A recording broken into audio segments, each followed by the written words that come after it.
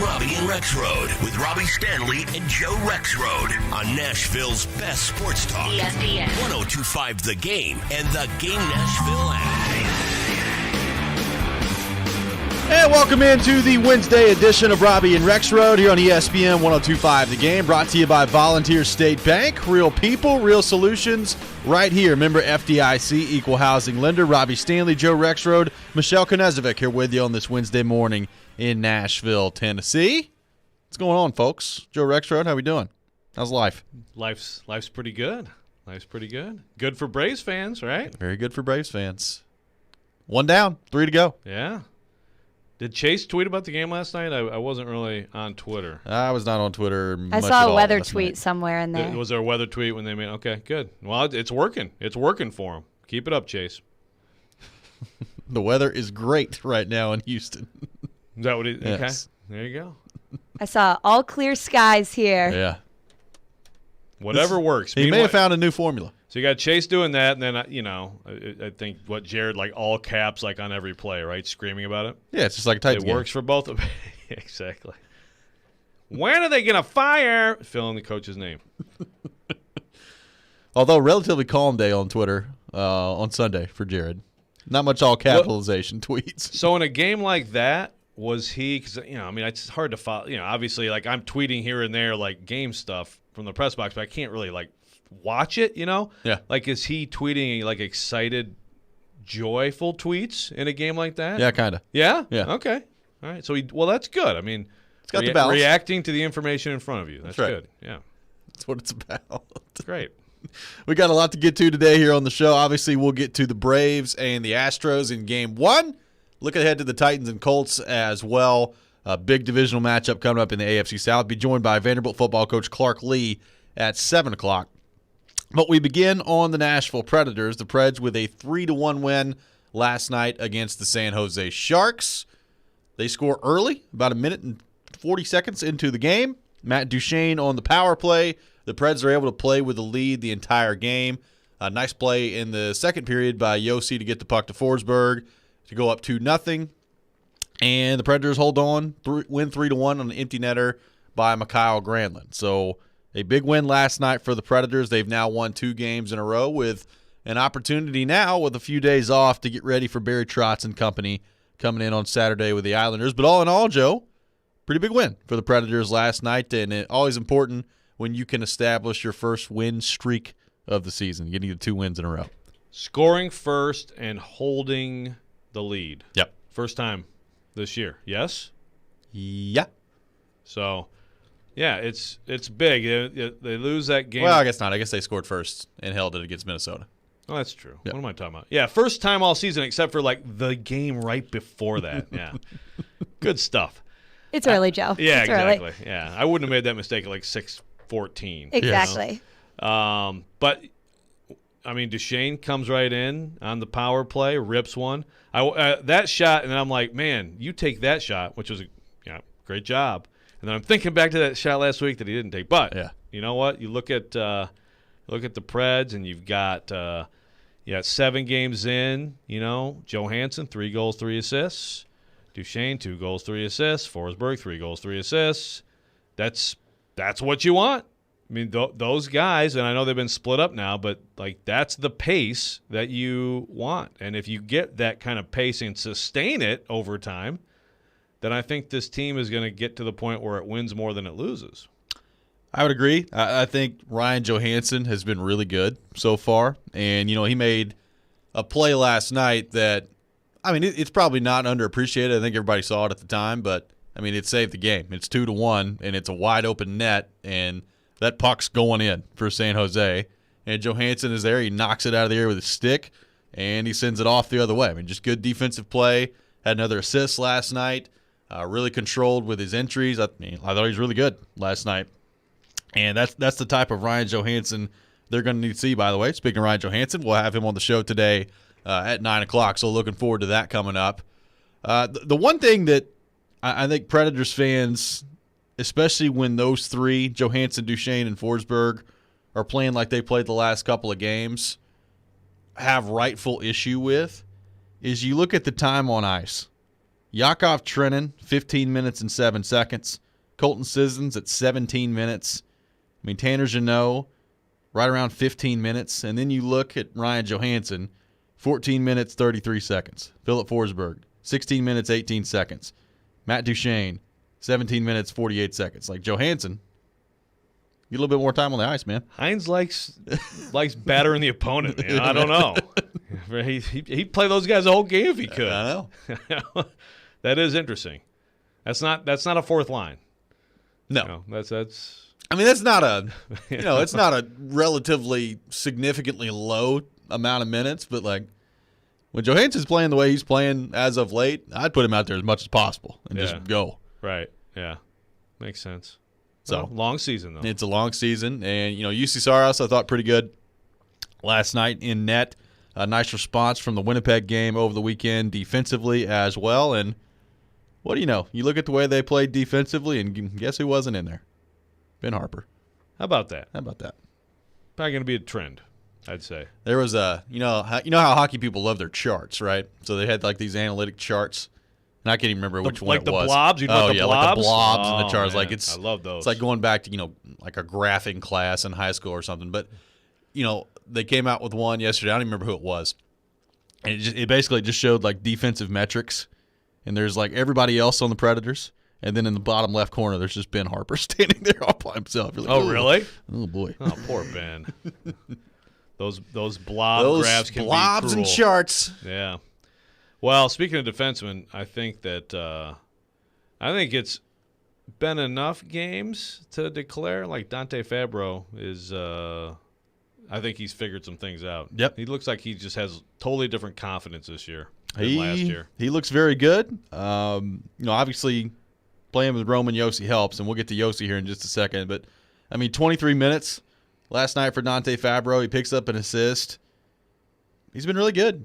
And, I think he's responded so far the way that you hoped he can respond. And, right now I kind of like that top four that they put together of Fabro with Josi and Carrier and Ekholm. I think Ekholm and Carrier, for the most part, have been really good. I think that they're skating well.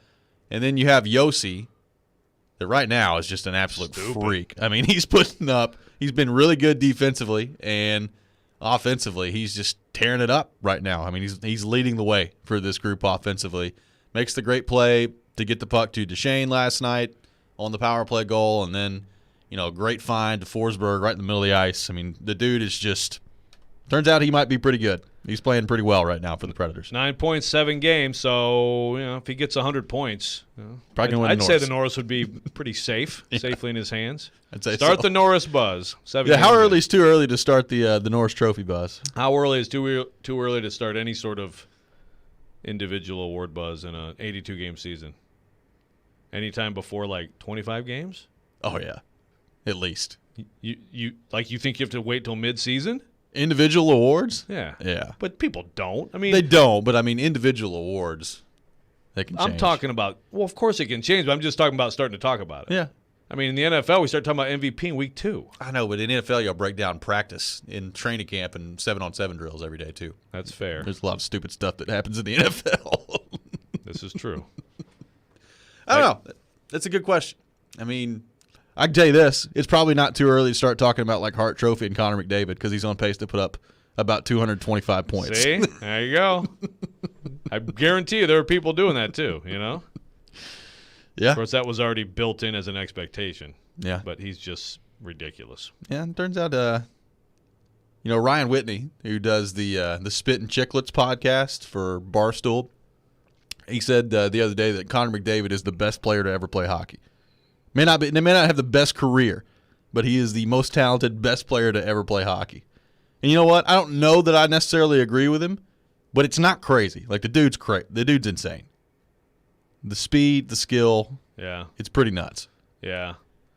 I still, think of Gretzky. Oh yeah. I still even like Mario Lemieux, like the impossible size, strength, and skating and hands. Yeah, I'm not saying I necessarily agree with him. I just usually when people say things like that, that's just totally out there, and I don't think that's totally out there. Well, David. The thing is, it's just like anything. I mean, like I go crazy with the NBA. I mean, it'll happen again every year. These people like, oh, the Bulls would come in and crush the Warriors. Like, dude, the Warriors beat the Bulls by 40. They'd beat my beloved bad boys Pistons all over they rain threes all over their head. I mean, you get bigger, stronger, faster, better in every sport. I mean, these athletes today, like they actually care what they eat. Yeah. They have mental health.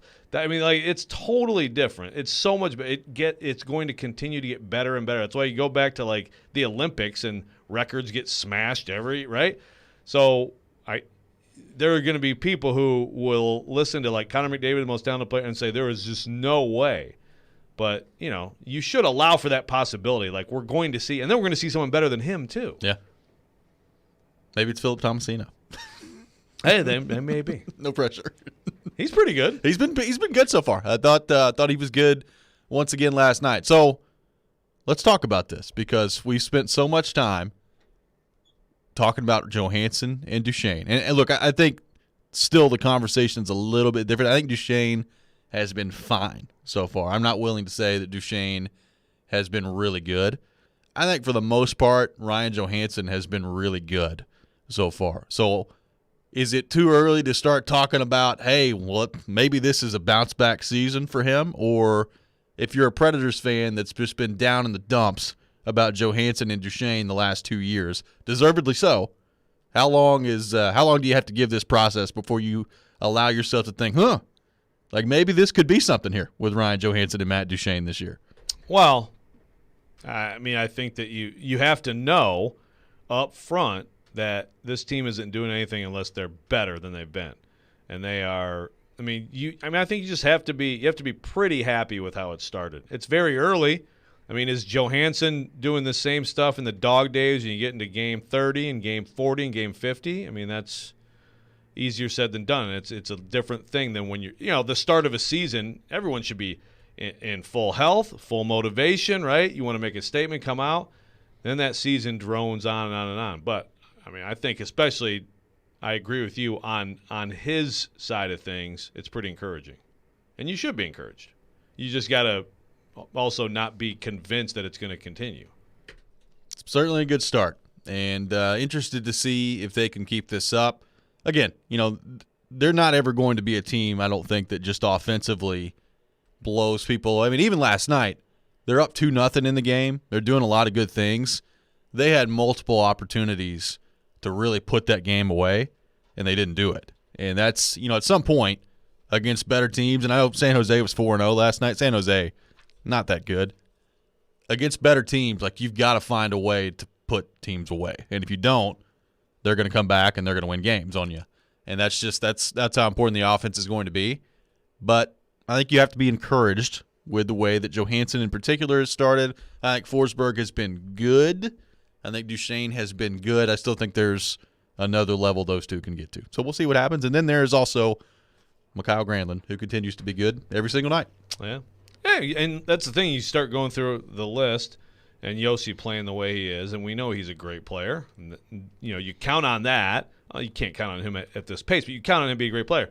And you go through some of the young guys like Fabro coming on, and if you get Tolvanen going, you've got enough there to win, I think, a lot of nights. Good news on his front that he played yesterday and was available after that play Sunday night against Minnesota. So didn't good help to me. see him. He did not. Good to see him back in there last night for the Predators. We're off and running here today on Robby and Rexrode, taking your thoughts on our text line, driven by WilsonCountyHyundai.com, 615-737-1025, 615-737-1025.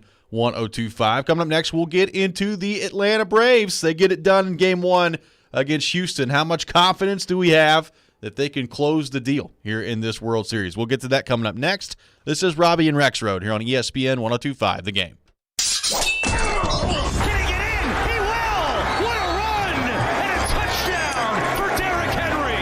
And the Titans are surging into a big Week 8 showdown at Indianapolis. I challenge all, bro. Win every day, not just every game. And we've got you covered all week long. Trying to get the offense up to championship level. All of this boils right into what the Titans want to do.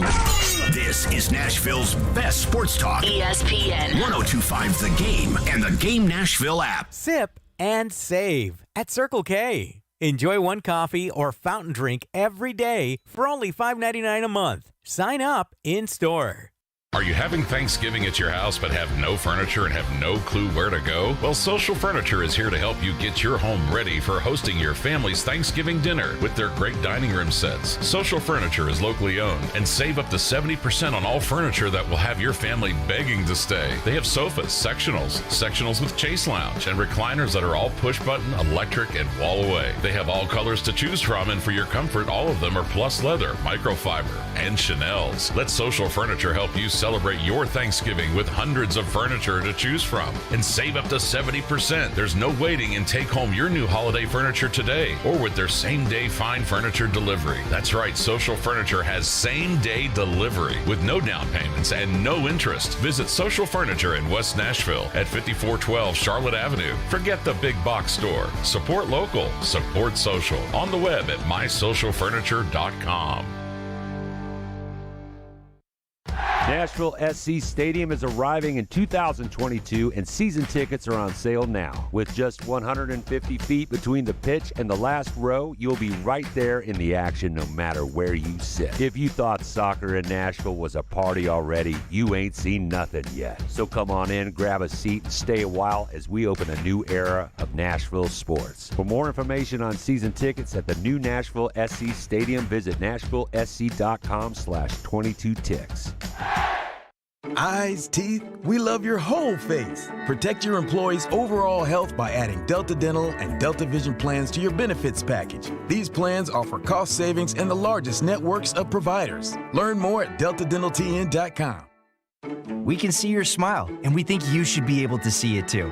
With Delta Dental of Tennessee and Delta Vision, we can improve your overall well-being by keeping your teeth and eyes healthy. Visit deltadentaltn.com to find an affordable plan. Halloween is here, and that means scary low prices at Electronic Express. Save big on the best 4K TVs from Samsung, LG, Sony, Hisense, TCL, and more. Keep an eye on your kids and your home with smart security from Ring, Arlo, and Night Owl. Appliances are covered with up to 50% off, in stock, and ready to deliver with up to 36 months free financing. Get spooky low prices this Halloween at Electronic Express. We make it happen.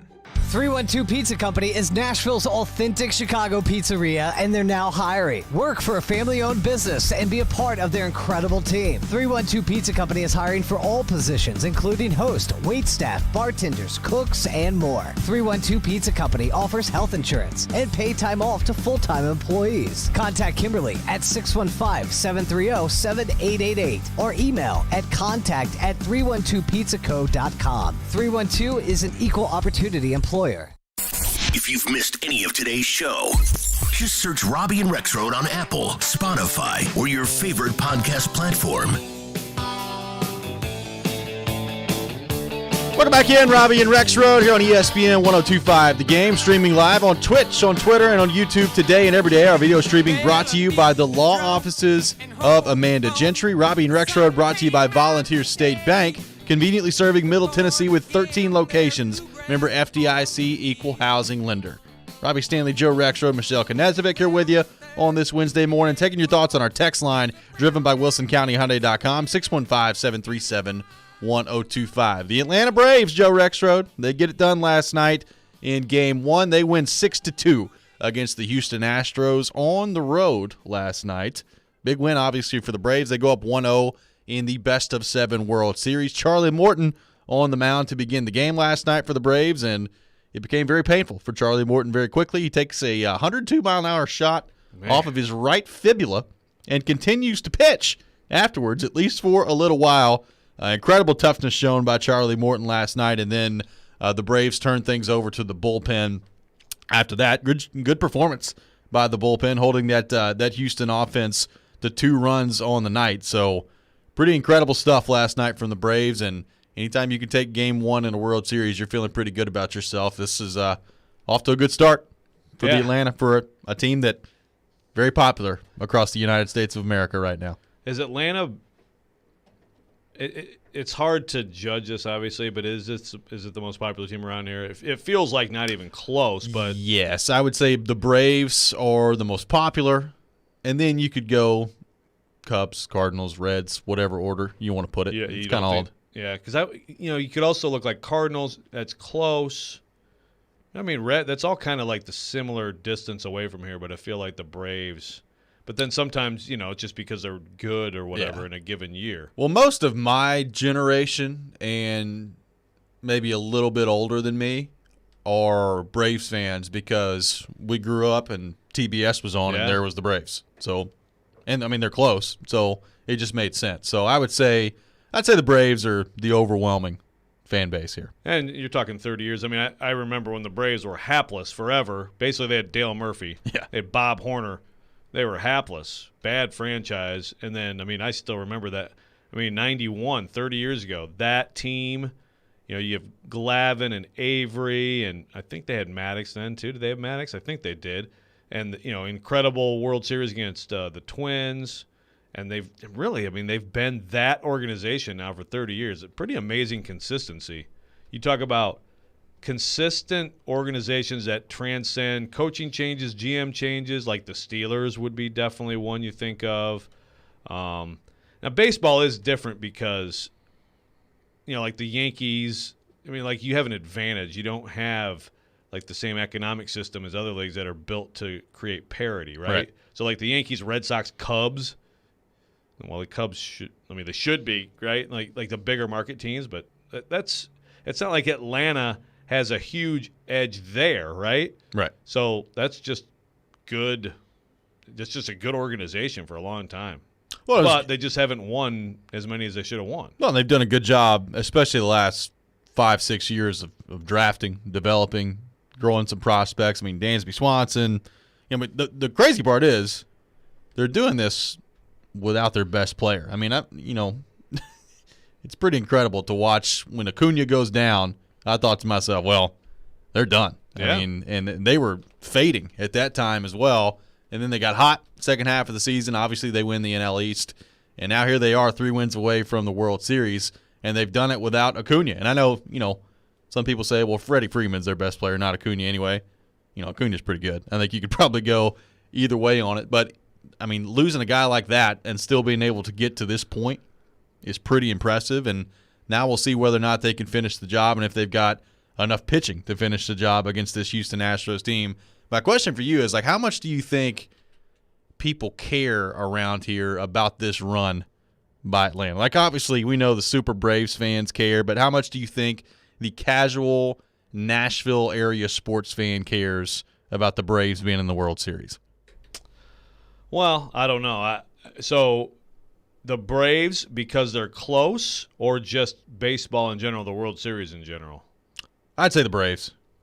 Yeah, I mean, I don't know. I don't know if that's a big thing. I think either you love the Braves or you're a general baseball fan. I do feel like there are fewer of those. I just feel like baseball, at least in even in this form and just in general, has lost some traction in certain markets. And this is where baseball makes its money. It's still tremendously popular and as important as anything. But overall, it used to be kind of like football, baseball. Which is more popular? Which do people? I mean, and I feel like just the national coverage on just take a Sports Center. I feel like on Sports Center now, if you go through an hour of Sports Center, you will have segments. You'll have a segment on baseball. You have a segment on hockey.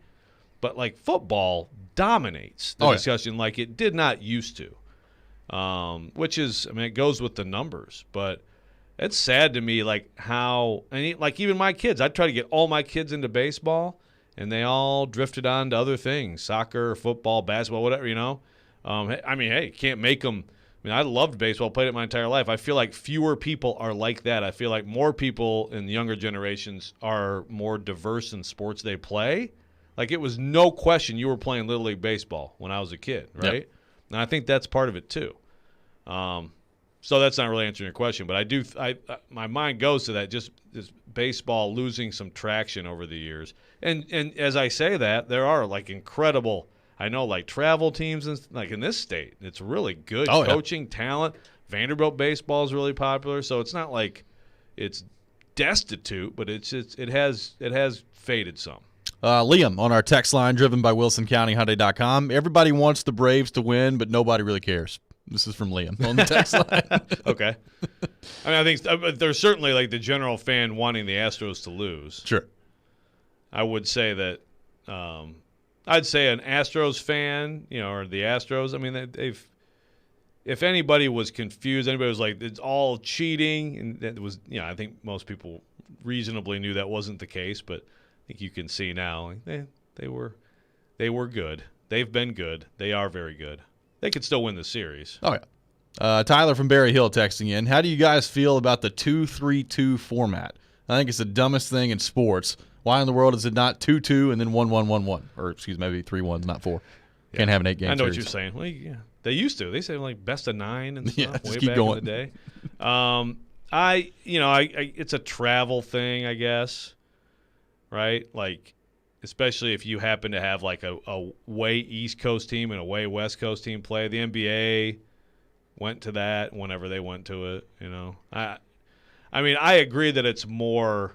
I think it's probably more fair to do 2-2-1-1-1, but logistically, I don't know, makes sense. Yeah, I mean, I remember thinking in the NBA, it gave the underdog so much more of an advantage because, like, I remember, I think it was 2012, the Heat beat the Thunder on the road in Game 1, and then that was it. I mean, they came back to Miami, won 3 straight, and that was over. Yeah. I mean, it's just, in a 7-game series, most of the time, the better team is going to win, regardless of if it's at home or on the road. So I think it's different from, your 1-game playoff and that certain thing. I mean, 1-game playoff, even in the NFL, the best team doesn't always win the Super Bowl. I mean, I think we could all agree on that. So it is different from that perspective. I would prefer the 2-2 and then the 1-1-1, but I understand from a travel perspective, especially in baseball, why it would make sense not to do that. I mean, baseball is a game that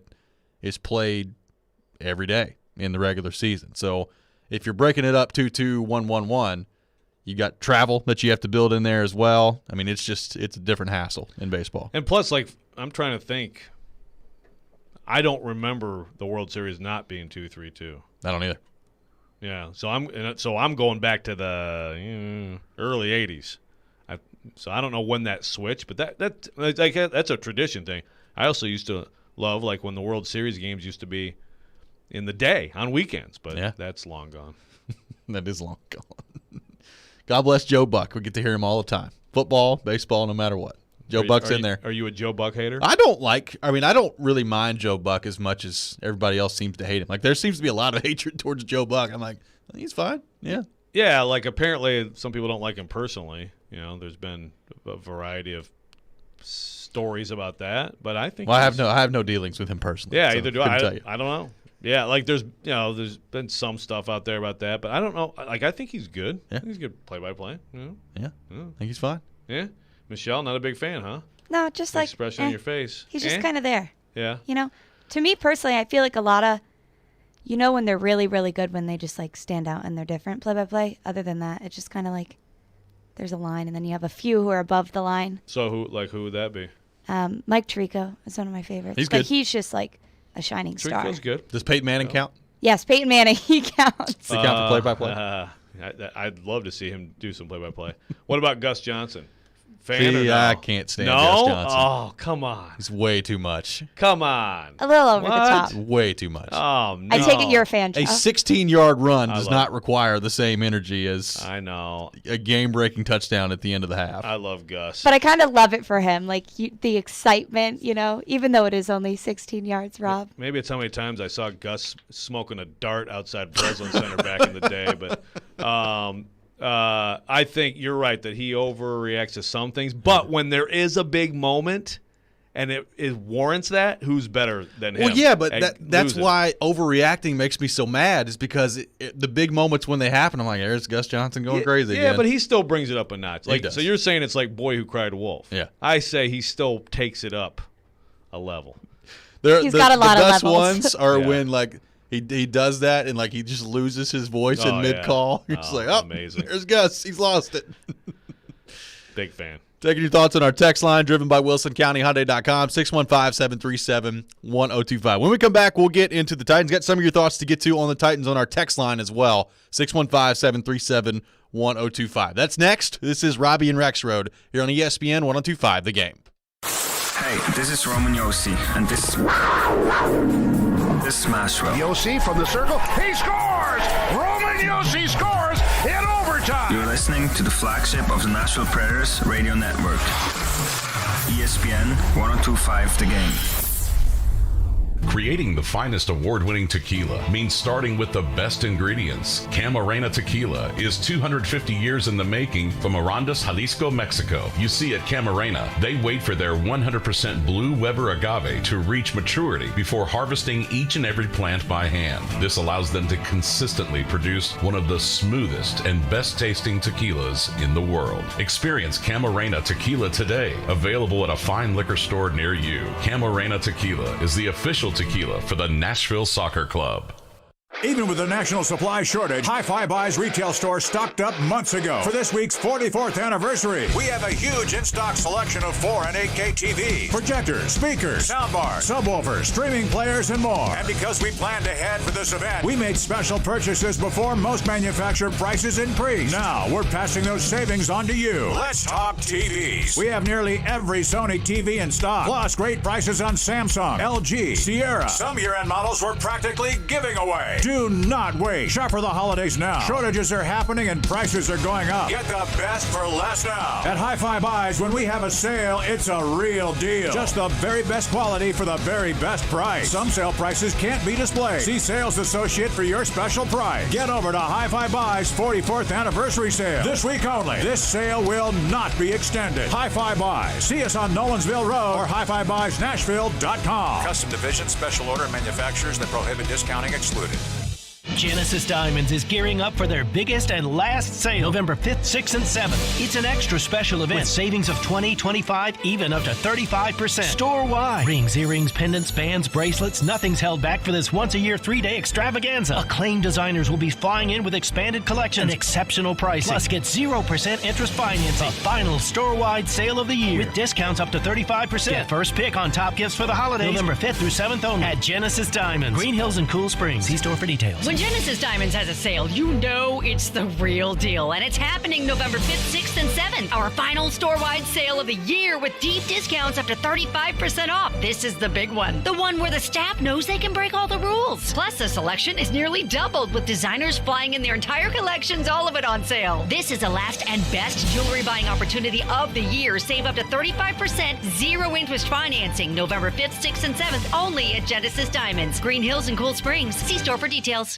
Hey, it's Jared Stillman. Guys, are you tired of feeling old? You know that feeling. You don't have any energy. You're gaining pounds. Well, guess what? My friends at Invigorate Health are the ones to help you. They don't just focus on one area of the aging body. They take care of all of it with so many different therapies that can restore your vitality and are designed with you specifically in mind. So give them a try. Invigorate Health if you want to feel young again. Out in Mount Juliet at 615-288-4777 or InvigorateHealthTN.com. Hey Nashville, Vanderbilt football coach Clark Lee here, inviting you to tune in on ESPN 94.9 every Monday at 6 p.m. for the Commodore Hour, providing you with exclusive insights on Vanderbilt athletics. What's up, Nashville? This is Stephen A. Smith. You're listening to Nashville's best sports talk, ESPN 102.5, The Game. The Tennessee Titans are going to be a difficult out. Wow. Yeah. Y'all, stop the presses. You can talk about the Steelers. Well, Michael said they could go anywhere. He said AFC Championship what game are you and Super Bowl. Next? The sky's blue. They going out, all right? They going to win the division crown. They might win a playoff game. They might win a playoff game, and then they going out. Why? Listen, because, let me tell you why. Because even though Derrick Henry is that dude, make no mistake about it. And I know they got Julio Jones there, with A.J. Brown had a big-time game yesterday. You're going to come back to Ryan Tannehill. I'm coming back to Ryan Tannehill. I'm trying to go to sleep. We're not asking Ryan to throw 40, 50 times a game. Did I let you speak? Go ahead. Okay, let me speak, all right? Here's the deal, Dan Orlovsky, Michael Irvin. This is a fight you don't want to get in. Hold on, let me tell you why. It's a very simple thing for me. Tell me a matchup in the AFC where they don't have a better quarterback. Tell me a matchup in the AFC where they play one-on-one. Time out. You give me Ryan Tannehill, I give you Josh Allen. You give me Ryan Tannehill, I give you Lamar Jackson.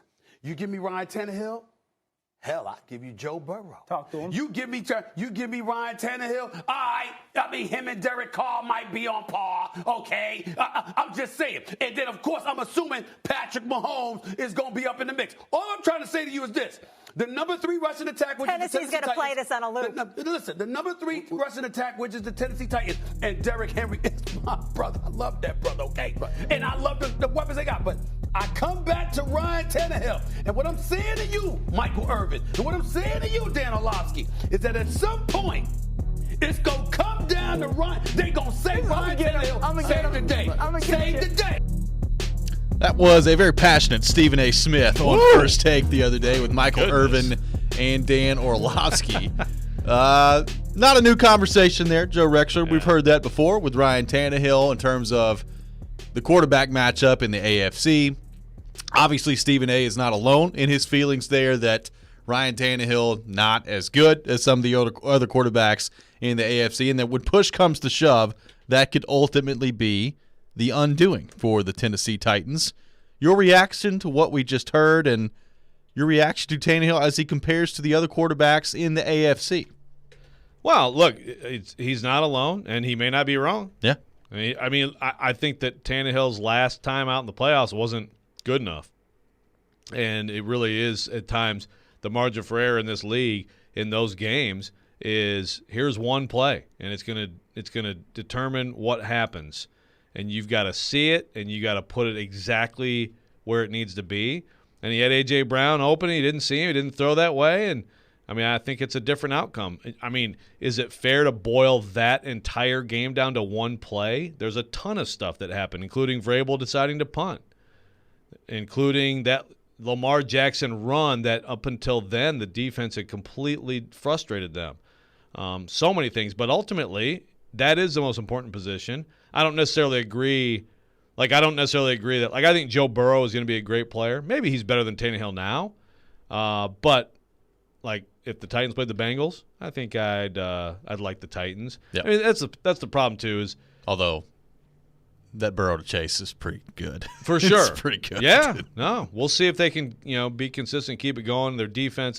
It's just like. The most important position, no question. Does Tannehill match up with these absolute top crust quarterbacks? I'd say he's the second tier, which is great to have.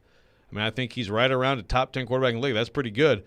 Yeah, we've seen plenty of teams win it without having the best quarterback. That's the only problem with the discussion to me is, okay, you love Derrick Henry. Okay, well, he does a lot for you. He does a lot for Tannehill and a lot for this team.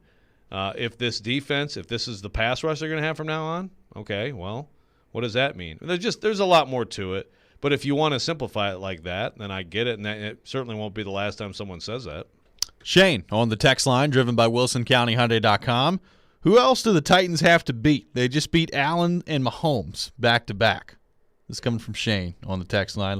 A lot of Titans fans on the text line fed up with some perceived disrespect this week. We had Adam in Portland call in at the end of the show yesterday talking about the power rankings, still having the Chiefs on SI.com ahead of the Titans, which is that part of it is kind of amazing to me that they're 3-4. Yeah, and just that the Chiefs would be super high right now. Yeah. What were the numbers for those two things? Chiefs were 10, Titans were 11. Titans were 11. Yeah. I think that's low for the Titans right now. I would agree. The great thing about the NFL is that when college football fans get all mad about the discussion and my team's getting disrespected or whatever, that actually can affect things because, the playoff committee is subjective and there's polls and all these things and bowl games, whatever. The great thing about the NFL is you can say whatever you want. You get a chance to go prove it on the field. So, but I understand you want your team talked about more and respected more. I do think that there's a lot more respect for the Titans based on the last two games that I'm perceiving out there. Look, I think there's a lot more respect for the Titans based on Derrick Henry alone.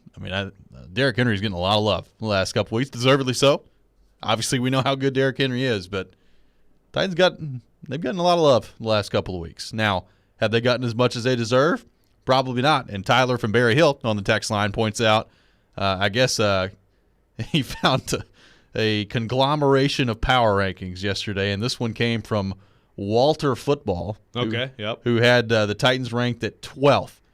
Quote, the Titans are nearing overrated territory, though it feels like I have half the league on that list. Tennessee has enjoyed some brilliant wins recently, but both were at home. The Bills didn't give it their all, while the Chiefs committed so many sloppy turnovers. I think we'll see some regression from the Titans in the near future. What does the Bills didn't give it their all mean? They just got out there in Monday Night Football and said, you know what? We'll let the Titans have this one. Yeah. It's all good. Yeah, that's a writer being very lazy. That's a writer not giving his or her all. That's terrible. The Bills didn't give it their all. I hate that stuff. They quit. They were about to win the game, and they were at the goal line, and they're like, I'm tired, guys. Josh Allen just said, you know what? I've been running around a lot today, and I can't do it. I'm going to fall. I want my post-game pizza and my orange slices, okay? I'm done with That's got to be the stupidest thing I've ever heard. That's ridiculous. So, look, you have a right. I mean, that's calling out stupidity, which is totally fair. I'm actually looking now on my site here. Not my site, but where I work. See if we have our power. JoeRexrode.com. Someday I'll own it. To see. Did you know Joe writes for The Athletic? There you go. To see if our power rankings are out. I put the Titans 5th. I suspect I'm probably a little high, a little homerish on that one. Might be perceived as a little homerish by my colleagues. But I went through it, and, I had the Bills. I mean, I think I had the Bills like third still. I mean, I still had them ahead of the Titans. So you can get mad at me there, Titans fans, if you want. They beat the Bills. I have the Bills ahead of them. I've got the Titans at 6 in my power rankings. Yeah. I mean, Stephen A., first of all, he just hates the entire AFC. Apparently so. His top 5 was all NFC teams. Yeah, they're not out yet, so I don't know when I'll let you know when they come out. I will say, my top 5 has 4 NFC teams. Is that right? Yeah. It's Arizona, Tampa Bills? Bay. Yeah, Arizona, Tampa Bay, Rams, Packers, Bills, Titans. Okay. Yeah. Well, look, I mean, the top of the NFC has distinguished itself more from the rest of the conference, whereas the AFC is just really mixed up and muddled. I mean, there's a couple really good teams that are not going to be in the tournament in the AFC, 2 or 3. Yeah, I mean the playoff picture in the NFC is pretty clear at the moment. I mean there's the 6, 7 seeds are probably going to be switching around a little bit as the season goes on, but I mean it is kind of crazy to think about. Right now, the 5th seed in the NFC is the Rams at 6-1. And they might be the best team in football. They're really good. That's amazing. Yeah. How about that grand prize? Like whoever ends up winning their division and their first round present is, there you go. Here's either the Rams or the Cardinals, whichever one doesn't win that division. And then, the loser of that division gets to go play on the road. Yeah. Yeah. That's a heck of a – they got a big one, too. They got a big one coming up here. Rematch. Yeah. I don't think the Rams realize how good the Cardinals were in the opening the first time they met. Did you see J.J. Watt on the sideline? I think it was 2 weeks ago, mic'd up, and he was just screaming on the sideline, and maybe they're just a little bit better because I guess he feels like they're being disrespected. No, what was he screaming? He was just screaming, maybe we're just a little bit better. Maybe we're just a little bit better. Just over and over again. Is that a reference to something? Yeah, he's just upset that they're not getting the respect they deserve. It was very cringeworthy. Huh. Was it like his little kid picture that he takes? Yeah, like it kind of was. Angry child going to school? Yes, it was. Well, good for J.J. Watt. He made a good – I remember when he made that choice, I'm like, yeah, Arizona.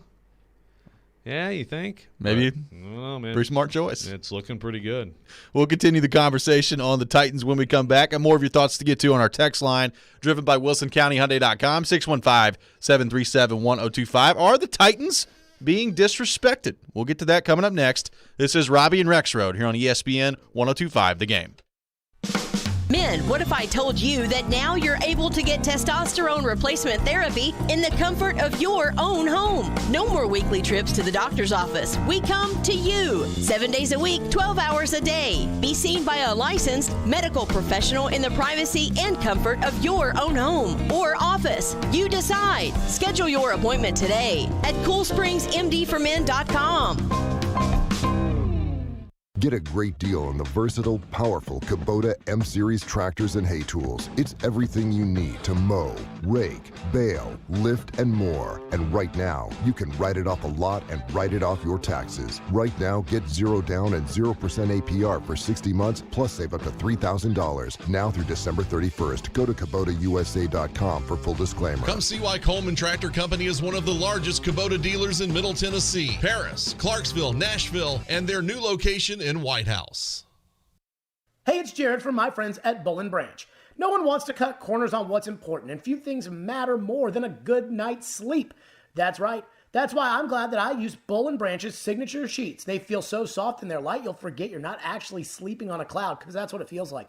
And they're sustainably made for uncompromising quality from field to factory. I've had my sheets now for almost a month, and every time I sleep on them, I realize how lucky I am because they are so soft and so comfortable. And no, this is not a lie. I absolutely love them so much so that if I don't sleep on them, I'm really truly missing my Bull & Branch sheets. Their signature Him sheets from Bull & Branch are a bestseller for a reason. Buttery soft, lightweight feel, organic cotton, and a classic satin weave for sheets that get softer over time. Experience the best sheets you've ever felt at BullandBranch.com. Get 20% off your first set of sheets when you use the promo code JARED, J-A-R-E-D, at checkout. That's Bull & Branch, B-O-L-L-A-N-D branch.com, promo code JARED for Bull & Branch. Treating erectile dysfunction with acoustic wave therapy has been getting a lot of attention lately. But you should know that some are promising results we just haven't seen and charging a lot of money for the treatments as well. This is Kim for the Tennessee Men's Clinic. And if you're looking at acoustic wave therapy or any option to help your ED, you really should call us first. Unlike wave therapy only clinics, the Tennessee Men's Clinic wave therapy protocols do use acoustic wave technology. But we also often combine it with other treatments that can give most of our patients far higher satisfaction rates. There is no surgery nor any type of invasive procedure required. And even better, depending on your treatment strategy and with our urologist and provider's guidance, you can likely have sex the day after your appointment. We even have other treatments that can help you last up to an hour. Plus, for a limited time, we're waiving our normal appointment charge, which includes a PSA and T test, and offering a free ultrasound, altogether nearly a $400 value for free. So make an appointment today. Call 615-208-9090 or go to TennesseeMen'sClinic.com. Visit our website to learn more, including side effects, treatments, extra results vary. Darren McFarland. That should get you in the mood for a game tonight. Willie Donick. I think between 5.5 and 6 is probably in the ballpark. Chase McCabe. Typically, I like to take the most difficult task and do it first. Darren, Donick, and Chase have you covered weekdays from 10 to 2. Presented by Curacion CBD on Nashville's best sports talk. ESPN 1025 The Game and the Game Nashville app. This is Robby and Rexrode on ESPN 1025 The Game. They've got an identity. They've knocked off 2 elite teams. Why are they at 10? Yeah, well, it comes down to, first of all, I don't care about the records. It's not. I don't look at the standings when I put this together, and I do absolutely have a ton of respect for what they did Monday night against Buffalo. I think they caught the Chiefs at the perfect time. I'm not taking it away from them, but when I look at where the Titans are now, playing in a weak division, I factor in the big picture with the team, not just what's happened the last 2 weeks. I still think those teams I have ahead of them are all better. And it comes down to that. Like, I would pick the Chargers, the Ravens, and the Bengals right now in a big head-to-head matchup. That's just where I am, but that does not mean that I don't like the Titans, because the Titans are the number 10 team in the league. So I see them as a real threat and a team that's battle-tested and steps up in big moments and has Derrick Henry. But let's calm down about putting them in the Super Bowl. They've also lost to the Jets. There you go. Welcome back in, Robby and Rexrode. You're on ESPN 1025 The Game, brought to you by Volunteer State Bank. Real people, real solutions, right here. Remember, FDIC, equal housing lender. Talking Titans, taking your thoughts on our text line, driven by WilsonCountyHyundai.com, 615-737-1025, 615-737-1025. Joe Rexrode, are the Titans being disrespected in your mind? First of all, who was that, by the way? I have no idea. Michelle? It was from NFL Network. I don't know the exact person, though. Okay. I'll look it up. I got it. Okay. I'm just wondering. Are they being – yeah, you know, like I think that was a totally fine description. Sure. I mean, the explanation. They did lose the Jets. Yeah, they did lose the Jets. Which, as I continue to watch the Jets play, and now as I continue to watch the Titans play, continues to just boggle my mind. Although it's important to keep in mind, no A.J. Brown, No Julio Jones in that game. But again, if you want to go down that road, if you want to go down the road of my team is being disrespected, you're a Titans fan, you can hear people bring it up. Now, I've certainly brought it. We've all brought it up, right? This same team lost to the Jets. Totally fair to bring up. I guess I had, when we talk about how good are the Packers, I guess I haven't heard a ton of. By the way, the Saints beat them like Alabama playing an FCS team in Week 1, right? Who else has just a wacky? I mean, inevitably in this league, you can be one of those teams, one of those top teams, and still have just an absolute stinker, including like plenty of teams who have won it all. Have a ridiculous game on their schedule. The Patriots came here playing a Titans team that did not make the playoffs and got smoked 34-10, and Tom Brady looked completely inept. And then they went and won it. So, if you're a Titans fan who wants to indulge that, you can be like, well, how come that gets brought up for us, but I don't hear like, oh, the Bills. I mean, I still put the Bills ahead of the Titans. They lost to the very mediocre Steelers. Yeah. I don't know. But then again, you're also rabbit ears on what they say about your team, not necessarily what they are saying about all the other teams. Speaking of the Steelers, did you hear Mike Tomlin yesterday? Loved it. It's going off.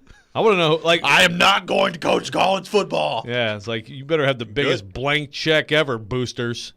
That was great. Also, that's a weird one. Like Tomlin to USC? Yeah, that doesn't make any sense. Where did that come from? I don't know. Apparently Carson Palmer. Oh, Carson Palmer said that? Apparently. Okay, because when I saw the clip, I was like, oh, that's an awesome quote. And then I was like, I haven't heard one, or I would never expect to hear Tomlin to you. I mean, James Franklin is going to be USC's coach next year. This is done.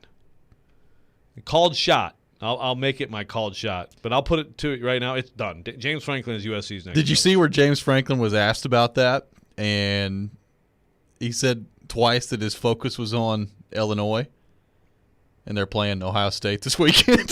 Yeah, didn't they just lose to Illinois? Yeah. Well, maybe his focus is on watching that film over and over again and crying himself to sleep. Well, that was making the rounds yesterday on Twitter. It's like, James, yeah, you got to play Ohio State this weekend. You might want to focus on this team. Hey. Does that stock drop any after they did lose to, albeit in a crazy 9 overtime game, which is amazing in and of itself? Well, it's 9 overtimes to some people, but ultimately, overall, he's been very good. I think he'll do well there.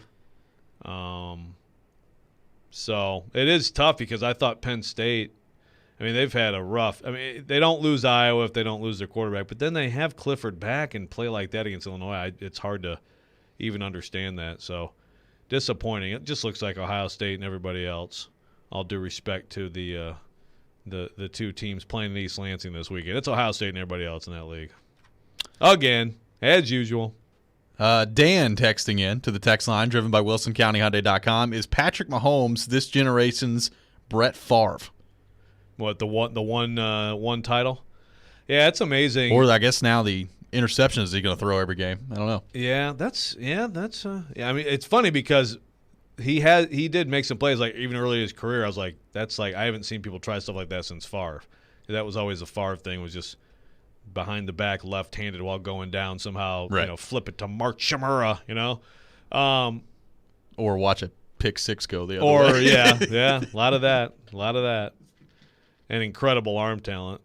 Yeah, I don't know. I've also heard with the Chiefs, like the whole, are they done?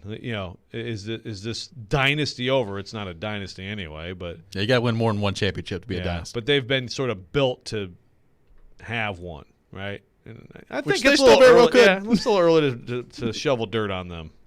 Overall, they're going to win this week, and they're going to have Mahomes, and they're going to have Kelsey and Hill, and you can help yourself in various off seasons. So I wouldn't. They'll get well this week. Like, how is that the Monday night game? Like, why would anybody look at that and say that's going to be a competitive game? We'll put the Chiefs and the Giants on Monday Night Football. That'd be fun. Then so let's look at the schedule for the Chiefs. It's actually pretty tough. They've got Giants, then the Packers, then the Raiders, and then the Cowboys as your next 4 games. I mean, you got to play the Raiders still twice. One more game left against the Chargers. I mean, right now, they're playing the Steelers, and who knows with the way their offense is playing right now. The Bengals. There's a lot of interesting games here for Kansas City. Do you think they could miss the playoffs? They could. You got to take care of business in your division. I think they're going to get the Raiders. They got to get the Chargers back. They got a lot of work to do to get there. I mean, if they don't get better, they are going to miss the playoffs. I feel like, Andy Reid and that offense will figure it out. I can't imagine that they won't. Their defense is bad, though. So I don't know how much better that gets. Chris Jones becoming more of a factor, but they really need help there. And they were pretty hapless. For as much as, it was about the Titans defense Sunday, but it's also about, quickly you're down 24-0 if you're Patrick Mahomes. And that influences how you play, too. That makes it more likely that you take chances and have those bad turnovers. Well, I mentioned yesterday they just totally don't have a running game. Sometimes it's hard to have a running game when your defense is giving up touchdowns every drive. You got to score. Yeah, sure, yeah. And I think Edwards-Helaire coming back – should make a difference too. But somebody good's going to be left out. Raiders, Colts. You got the Bengals, Browns, and Ravens in there. I'm starting to come around a little bit on maybe the Patriots can start making it interesting. We'll see. Because they hung up 54 on the Jets. Well, they just played better. I was very impressed against the Bucs, and I know that's that emotional one night kind of thing, but I'm not convinced that they can't be, a 10-7, 9-8 kind of team that pushes for a bid. Well, what are the Chiefs going to be? It would be a sad day if the Pats get in and we don't get to watch the Chiefs in the playoffs, but who knows?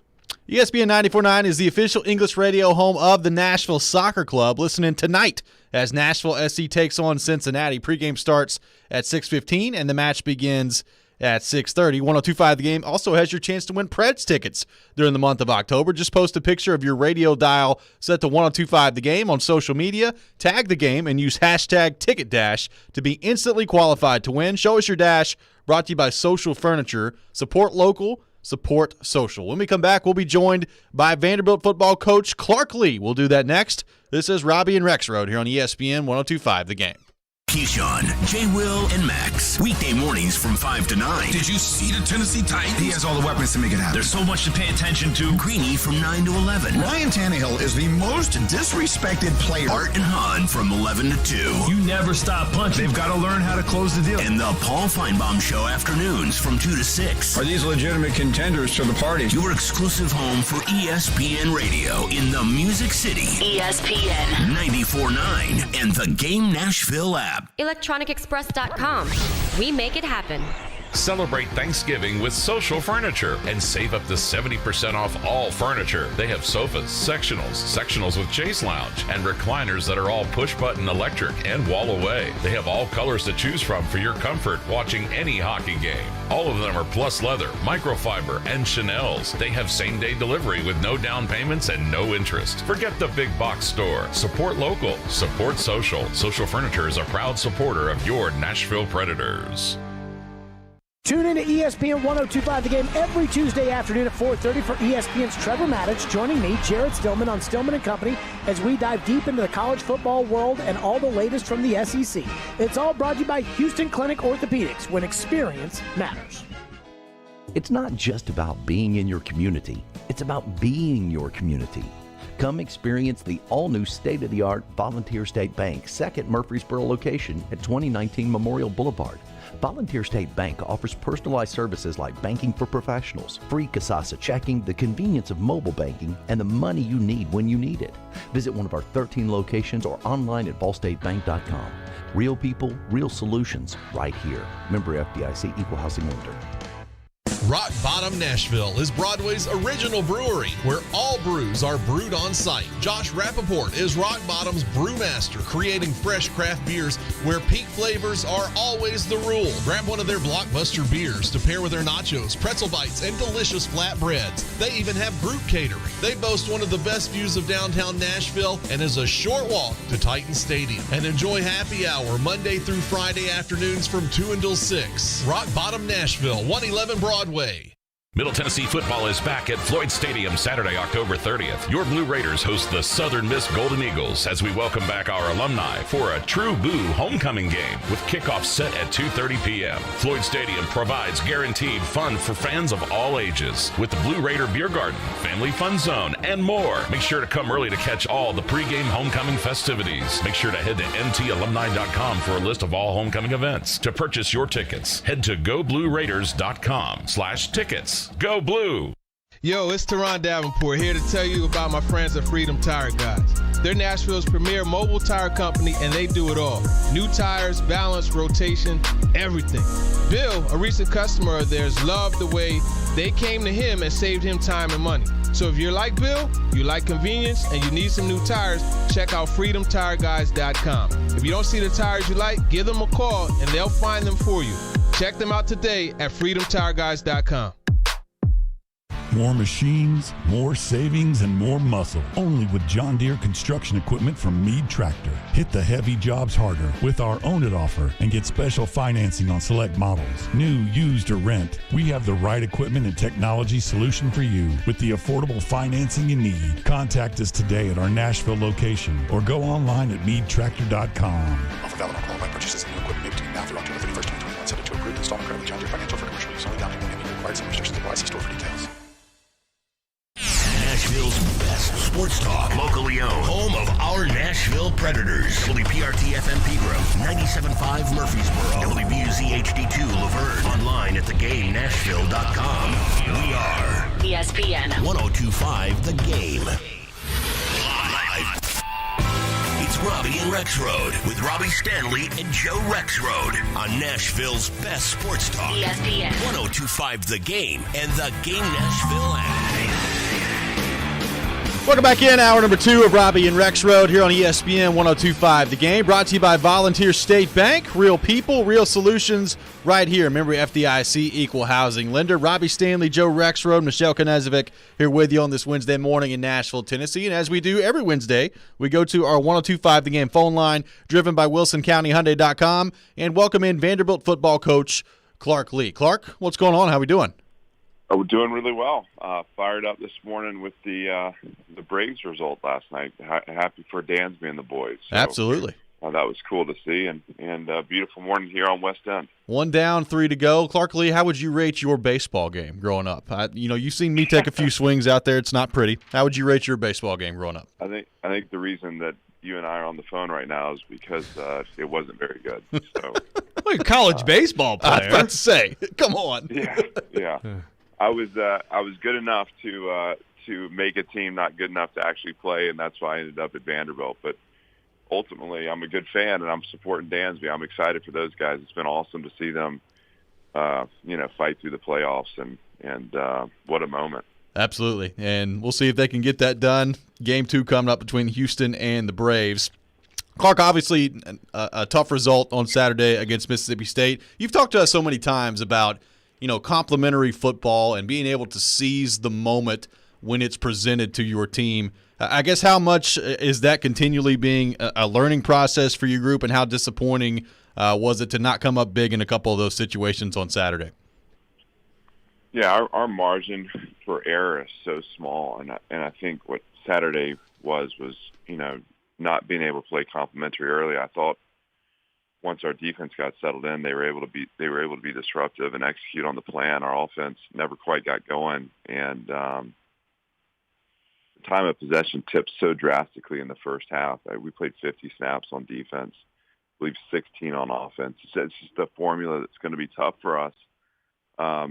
That much exposure on the defensive side of the ball, but we had a couple of sequences there. One in the second quarter where we get an interception and we're 10-3. We're heading in at the 35-yard line, a touchdown ties it, and the very next possession we throw it right back to them, and then that leads to another interception that's overturned, and then a roughing the punter penalty that it's just a brutal situation, and we have to take ownership over that. That's not, we're not victimized by that. That's what we created on Saturday. But for us right now, if we can capitalize on those moments and seize momentum, and like we did against South Carolina, we battled back. We really won the middle of that game. We can get ourselves into close games late and put pressure on the opponent and have a chance to win. When we don't capitalize on those moments, and certainly when we actually undercut our formula to win, which is about controlling the game and possessing the ball, we also can tip the other way, and we can have the opponent separate from us, which is what happened. I felt like the last two scores were disappointing. Just wanted to finish better on the defensive side of the ball because I felt like there were moments where we played stronger on that side. But all we can do now is learn from it and flush it and move forward, and that's what we're doing. And obviously we're tired of doing that, but that is a part of year one, and it's part of the journey that we're on and this climb. And I'm excited for this group to use this week to prepare for a Missouri team that will come in here again desperate for a win like we are, and it'll be a good competitive battle. Yeah, Clark, I did want to go back to the overturned interception because I couldn't figure it out. But I had in the press box, whatever they show us, I guess something on the big screen too. Did you ever get a view of that made that make sense, or any sort of explanation on that? We did. Listen, and it, obviously officiating a game is hard. Reviews are challenging. I think the common thread on reviews is most times you can see it both ways.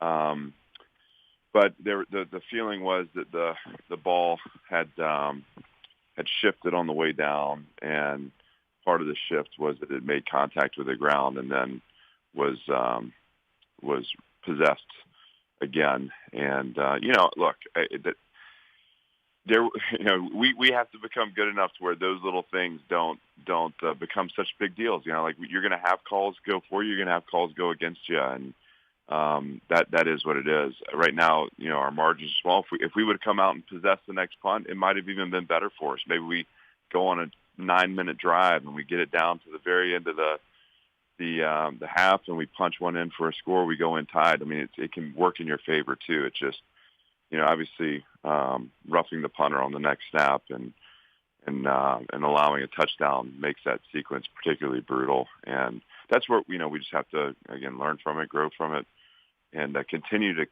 teach the concept of all three phases interlocking. Right, like we have to do that right now. There's got to be a force behind our effort where we're using offense, defense, and special teams collectively to compete against the opponent. Okay, well, I want to rope you in on a Twitter battle I got in with some Vanderbilt fans on this, actually, as someone who played for Vanderbilt. So, obviously, I think a lot of teams get bad calls. I think the Earl Bennett Florida celebration call from 2005 is something that Vanderbilt fans bring up a lot. But I have heard this from people who have played football for Vanderbilt, the idea that in 50-50 situations, like a close play, the perception that maybe the other team is more talented than Vanderbilt may cause more calls to go against Vanderbilt over time. Do you buy that at all? I don't. Obviously, I think you would look at me sideways probably if I did, right? I mean, this is if there's anyone that's got to just be completely like scrutinizing everything and taking ownership of everything, it's me. But I think this is the common theme of this was, when you played in the ACC, it was, you would always hear about how Clemson got all the calls and so on and so forth. I mean, it's just, they feel like they are, it hurts us more just because we're not overcoming those calls right now. And I think I would say probably in our past too, we don't overcome some of those close calls. We're going to get to the point where we do, and at that point, it's going to feel like it's a non-factor. Right now, obviously that interception call feels just it really stings. But that's, like I said, let's go out the next snap and not rough the punter and then drive it down and score a touchdown and get to the half with momentum and getting the ball in the second half. That would be a great thing for Vanderbilt, and that's what we got to get done. Vanderbilt football coach Clark Lee on the line with us, driven by WilsonCountyHyundai.com. Clark, what have you made of Mike Wright and his progress over the last couple of weeks, and what does your quarterback situation look like heading into this week? Well, I think just like our program, progress isn't always linear, and I felt like against South Carolina he looked really comfortable, and he was able to direct the offense, was able to locate playmakers and empower the other 10 guys to help in an effort to score points. I thought on Saturday it seemed like the game sped up a little bit for him. We weren't able to get the ball out on time. We had guys open at times, just weren't able to locate them. And he made some plays with his legs, but I think they're explosive plays for him to make as a runner. So, he's learning. He's a young player. He's in his second start, his first start at home. Played against a good defense. It's a different style of defense that Mississippi State plays. A lot of movement, a lot of pressure. And, he's going to grow from it, and we're going to move forward. There were things that he did that we loved, and obviously just things that we want to tighten up so that we have a chance to win the game. His performance has to unlock the offensive performance, and that's the burden of the quarterback. So I'm excited for Mike. He came back yesterday at practice, and I thought had a really nice day and focused on the things that he needed to improve. And, we'll be excited to see him take another swing at it this weekend. And you mentioned yesterday, Clark, Ken Seals week to week. So there's no possibility that he's done for the season at this point. No, not so long as he continues on his. He was back in pads yesterday, so we're getting closer here. It's just this injury in particular is just going to take a little time, and it's going to be impactful to him. It needs to get to 100%, and it will. It's just we're making progress, but week to week is the appropriate way to determine. He's got to get to the point where he's throwing the ball comfortably and feels like he can deliver it on time with some tempo behind it. And once he does, he's going to be back out there for us. The running game, for a variety of reasons, obviously didn't get going at all against Mississippi State. I imagine that's got to be a big key against Missouri's defense Saturday. Yes, both on our end. We've been challenged in that area. I really feel like, even in the Florida game, I know we were able to find some runs, but there was a lot of Patrick Smith creating runs. We need to design and to execute a run game that allows us to possess the ball, and off that we can set up some quarterback runs for Mike and some play action passes that can help us become explosive too. But certainly, Missouri's defense has had a tough time against the run this year. That doesn't mean that they're not going to come out with a plan to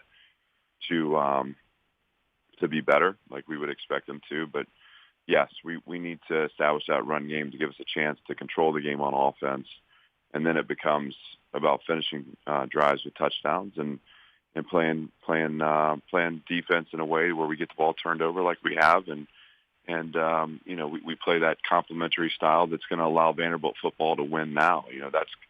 That's what it requires. We don't have a team that is going to go out and just outscore everybody. We don't have a team that's going to go out and just shut everybody down. It's got to be all three phases interlocked, and we know that, and we're aware of our identity. And when we've done that, we've been in tight games, and when we haven't, games have been able to get away from us. And so that's kind of the focus for us heading to Saturday. Vanderbilt football coach Clark Lee has been our guest here on Robby and Rexrode. Joins us every Wednesday morning at 7 o'clock. Clark, really appreciate you taking time to join us. Good luck coming up on Saturday, and looking forward to talking to you again next week. No doubt. Always good to be with you, and you guys have a great morning. We'll talk to you later. Absolutely. Sounds good. Clark Lee, Vanderbilt football coach, our guest here on Robby and Rexrode. We'll come back. We'll react a little bit to what Clark Lee had to say there. Take your thoughts on our text line, driven by WilsonCountyHyundai.com, 615-737-1025, 737-1025. Join us in partnering with the Leukemia and Lymphoma Society's Light the Night. Light the Night brings light to the darkness of cancer through hope, research, and support for patients and families. Through this inspirational nationwide movement, we raise awareness and funding for groundbreaking research and treatment options to eliminate cancer. Nashville's Light the Night will be virtual and take place on November the 4th. Learn more at lightthenight.org/TN. This is Robby and Rexrode here on ESPN 102.5 The Game.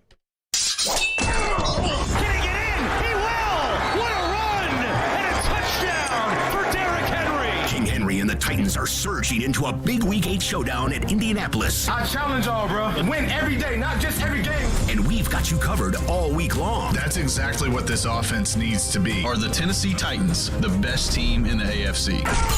This is Nashville's best sports talk. ESPN 102.5 The Game and the Game Nashville app. Staples is evolving to Staples Connect, a new world of possible with innovative tools for small business and remote workers and learners. Explore what's new at your local Staples store or staplesconnect.com. Cast iron. Lift that cast iron. You're doing good. Hey, hon. Sweetie. Yeah, hon. I need to make dinner. I need that pan. You can't always do home workouts how you'd want, but now you can sip what you want. Heineken 0.0. It tastes great, only has 69 calories, and absolutely zero alcohol. Well, here, lift these. 2 Heineken 0.0s. Oh, right. Dumbbells I can drink. Sip. 0. Must be 21 plus to purchase. Enjoy responsibly. Halloween is here, and that means scary low prices at Electronic Express. Save big on the best 4K TVs from Samsung, LG, Sony, Hisense, TCL, and more. Keep an eye on your kids and your home with smart security from Ring, Arlo, and Night Owl. Appliances are covered with up to 50% off, in stock, and ready to deliver with up to 36 months free financing. Get spooky low prices this Halloween at Electronic Express. We make it happen. Genesis Diamonds is gearing up for their biggest and last sale, November 5th, 6th, and 7th. It's an extra special event with savings of 20, 25, even up to 35%. Store-wide. Rings, earrings, pendants, bands, bracelets, nothing's held back for this once-a-year 3-day extravaganza. Acclaimed designers will be flying in with expanded collections and exceptional pricing. Plus, get 0% interest financing. The final store-wide sale of the year with discounts up to 35%. Get first pick on top gifts for the holidays, November 5th through 7th only at Genesis Diamonds, Green Hills and Cool Springs. See store for details. When Genesis Diamonds has a sale, you know it's the real deal. And it's happening November 5th, 6th, and 7th. Our final store-wide sale of the year with deep discounts up to 35% off. This is the big one. The one where the staff knows they can break all the rules. Plus, the selection is nearly doubled with designers flying in their entire collections, all of it on sale. This is the last and best jewelry buying opportunity of the year. Save up to 35%, zero interest financing. November 5th, 6th, and 7th only at Genesis Diamonds, Green Hills and Cool Springs. See store for details. Hey, Darren McFarland here, and let me tell you about my friends at Curation CBD.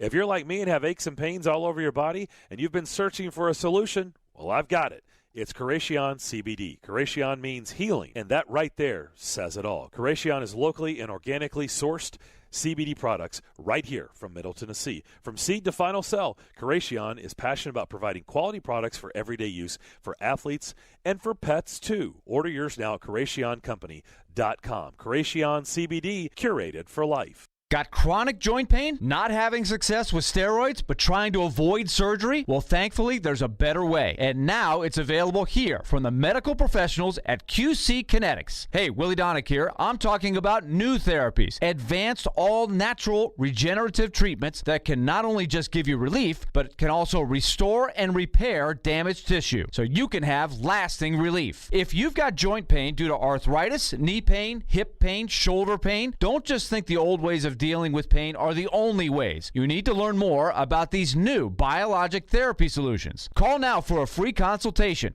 QC Kinetics, 615-249-4024. These remarkable new treatments increase mobility, decrease pain, and help restore tissue. They actually encourage your body to heal itself. Call now and learn more about these restorative, regenerative, and revolutionary alternatives. Don't wait. Call today. QC Kinetics, 615-249-4024. That's 615-249-4024. Interact with Robby and Rexrode. Call or text the show at 615-737-1025. Driven by WilsonCountyHyundai.com. Listen to the MLB postseason on ESPN 102.5 The Game and ESPN 94.9, brought to you by 312 Pizza Company. Tonight, tune in to 102.5 The Game for Game 2 of the World Series as the Atlanta Braves take on the Houston Astros. First pitch is at 7:09. 312 Pizza Company in Germantown is home to the best pizza in Nashville. Head to 312 Pizza Company to grab a bite, a beer, and to watch some October baseball. Welcome back in. Robby and Rexrode here on ESPN 102.5 The Game, streaming live on Twitch, Twitter, and YouTube today and every day. Our video streaming brought to you by the law offices of Amanda Gentry. Robby and Rexrode brought to you by Volunteer State Bank. Visit ballstatebank.com to learn more about their free Kasasa checking account. Member FDIC, equal housing lender. Thanks to Clark Lee for joining us in the last segment, Vanderbilt football coach. And Joe, that was a rough one for Vanderbilt on Saturday. 45-6, the final score against a Mississippi State team that I believe has gotten better this year under Mike Leach, but still not a great Mississippi State team that we saw come in here on Saturday night. Obviously, you knew what was going to happen in that game in terms of the amount of passing attempts that Mississippi State was going to bring to the table. 57 attempts for Will Rogers in that game. He goes 41 of 57, 4 touchdowns, 2 interceptions.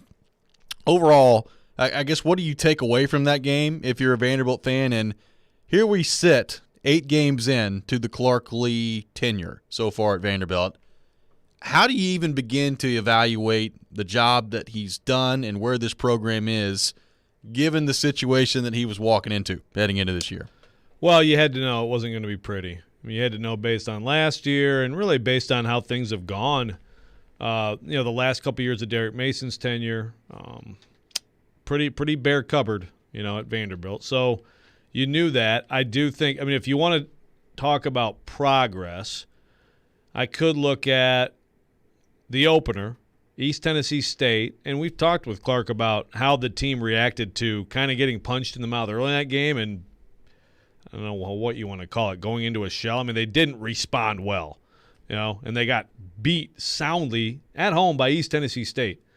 So take that to however many weeks later at South Carolina, the start is similar. Of course, the next week they go out and win on the road against Colorado State, but I think South Carolina is a good example of a similar start. South Carolina's going up and down the field on them. They're getting handled. That's certainly a better team than East Tennessee State. It's on the road, and they figured out how to fight back in that game, and they should have won. Now, granted, that's a tough. That game will be remembered as a game that you got to win that game when you're in the position they're in, and they didn't. But I think a lot of what they did on that day demonstrated pretty significant progress intangibly compared to the opener. So, I think there's some signs, but if you're a Vanderbilt fan who were looking for like a 6-6 season of bowl, you were going to be disappointed all along. You got to look at individual players, and you've got to look at making gains even when you're probably going to lose. Maybe they can hang in Saturday. I think I'd give them a little bit of a chance. Missouri's defense has been very bad, but Missouri's offense is still pretty good.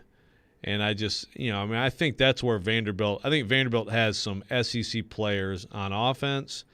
I think they're few and far between on defense, and you're seeing that play out. So after Missouri, what are you looking at? Kentucky, it's not going to go well. At Ole Miss, it's not going to go well. At Tennessee, not going to go well. That's going to be 3 convincing losses. They have to look at it like in the way that Clark Lee is trying to coach this season, which is your job. Are you progressing as an individual? Have you made progress through this year? Obviously the quarterback position, it's tough that Ken Seals is missing this time. I think it's good for Mike Wright to get these starts. I think you saw some really encouraging things against South Carolina, and last week, just a lot of it was not good. But for him, he's got to get the ball out quickly and accurately, and he didn't do that. But I think he's going to get another chance against Missouri. That's pretty clear from Clark's answer. So, look, this is the last chance, I think, for a win, and I don't think it's a great chance. And you're going to have to deal with the fallout. And The recruiting was going really well. You always have that honeymoon period for a new coach. Can that continue? Can you sustain momentum there with what's probably going to be a 2-9 season? Or, a 2-10 season? The thing that I think is disappointing to me, because not really much that's happened in terms of the results so far, outside of the East Tennessee State game, has really surprised me with Vanderbilt so far this year. I will say, it kind of feels like at this point, the quarterback position, there's just not been much traction there. I know injuries have had a lot to do with that, obviously, with Ken Seals, and anytime your quarterback is injured, that's tough. That puts a hole in any team, much less a team that is as thin as Vanderbilt is at the moment. Like Mike Wright, as you said, I thought he showed some good things against South Carolina. This team is just limited right now at that position, and even when Ken Seals has been in there this year, I've not been overly impressed by what I've seen. The offensive line, I think, has a lot to do with that as well. They've just not been able to hold up and give him great protection. And there have been some games this year where it's just such a total mismatch heading into it that there's not really much to get done. I mean, the Georgia game, the Florida game, and there's a couple of more of those coming up for Vanderbilt with Kentucky and with Kentucky and Ole Miss and Tennessee probably as well. But the quarterback position, I would have liked to have seen a step forward. And right now, to me, they're in an interesting spot because, Mike Wright is getting some playing time now. I would assume whenever Ken Seals is healthy, we'll see him back in there. What does this mean for the future of the quarterback situation for Clark Lee? Can you hang on to both Mike Wright and Ken Seals as you move forward here? To me, that's a really interesting question as they move forward here. Yeah, that's always a question. Really, in college football, if you have two quarterbacks and one of them is clearly winning the job, then do you hold on to the backup? Man, it's hard. It's hard to hold on to the backup.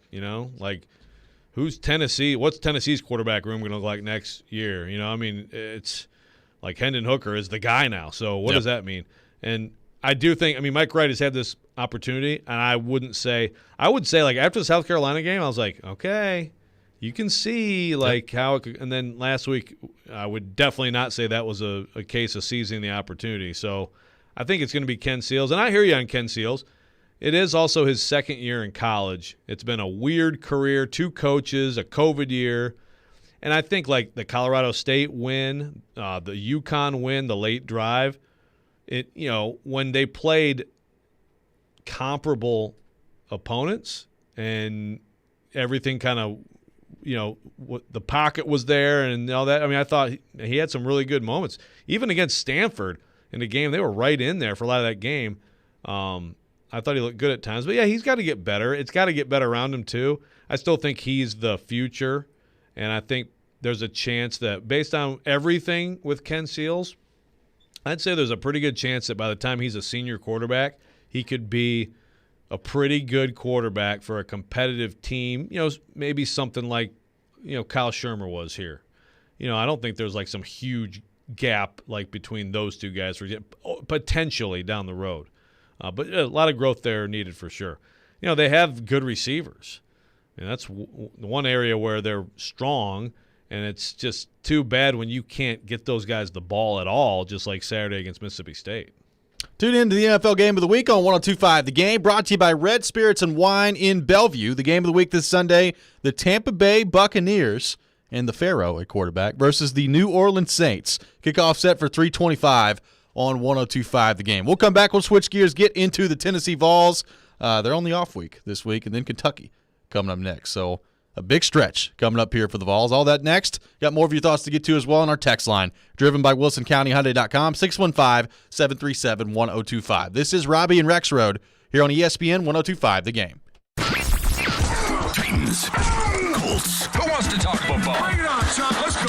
The Two-Tone Blues seeks an AFC South stranglehold. Tune in Sunday at 9:30 for NFL pregame with Jared Stillman, Chris Sanders, and Mark Howard. We'll go inside the playbook. You better believe they're going to come out fired up. These guys aren't used to covering a running back. Live from Corner Pub in downtown, we are Nashville's best sports talk. ESPN 102.5 The Game and the Game Nashville app. It takes 2 vaccines to help protect you this season, the flu and COVID-19. And now you can get both shots at the same visit. Learn more at cdc.gov/vaccines. Sponsored by Sanofi Pasteur.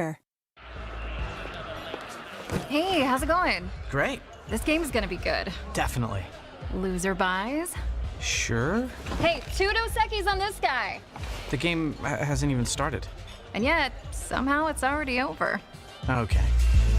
A dose of certainty. Brought to you by Dos Equis, proud sponsor of college football. Get a dose. Enjoy Dos Equis responsibly. Copyright 2021. Imported by Cervezas Mexicanas, White Plains, New York. Hey, it's Jared from my official sportsbook app, the FanDuel Sportsbook app. Hey, basketball fans, celebrate the NBA's 75th anniversary season on FanDuel Sportsbook. Right now, new customers can place their first bet risk-free, and if you don't win, you'll get up to $1,000 back. If you've been thinking about joining FanDuel, now is the perfect time to give it a shot. You can bet on some of the best players in the game, like LeBron and Damian Lillard, and some of the best teams, like Brooklyn or Milwaukee. There's no better place to bet the NBA than the FanDuel Sportsbook app. So see for yourself why FanDuel is America's #1 sportsbook. Just download the FanDuel Sportsbook app and sign up using the promo code JGM to get your first bet risk-free up to $1,000 and make every moment more in this NBA season. That's promo code JGM. 21 and older and present. Tennessee first online real money wager only. Refund issued as non-withdrawable site credit that expires in 14 days. Restrictions apply. See terms at sportsbook.fanduel.com. Gambling problem? Call the Tennessee Red Line 1-800-889-9789.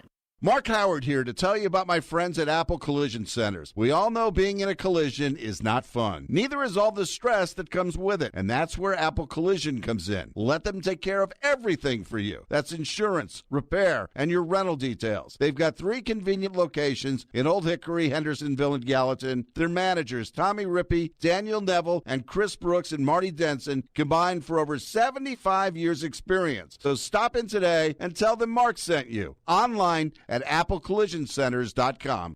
312 Pizza Company is family-owned and operated, bringing you a slice of Chicago to Nashville. 312 Pizza Company specializes in deep dish pizza, thin crust pizza, and all things Chicago style. Always made from scratch using secret family recipes passed down generation to generation. 312 Pizza is open every day except for Tuesdays and is located in Germantown with dine-in, takeout, and curbside available. Call 615-730-7888 to order 312 Pizza Company, Nashville's authentic Chicago pizzeria.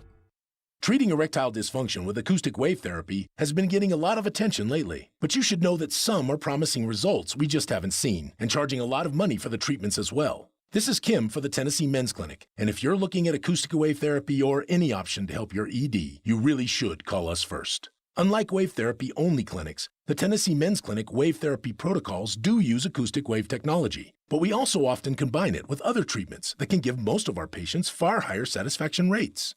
There is no surgery nor any type of invasive procedure required. And even better, depending on your treatment strategy and with our urologist and provider's guidance, you can likely have sex the day after your appointment. We even have other treatments that can help you last up to an hour. Plus, for a limited time, we're waiving our normal appointment charge, which includes a PSA and T test, and offering a free ultrasound, altogether nearly a $400 value for free. So make an appointment today. Call 615-208-9090 or go to TennesseeMen'sClinic.com. Visit our website to learn more, including side effects, treatments, extra results vary. Here they come, turn 4. Hey, it's Chase McCabe. Every Saturday morning at 9, we hit the big topics. The Ally 400, Kyle Busch, frustrated, Big Machine Music City Grand Prix, and talk to the big names. I'll go ahead and blame you. Oh, I think it's big. Could go a lot of different directions right now. I was so impressed. How cool that's going to be. It's Chasing Checkers, Saturday morning at 9 on ESPN 102.5 The Game and wherever you get your podcast. Hey Nashville, this is Gary Bettman. You're listening to Nashville's best sports talk, ESPN 102.5 The Game. Play Silly Underdog Picks today. Pick 3 football underdog teams you think will win this week for a chance to win. Go to theGameNashville.com for more details and to play. Silly Underdog Picks is presented by Volunteer Hose and Gasket. Welcome back in, Robby and Rexrode here on ESPN 102.5 The Game. Brought to you by Volunteer State Bank. Real people, real solutions right here. Remember FDIC, equal housing lender. Robby Stanley, Joe Rexrode, Michelle Knezovic here with you on this Wednesday morning in Nashville, Tennessee. We've got The Choice Is Yours coming up here in about 12 minutes. Joe Rexrode in the questions chair today. Always looking forward to that. Oh, yeah. Gonna be got good some time. tough ones for you guys. Did you guys know that fight song? Was that Kentucky? Yes, it was. No, I've never heard it actually. But Oh, really, Joe? Okay. Most of the time when they play Tennessee, that song doesn't come on very much. Oh. Burn. Okay, Robbie. Next week's okay. going to be hate week around here. It's going to be hostile. I love it. I can't wait. Oh, man. It's going to be an interesting time. By the way, check out the Power T podcast coming out tomorrow. Going to be joined by Tennessee baseball coach Tony Vitello. I looking love forward it. to that. You got to ask him. Wait, have you recorded it yet or not? Not yet. You got to ask him about the Joey Freshwater T-shirt he wore today. I will do that. Yes. Like, where did you get the Freshwater Where did you T-shirt? get the Freshwater T-shirt? That's outstanding. And where can I buy one? Tony V's got a lot of personality out there. Yes. Interesting comments the other day at the quarterback club meeting. Yeah. I tell you what, man. I must say I have an issue with that. Yeah. Well, I do. Because here's the thing. No one is saying Rick Barnes is a bad human. I mean, I guess some people could. Like, saying that someone is committing NCAA violations or that the program commits NCAA violations, I wish we could get away from the idea that now this means you're a bad human. Just corrupt. Because if that's the case, there are a lot of bad humans in college sports who we hold up as these iconic figures. Yes. Can we get past that? I understand, like, I guess if you're a coach in college sports, you look at it that way. You look at it like this moral thing. If you're realistic in the world and you understand how big-time, high-major college basketball works, like, be real careful about assigning morality to, not committing NCAA violations. Yeah. I believe the quote from Tony Vitello was about Rick Barnes saying, quote, he's such a genuinely good human being that he's uncomfortable to be around. Makes me uncomfortable to be around. That is a great quote. That's how I felt covering Kirk Cousins. Yeah. It's like, dude, say the F word one time in your life, will you, please? Hey. You're such a bad influence on people. Will you have a beer? You're in college, dude. Have a beer. Joe is like, swear now. Yeah. Rexrode just a horrible influence on people. It's okay. You're just the cool uncle. Yeah. Well, yeah, the weird uncle, I guess. Or that. The uncle who buys you beer when you're 14. Yeah. You just said that on the radio. Yeah, I know.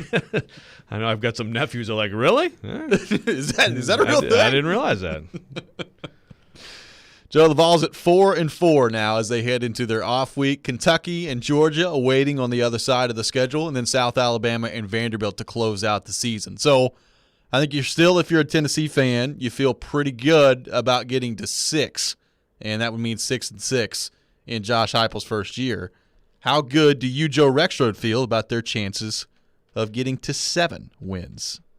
It's all about next week. I mean, I like that they have this break after Alabama. I like that they can heal up. They need to get the mazes going up front, Get that running game going again. I think they can run the ball in Kentucky. I don't think they can run it on Georgia. They didn't run it on Alabama. Running the ball is a huge part of that offense functioning. It's been a fantastic rush offense all year. You got Evans, let him get healthier. I think it's going to be a really good game. I think it's going to be a night game in Kentucky. Kroger Field guy. Kroger is going to be blue light special and all over the place, but I think it's going to be a really good game. I think they got a chance. But Kentucky's very good. I mean, I think to me, I look at that like the Ole Miss game. It's gettable. It's kind of a toss-up game. I actually be really interested to see what the line will be on that game. Yeah. But I would set it. If I were a sports book, it's Let's hear it, Las Vegas. Yeah, I mean, I'd set it like Kentucky by 4.5 or something. And maybe it'd probably be higher than that, though. What do you think? I'd say it's probably a little bit touchdown? higher. Well, I'm looking at the line this week for Kentucky. They're on the road at Mississippi State. So, I mean, it's on the road, so it's different. It's Kentucky minus 1.5 against Mississippi State, which I might write that down for Pigskin Pick'em. Yeah, I think is what, Robbie? Say that again? I think I'm liking those Cats. Yeah, Mississippi State plus 1.5. Oh. I'm just kidding. Go for it. Go for it. Kidding. By the way, 4-2, and I got my lock in Pigs Kid Pick'em this week. Vandy. On the board. We all went 4-2, but you guys got your locks, and I A freaking Western Michigan. I'm done with you, Broncos. I was 4-0 after college football. Then lost came both the NFL. Yeah, it's too bad. Yeah, the Giants beat the Panthers. I thought that Panthers was a are- solid Panthers one. are dog water. Let's all They're learn. terrible. I had to learn this a couple weeks ago. They are dog water. They are terrible. So Hidden Sam Hooker, I think obviously the guy as they move forward here. In your mind, as you look at this Tennessee team on the offensive side of the ball, who is the most important guy to get going or continue playing the way that they're playing outside of Hooker as they move forward? They've had injury issues with obviously Tyon Evans. Jabari Small has been banged up at times throughout the year. Wide receiver, you've had Javonte Payton step up. Cedric Tillman apparently is like their number one wide receiver right now. And Jalen Hyatt has been basically a non-factor all season long. I'm still waiting for Jalen Hyatt to break out at some point, and we've not seen that yet. Yeah. I mean, you could go there, but I mean, I think they're fine at receiver because Velus Apparently. Jones is kind of in there now more consistently. Tillman is clearly Hooker's favorite target. Peyton seems like he makes at least one big play a game. It's interesting with Hyatt because there was a little bit of talk, and I don't remember, was it Golish who was saying this that week before the South Carolina game? Sort of like, it kind of made it sound like he's got to pick it up on the preparation side of things. Yep. And then that game, they actually featured him.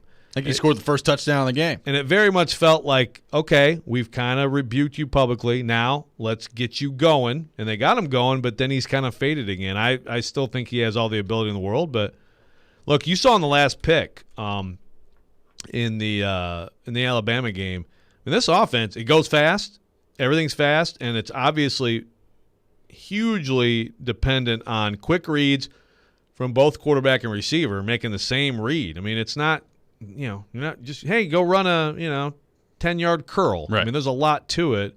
And so Hyatt would be – but I think they're fine at receiver. I mean, I guess if I had to answer that question, I'd say either, how about healthy offensive line and or a healthy Tyon Evans, like a fully healthy Tyon Evans, full go with this time off. I think that guy is and Jabari Small's been good too, but Tyon Evans is a talent. I might pick that because – he can make some things happen on his own. And I think in a game against Kentucky, I think he could have a big game if he's at his absolute best. Important week to get rested up. You mentioned the Mays brothers. They need to get healthy on the offensive line as well. I mean, from a team that depth-wise, there's just still not a lot there. You got to find a way to heal up. Bye week probably coming at a good time after the Alabama game. What for week? Tennessee. Bye week. Yeah, what was it? Idle week or something? Idle? Idle. Like you're yep. sitting idle? Yeah. See, I was Bye gonna week. put it on the little lower third on the live stream, and I couldn't remember it. Off week is fine, and that's one I wrote syllable. off week. Yeah, there you go. See, Bye week. Michelle, there we go. I was trying not to get you all Rex ranty. Don't start this war with me, Robbie. The war's over. It's in the dictionary. Oh, it's the end of the war. Yeah, but the dictionaries take like slang, and they let the society erode. I'm not going to be party to that. Sciatica is practically in the dictionary. I guess it is. It should be. Brian in Portland texting in, if we can get the Mays brothers, Evans, and Small healthy, then I definitely believe we have a shot against Kentucky. Wouldn't be shocked if the line was Kentucky -7.5 to -10. That's coming from Brian in Portland. Yeah, I don't know. I'd be shocked. I don't know. I don't know if I'd go 10, but Yeah, that's a lot. -7.5, I wouldn't be shocked. I could by. see it around a touchdown. I mean, like if they look really good this week too. If they go out and hammer Mississippi State. Well, Mike Leach got his Halloween candy ready to go, so he should be all fired up on Saturday. Yeah. By the way, he was actually Alyssa Lang did actually ask him about the game. Yes. Like there was, and then she asked about the Halloween. It wasn't just straight to Halloween. Yeah, a lot of candy. people were like, "Wow, that game was so bad that you didn't even talk about the game." He Which did. you know what? I'd be cool with. Yeah, that would. I mean, that would have been. That would have been very interesting. Just come straight out to the candy corn. Mike, 45-6. Never mind that. Let's get your thoughts on Halloween candy. I Do you guys agree like with candy corn? No. So my answer is yes with peanuts, no without peanuts. So if you give me regular candy corn with nothing, no thank you.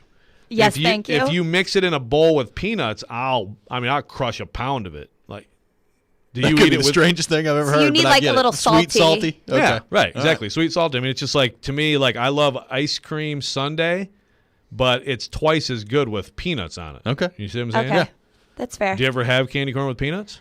No, but candy corn, my absolute childhood. Mom would always have like a little bucket. Yeah. Always just a handful of it. So you still love it? Oh, yes. Well, try it with peanuts. Okay. It's even better. I mean, that's fair.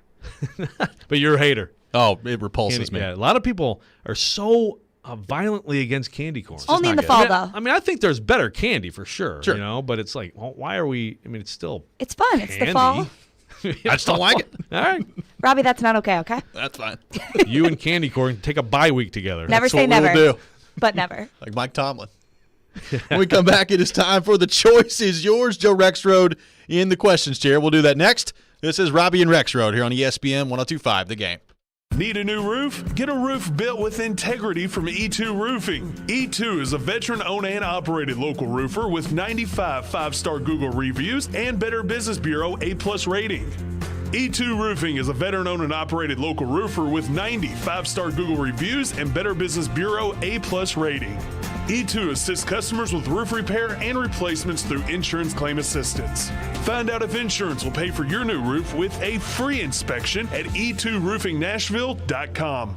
102.5 The Game has your chance to win Preds tickets all month long. Just post a picture of your radio dial set to 102.5 The Game on social media and tag the game and use hashtag TicketDash to be instantly qualified. All brought to you by Social Furniture. Shop local. Shop social. Hey, it's Jared Stillman. Guys, are you tired of feeling old? You know that feeling. You don't have any energy. You're gaining pounds. Well, guess what? My friends at Invigorate Health are the ones to help you. They don't just focus on one area of the aging body. They take care of all of it with so many different therapies that can restore your vitality and are designed with you specifically in mind. So give them a try. Invigorate Health if you want to feel young again. Out in Mount Juliet at 615-288-4777 or InvigorateHealthTN.com. Halloween is here, and that means scary low prices at Electronic Express. Save big on the best 4K TVs from Samsung, LG, Sony, Hisense, TCL, and more. Keep an eye on your kids and your home with smart security from Ring, Arlo, and Night Owl. Appliances are covered with up to 50% off, in stock, and ready to deliver with up to 36 months free financing. Get spooky low prices this Halloween at Electronic Express. We make it happen. More machines, more savings, and more muscle. Only with John Deere construction equipment from Meade Tractor. Hit the heavy jobs harder with our Own It offer and get special financing on select models. New, used, or rent, we have the right equipment and technology solution for you with the affordable financing you need. Contact us today at our Nashville location or go online at meadtractor.com. Offer valid on qualified purchases and new equipment made between now through October 31st, 2021. Subject to approved installment credit with John Deere Financial for commercial use. Only down payment may be required. Some restrictions apply. See store for details.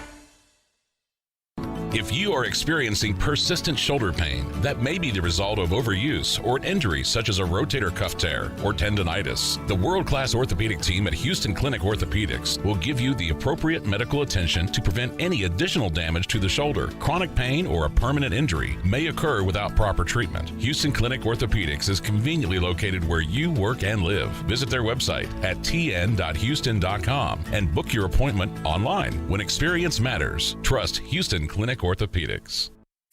Jared Stillman. I cannot believe they picked this guy I've never heard of. And company. You're forced to play cap gymnastics, which makes it a little bit more difficult for picking up other guys. Tune in Stillman and Company for your drive home. Delivered by TriStar Moving. Weekday afternoons from 2 to 6 on Nashville's best sports talk. ESPN. 102.5 The Game and the Game Nashville app.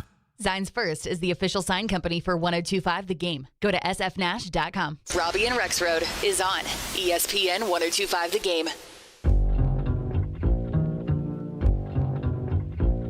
Here they come, yo. Here they come. Here they come, yo. Here they come. Here they come. This or that. This or that. This or that. This or that.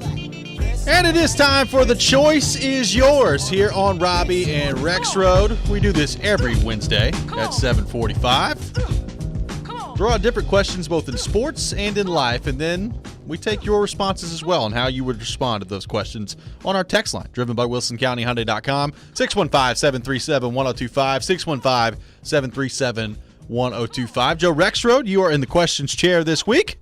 I turn things over to you. Well, sports or non-sports? go non-sports. Non-sports. Non-sports. All right. This is kind of. I probably should have made this more Halloweeny and candy-ish, but it's kind of in the same vein. Okay. You can only have one of these kinds of desserts for the rest of your life: ice cream desserts, cakes, pies, or cookies. That's the 4 categories I'm allowing here. Oh gosh. That is so hard. So which are you choosing? One of the 4 only. I mean, you better be. Actually, what the heck would banana pudding? Would that be a pie? I guess. I guess. That'd go I in mean, It's not that really better, any of those, that better but- be your choice. I mean, it's not really any of those. But What? No. Oh, you hate banana? Oh, yeah. Well, we'll just have to get into that at another time because let me tell you, we've had some banana pudding arguments. Yes, all right. we have. Anyway, go ahead. I mean, I like all 4 of those. So much. Very much. I guess if I had to choose one, I'm going cake. I like cake. Birthday lot of good cake, cakes. chocolate cake, whatever. Just send them my way. So yeah, a very slight edge to the cake. And so, wait a minute now.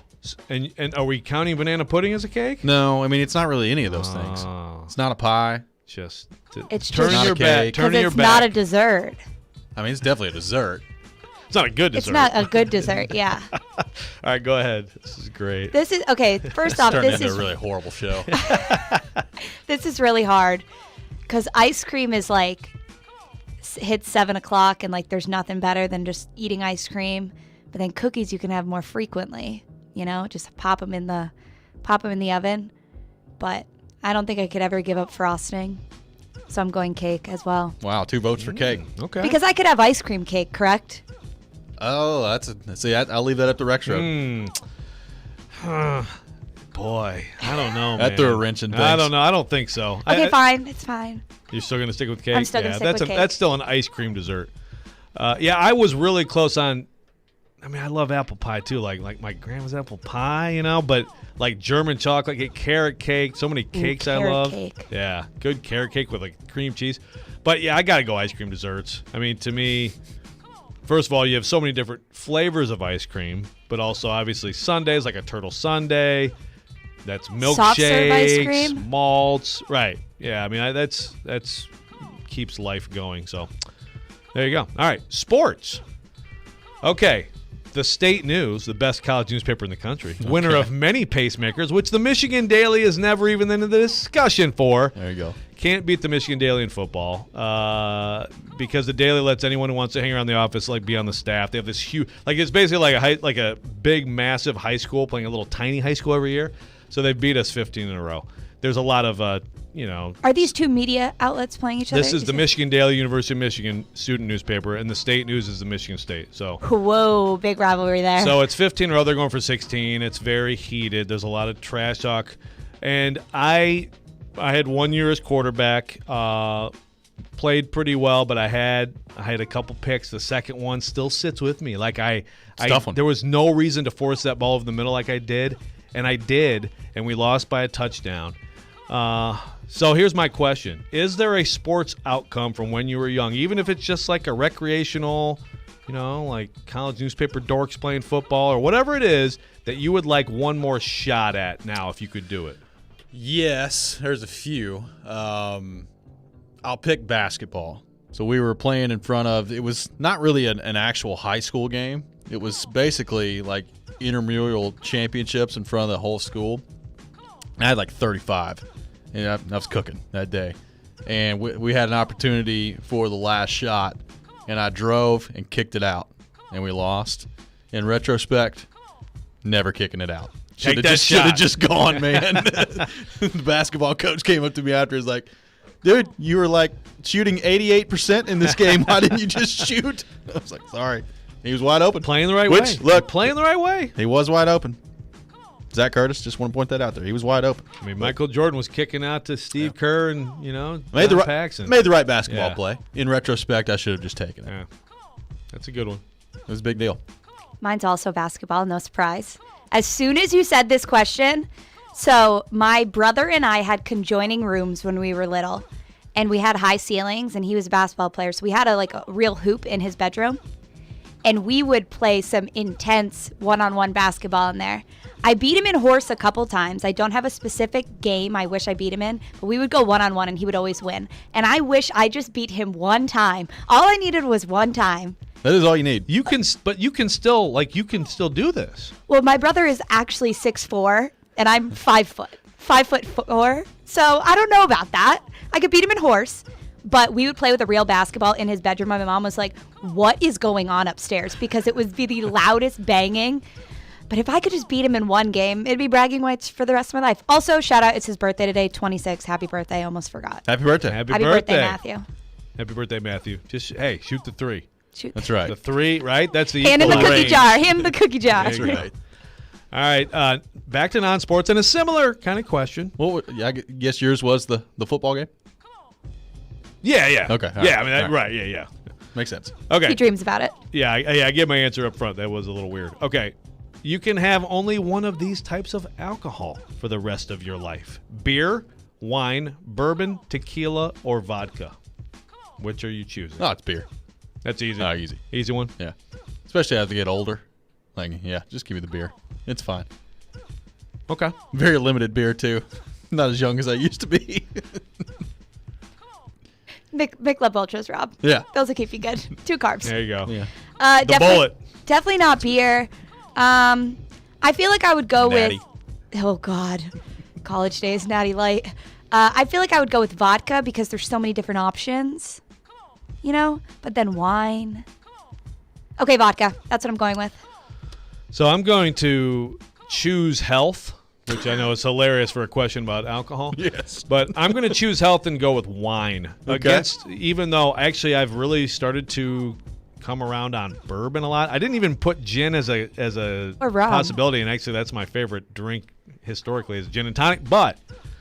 And beer is, it's hard. It would be hard, but you know what? Beer, especially for someone who's had a gout attack like myself, is not ideal. Yes, as we've been reminded. Wine actually has some more health benefits than beer. You know, a nice glass of wine, it pairs well with food. I'm getting older. I think I'm gonna make the healthy choice. It's probably a smart choice. The healthy choice of wine, of alcohol, in gallons and gallons of wine. Robbie and I are like beer, vodka. Joe's like, well, I'm gonna choose the health route. And plus, like, you know, wine. I'm fascinated by people who actually can judge wine. Like, I feel like I know what good wine is when I taste it, but I still couldn't tell you why. You know what I mean? That'd be kind of cool at some point. You could become a song. Yeah. You know, wine and cheese. You know, charcuterie board. Oh yeah. Love the charcuterie board. All right, sports, last one. The NFL now saying, you know, the Washington football team investigation was not divulged because some people wanted anonymity, and then some former employees were like, no, that's not true. We're fine here. Put us on camera talking about it. Roger Goodell also says Daniel Snyder's been punished, which is hilarious. The continuing embarrassment here for the NFL is pretty amazing. But the question for you on this is, if there is an owner in professional sports in this country you would like removed from ownership, taking Snyder out of the equation, okay, who would that be? Oh, and why? That is a great question. I mean, in the NFL, I'm trying to think around here. The Packers don't have an owner. Take out the city of Green Bay. Bye, Green Bay. Make yourself the owner. I mean, I would love to do that, actually. I mean, my easy answer is Jerry Jones because he just rubs me the wrong way. I can't stand Jerry Jones. So it would be Jerry Jones. What's the guy with the haircut, the Raiders guy? Oh, Mark Davis? Mark Davis. Putting the bowl over his head? I watched HBO Real Sports with him the other day, and I didn't really like him that much. So him, and plus, wasn't his dad, like he kind of grew into it, right? Oh, yeah. Yeah, Yeah. Oh, yeah. Which I know a lot of people do. He was born between third and home. Yeah. But Steve Ballmer would be up there, too. He's feel like weird, man. he could maybe excel at something else in life, you know? Yeah, I like that. I'm going to go, although there are a lot more objectionable people. You guys we've gone into some of them. Oh, yeah. I'm going to go with Martha Hamp Ford. Just I knew you'd go there. just That's to why I left it for you. release the Lions fans from the decades of misery. I think she's doing a great job. I will say that, well, I don't want to get away because it's for another segment this week, but did you guys see the Chris Spielman video by chance? No. Yeah, check it out. I will say that It was awesome, and I have. I did see that. I have to Yes. tip the cap to the Lions on that, but they also have the whole Calvin Johnson thing, and just decades and decades of absolute ineptitude. So let these poor souls who still are emotionally attached to the Lions free. Save Dan Campbell. Keep them exactly where they are. I think she's doing a great job. I bet you do. That is the choice is yours, Joe Rexrode edition. Always wonderful when Rexrode gets involved. Good job, Joe. Thank you. Nice job, you guys. Thank you. When we come back, we'll be joined by Stephen Holder from The Athletic, who covers the Indianapolis Colts. Looking ahead to the big game coming up this Sunday. That's next. This is Robby and Rexrode here on ESPN 102.5 The Game. Take us wherever you may go. There are 2 guys on my untouchable list. Tune us in anywhere, anytime. Every team's got those. That's my point. Just search The Game Nashville in your app store and download today. And keep it locked on Nashville's best sports talk. ESPN 102.5 The Game. ElectronicExpress.com. We make it happen. Time for the Predators Report. The Nashville Predators took on a club that was playing very well going into last night's game, the San Jose Sharks. They came in 4-1, including 3-1 on the road. But Nashville got out in front of the first. Matt Duchene on a power play. Philip Forsberg added another in the second period. And then the Sharks pulled to within 2-1 before the play of the game came up at the defensive end. Timo Meier, who made this a 1-goal game, now a backhander toward the front of the net. And they try to shove it home, but a big stop is made off to the side by Ryan Johansson. Wow. Give that man credit for a big-time save in this 1-goal game. So Ryan Johansson with that huge stop, and the Predators would go on to get an empty netter from Mikhail Gronlund and take the game by a 3-1 count. Next game up Saturday afternoon, Predators and the Islanders. This is Pete Weber reporting.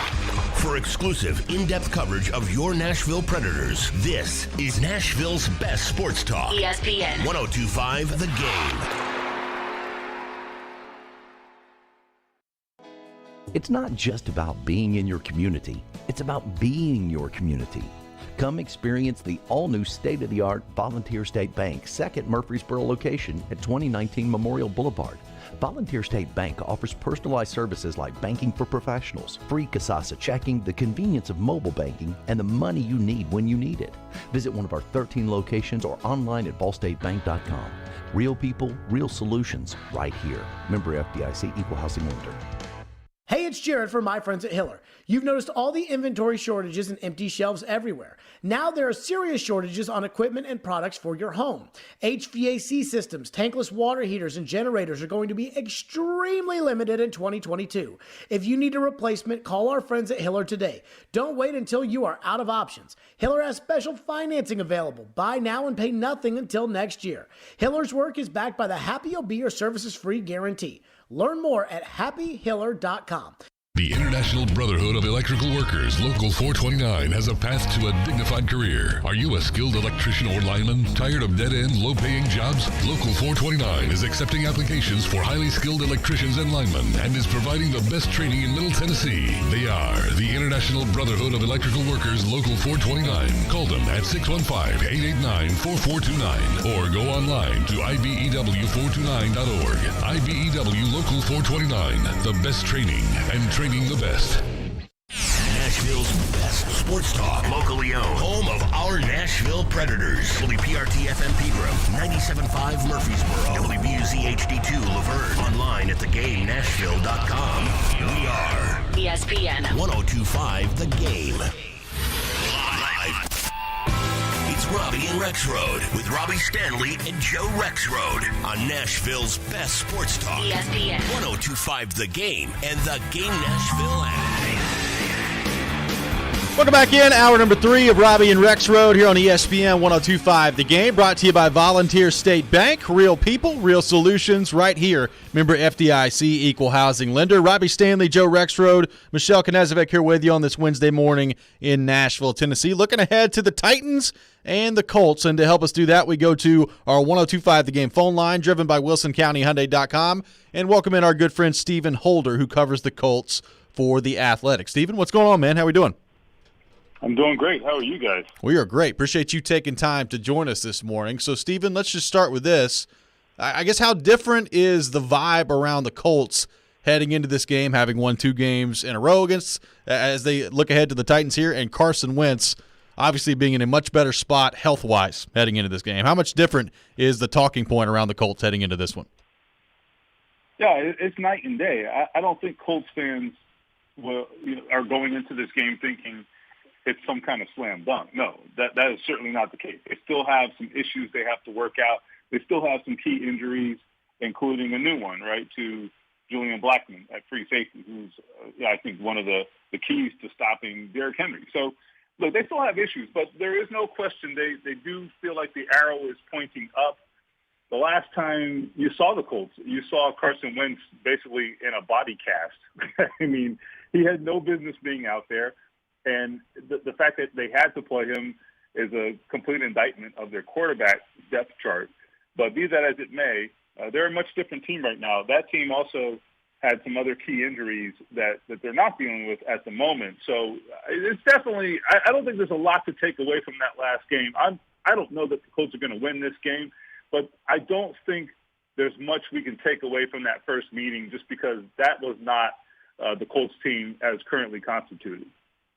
Yeah, no, I totally agree. I mean, watching Carson run around, although that wasn't a beautiful game Sunday, but it was in nasty conditions. I mean, it looks so different than when he was here, and it was basically like, okay, Carson, just kind of, stand there gingerly and just get the ball out. We still feel better about that than anything else that we might throw out there. Now he looks more like Carson Wentz. But, Steven, you wrote a piece about Jonathan Taylor, who, boy, is really coming on. I mean, he's second in the league, I believe, to Derrick Henry now in rushing, and just I mean, it's a terrific backfield all the way around. But how have you seen him grow, and also the health of this offensive line? How different will that look Sunday versus the first meeting between these teams? Right. So on the Jonathan Taylor front, it's really been fun to watch. He last season, I want to say, in that first meeting against Tennessee, I think he missed the second game, if I'm not mistaken. And I think when the Titans saw him in that first game last year, he was still starting to figure some things out and wasn't quite where he was when the season came down the stretch, and he really figured it out. Now he's not only figured out how to adapt his vision to the NFL and how to anticipate things better, his football IQ is tremendous. And it's no wonder this kid was a candidate to attend the Ivy Leagues. I mean, not everybody who's smart in the classroom can translate that to the field, but this kid can.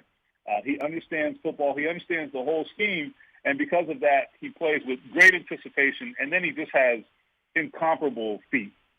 His footwork is amazing, and he's able to cut on a dime and really set up the tackler to miss him when he's in the hole and has to elude a tackler. So he's just a really fun player to watch, and what they've done now is add some responsibilities to him in the passing game. That's something that Wisconsin never asked him to do.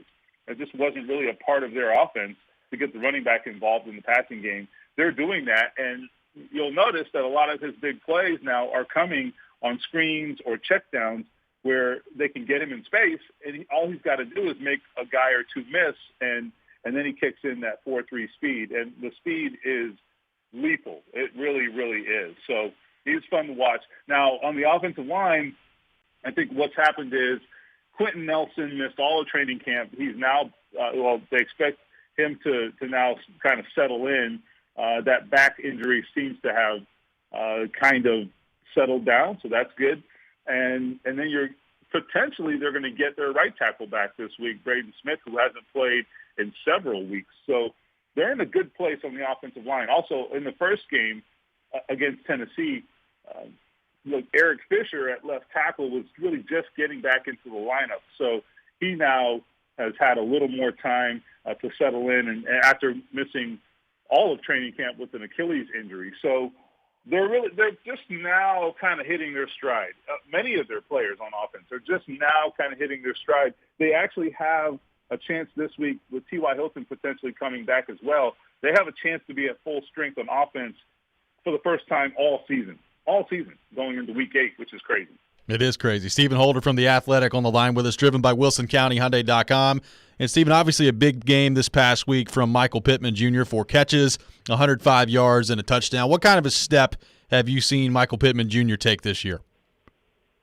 Yeah, I think that what you're seeing is two things. You're seeing confidence. And with young players, we all know, we've all watched football for a long time, and I think we sometimes think it's automatic. It's not automatic. Okay, guys have to grow into these roles and these expectations, and it doesn't happen at the same pace for everybody. But we're seeing that now. We're seeing the confidence grow. Then we're also seeing some synergy growing between Carson Wentz and Michael Pittman. And it's not just the deep balls that you saw the other night. It's also some of those passes on third down in tight coverage where he'll throw him a slant and he makes the play. And those are clutch plays because they keep drives moving. They move the chains.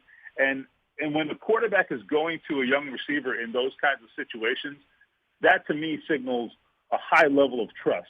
So he definitely has that in Michael Pittman. Carson Wentz does. And I think that's only going to grow more as he continues to reward his quarterback by making some of these plays. They also, by the way, I think you could see with the interference penalties they drew on Sunday night, I believe there were 3 or 4 of them in that game. You know, that is definitely tactical by the Colts. There's no question about it. They see opportunities to throw those jump balls, and if the defensive back is turned, Carson Wentz knows what he's looking at there. He knows that he's going to be at a disadvantage to turn around and play the ball, and so the chance of an interference call is very high. So that's another sort of angle to their passing game right now that I think is kind of interesting. How big of a deal, Stephen, is the loss of Julian Blackmon in this matchup and beyond? It is big, and I think especially with Derrick Henry, here's why. Not that he's some sort of tackling machine.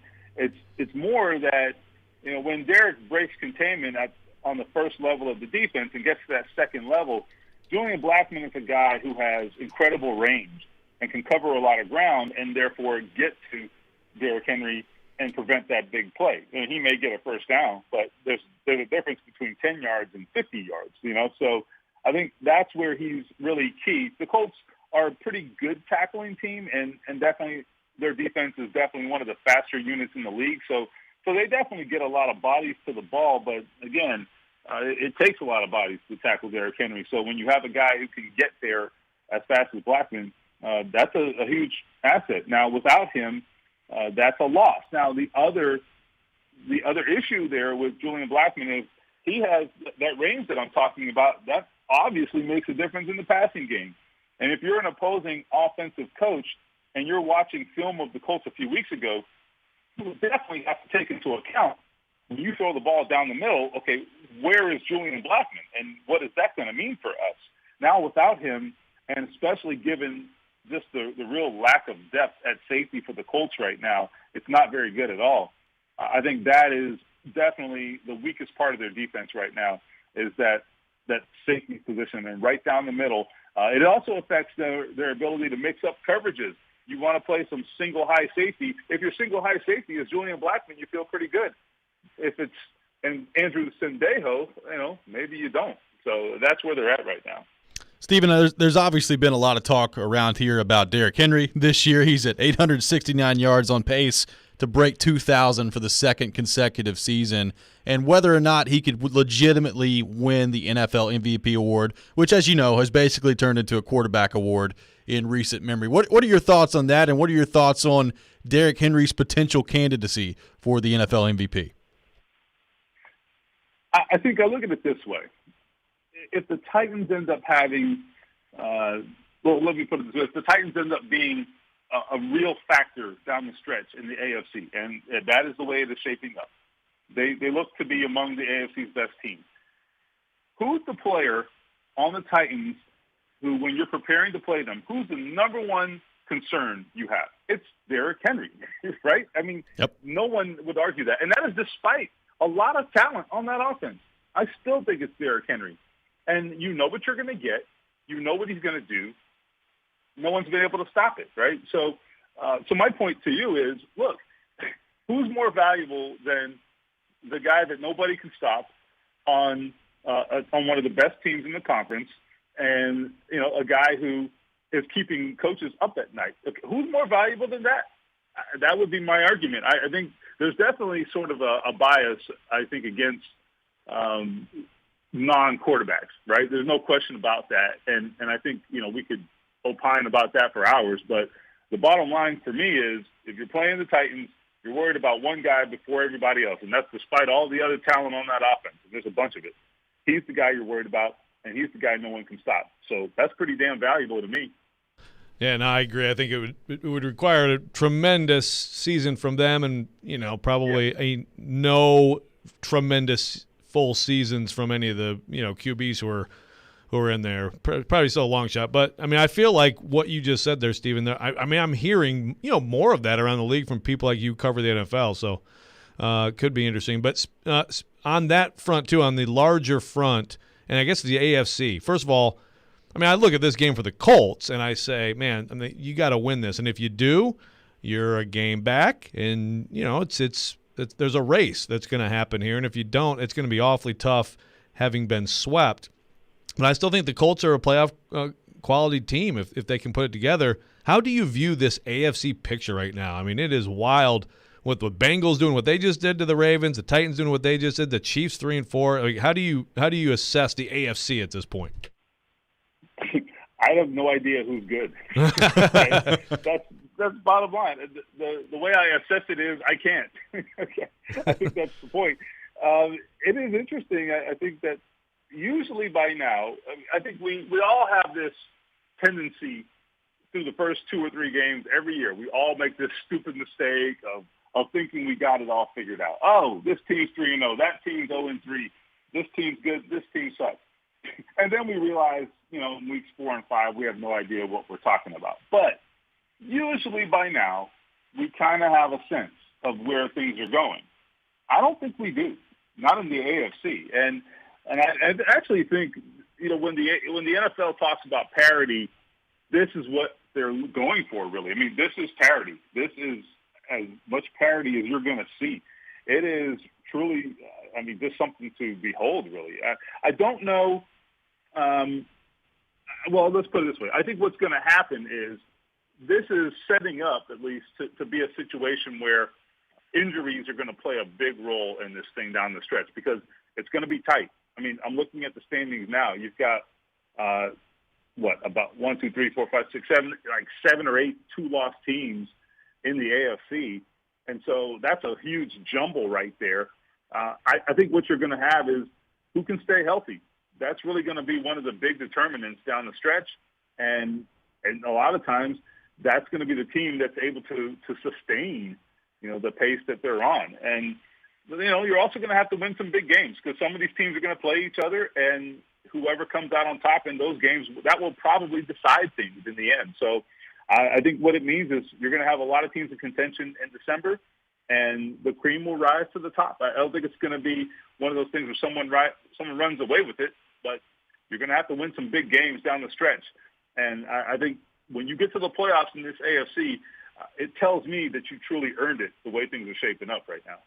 Stephen Holder from The Athletic has been our guest here on Robby and Rexrode. Stephen, great stuff as always, man. Appreciate you taking time this morning to join us. All right. See you Sunday. Absolutely. Stephen Holder from The Athletic, our guest here on Robby and Rexrode. We'll come back. We'll react to what Stephen had to say there. Look ahead to the Colts and the Titans coming up on Sunday. All that next. This is Robby and Rexrode here on ESPN 102.5 The Game.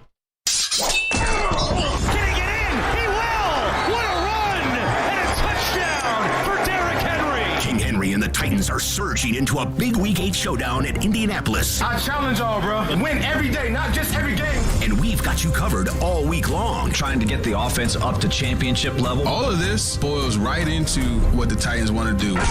This is Nashville's best sports talk. ESPN 102.5 The Game and the Game Nashville app. Gary Ashton here. Most people in Nashville know me as the don't sell without the intel and the guaranteed offer guy. But despite my accent, I'm also 100% guaranteed Nashville.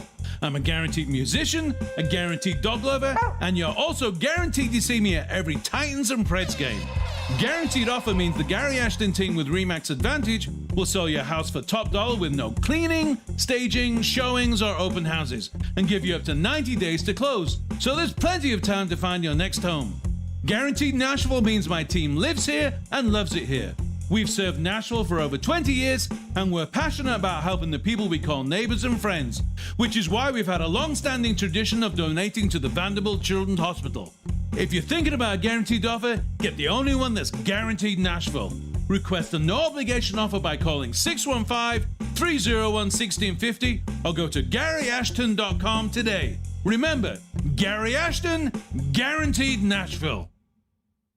Are you having Thanksgiving at your house but have no furniture and have no clue where to go? Well, Social Furniture is here to help you get your home ready for hosting your family's Thanksgiving dinner with their great dining room sets. Social Furniture is locally owned and save up to 70% on all furniture that will have your family begging to stay. They have sofas, sectionals with chase lounge, and recliners that are all push button, electric, and wall away. They have all colors to choose from, and for your comfort, all of them are plus leather, microfiber, and Chanel's. Let Social Furniture help you celebrate your Thanksgiving with hundreds of furniture to choose from and save up to 70%. There's no waiting, and take home your new holiday furniture today or with their same-day fine furniture delivery. That's right, Social Furniture has same-day delivery with no down payments and no interest. Visit Social Furniture in West Nashville at 5412 Charlotte Avenue. Forget the big box store. Support local. Support social. On the web at mysocialfurniture.com. Willie Donick here for Pella Windows and Doors of Nashville. Fall is here, and that means the cold winds of winter are coming. It's a great time to replace those old, drafty windows. Pella is the leader in the industry for top-quality window and door products. But Pella Windows and Doors are also affordable, extremely affordable. Pella has payment plans less than $95 a month to replace your windows. So, I suggest you purchase your windows and doors from the experts at Pella of Nashville. Go to PellaofNashville.com. Attention Nashville, 3-Day Blinds is here to solve your window treatment needs. 3-Day Blinds has more than 40 years of experience designing, installing, and manufacturing high-quality custom window treatments. We transform homes with custom blind shade shutters and drapery with expert in-home design consultations. Your 3-Day Blinds design consultant is with you every step of the way, including setting up your installation. Book your free in-home design consultation today at 3dayblinds.com. That's 3dayblinds.com. If you've missed any of today's show, just search Robby and Rexrode on Apple, Spotify, or your favorite podcast platform.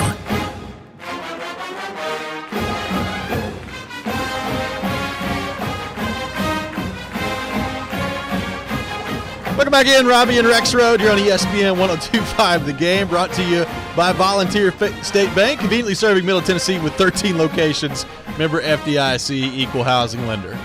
Joe Rexrode, your thoughts on the song coming back in? Well, Katie texted me and said, I guess.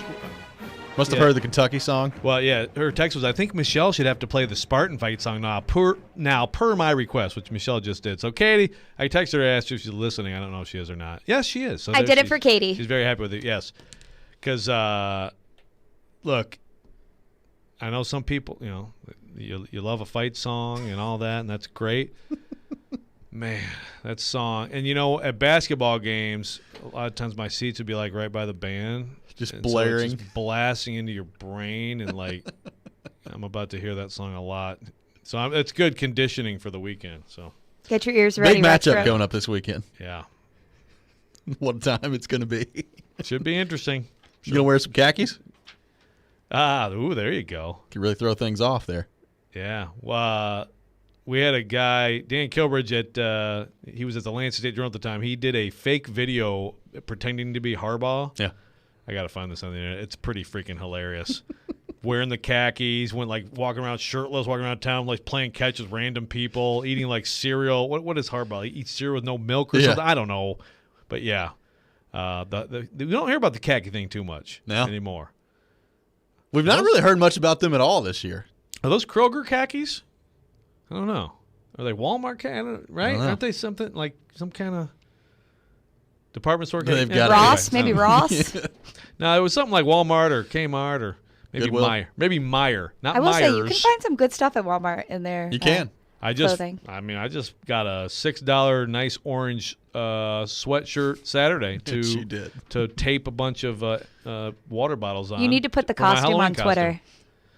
Yeah, I don't. You know what? I got into a big fight with Vandy Twitter Saturday. I don't know if I need Vol Twitter on me right now. We'll just avoid that. Yeah. You'll do that just enough by yourself. Yeah, exactly. There's already enough of that. Preds fans, make sure you join us tonight for Smashville Live on 102.5 The Game. Join myself and Chris Mason as we host Preds defenseman Dante Fabro and Alexander Carrier. The show will air on Wednesdays during the Preds season from 6 to 7 p.m., featuring Preds players, former players, and other special guests. You can watch the show via 102.5 The Game's Twitch, Facebook page, YouTube, and Twitter. Be sure to join us this hockey season and tonight for Smashville Live. Okay, I need a ruling. Katie says, thanks for using a fake mocking voice when you read my text. Did I use a fake mocking voice? I thought you talked pretty normally. Michelle. I'm the deal breaker. Oh, boy. Well, listen. I don't remember. I mean, maybe I did. I don't think so. I think you used the mocking voice in the Michigan State song talking about that. Thank you. Yes, let's But go we all with love that. Katie Rexrode. That's right. So. Let's go with Yeah, that. we're Team Katie. If I did my fake mocking voice, I'm sorry. Thanks for using a fake mocking voice. I'm just Okay, kidding. then you do- Just oh. kidding. Just kidding. That'll go over well. Yeah, nice work. Nice long car ride. Yeah. So we've talked about, Joe, this obviously being of the three with the Bills, the Chiefs, and now the Colts. This is still the biggest one coming up on Sunday. We knew that the whole time because of the implications in the division with the AFC South. Obviously, this is massive for the Titans. It's even bigger for the Colts, given what's happened so far. Titans winning the first game. Now you're at home if you're Indy with a chance to really make this a race in the AFC South.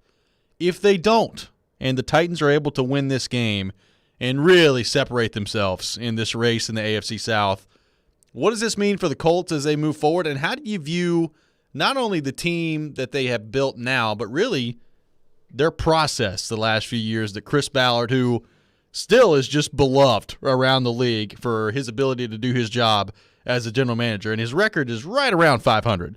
How do you kind of, I guess, separate those two things and look at the job Chris Ballard has done building this Colts team if they're not able to get a win against the Titans on Sunday? Yeah, I mean, I do wonder if things go the other way for them. Like, are we still calling him the best GM? I mean, it's not his fault that Andrew Luck retired. It is not. And he's made some good pickups. But, I mean, it's just interesting when I compare and contrast that situation and how he's perceived around the league. And then, just the discussion around John Robinson here. And I understand it's probably a different discussion around Ballard and Indy, too, to be fair, when things aren't going well because he's made some mistakes. But the John Robinson discussion here, of course, and I think it's totally fair. I mean, these first-round picks have, the clown. I mean, Beasley, there's a lot of offseason moves here in this go-for-it little window since they made the AFC title game that just have not gone well, have not worked out, have been bad choices in some cases bad luck, but there's so much of that, and yet here the Titans are at 5-2 and in really strong position after the last week. And then the Colts here are, I mean, if the Colts lose and go to 3-5, I mean, they could still make the playoffs. They're going to be, they would really be needing the Titans to do some stunning things, I would say, to actually be able to overcome them. A 3-game deficit plus having been swept. Yep. You're basically, it's very early to say any race is over at that point, but the Titans would really have to screw it up. So, I mean, to me, this Sunday is just massive. And yeah, if it does go that way, they don't make the playoffs. I mean, I guess I would hope that, Chris Ballard would be a little bit less of a darling of the NFL. I mean, I think he's a good GM too. I think he's made some good picks. I think they've built a solid football team. He's got to figure out quarterback. The rug was pulled out from under him, but is he going about that the right way? A little Phillip Rivers for a little bit here. Now Carson Wentz for a little bit. I mean, you can look at some of the other things he's done around quarterback and question that too. The line keeps going the other way. It was -1.5 for the Titans yesterday. Now -1 on the FanDuel Sportsbook. Money's coming in on the Colts, baby. Money's coming in on the Colts, huh? I think this is going to be a really tough game for the Titans. Yep. And I know I've also thought they were going to lose the last two, so take that with a grain of salt. But, I mean, the Colts, as Steven pointed out there, the offensive line will be as healthy as it's been. Jonathan Taylor is surging. the defense was so good, obviously, Sunday. It is a different kind of deal. You just don't, in this league, and I think this is part of the strength of Derrick Henry and the way the Titans play, is that teams, it's not nearly this extreme, but it's almost like in college football when all of a sudden you got to take on a triple option team. You have to play a different type of game. Again, not nearly that extreme, but how many teams in this league actually emphasize the run and want to run the football as a primary a strategy on offense? There are not many. So we might get a 2.5-hour game Sunday for one. And I do think that in that building with a team desperate, as the Colts have to be desperate, with a quarterback who can now run around, I'll be awfully impressed if the Titans win this game. Later this morning, it's your chance to participate in the Nashville SC Pick to Click, brought to you by Camarena Tequila. If you guess correctly which player scores a goal in the game tonight, you win a pair of tickets to see Nashville SC take on the New York Red Bulls at Nissan Stadium coming up on November the 7th. We'll have that opportunity for you at 9:45 this morning. We'll come back. We'll continue the conversation on the Titans. Get to more of your thoughts on our text line, driven by WilsonCountyHunted.com, 615-737-1025, including one aspect of this team from Sunday that I think Titans fans should be very excited about as they move forward here. That's next. This is Robby and Rexrode here on ESPN 1025, The Game. Saturday afternoon. That's up for Yossi to score. Tic-tac-toe. Roman Yossi. Roman Yossi and the Nashville Predators welcome the New York Islanders to Bridgestone Arena. Pre-game at 11:30. Face-off at 12:30. On Smashville's best sports talk. ESPN 1025 The Game and the Game Nashville app. Football is here, Titans fans. With 5 locations throughout Middle Tennessee, it's easy to find the perfect corner pub to meet up with friends and family to cheer on your favorite team. Brunch it up this Sunday in Cool Springs and head downtown and watch the Titans on the 50-foot LED screen, where we'll be live on location with Jared and friends. Stop into any location for game day food and drink specials. Corner Pub, your local family-friendly sports bar, located in Brentwood, downtown Nashville, Bellevue, Cool Springs, and Franklin. The neighborhood meets at the corner. Halloween is here, and that means scary low prices at Electronic Express. Save big on the best 4K TVs from Samsung, LG, Sony, Hisense, TCL, and more. Keep an eye on your kids and your home with smart security from Ring, Arlo, and Night Owl. Appliances are covered with up to 50% off, in stock, and ready to deliver with up to 36 months free financing. Get spooky low prices this Halloween at Electronic Express. We make it happen. Genesis Diamonds is gearing up for their biggest and last sale, November 5th, 6th, and 7th. It's an extra special event with savings of 20, 25, even up to 35%. Store-wide. Rings, earrings, pendants, bands, bracelets, nothing's held back for this once-a-year 3-day extravaganza. Acclaimed designers will be flying in with expanded collections and exceptional pricing. Plus, get 0% interest financing. The final store-wide sale of the year with discounts up to 35%. Get first pick on top gifts for the holidays. November 5th through 7th only at Genesis Diamonds, Green Hills and Cool Springs. See store for details. When Genesis Diamonds has a sale, you know it's the real deal. And it's happening November 5th, 6th, and 7th. Our final store-wide sale of the year with deep discounts up to 35% off. This is the big one. The one where the staff knows they can break all the rules. Plus, the selection is nearly doubled with designers flying in their entire collections, all of it on sale. This is the last and best jewelry buying opportunity of the year. Save up to 35%, zero interest financing. November 5th, 6th, and 7th only at Genesis Diamonds, Green Hills and Cool Springs. See store for details. Hi guys, are you struggling with erectile dysfunction and sick of the pills? Well, today, Wednesday, October 27th, we're doing something unprecedented. Hillside Medical Clinic uses the most powerful form of wave therapy, shown by Cambridge University to repair blood vessels and get rid of ED without pills.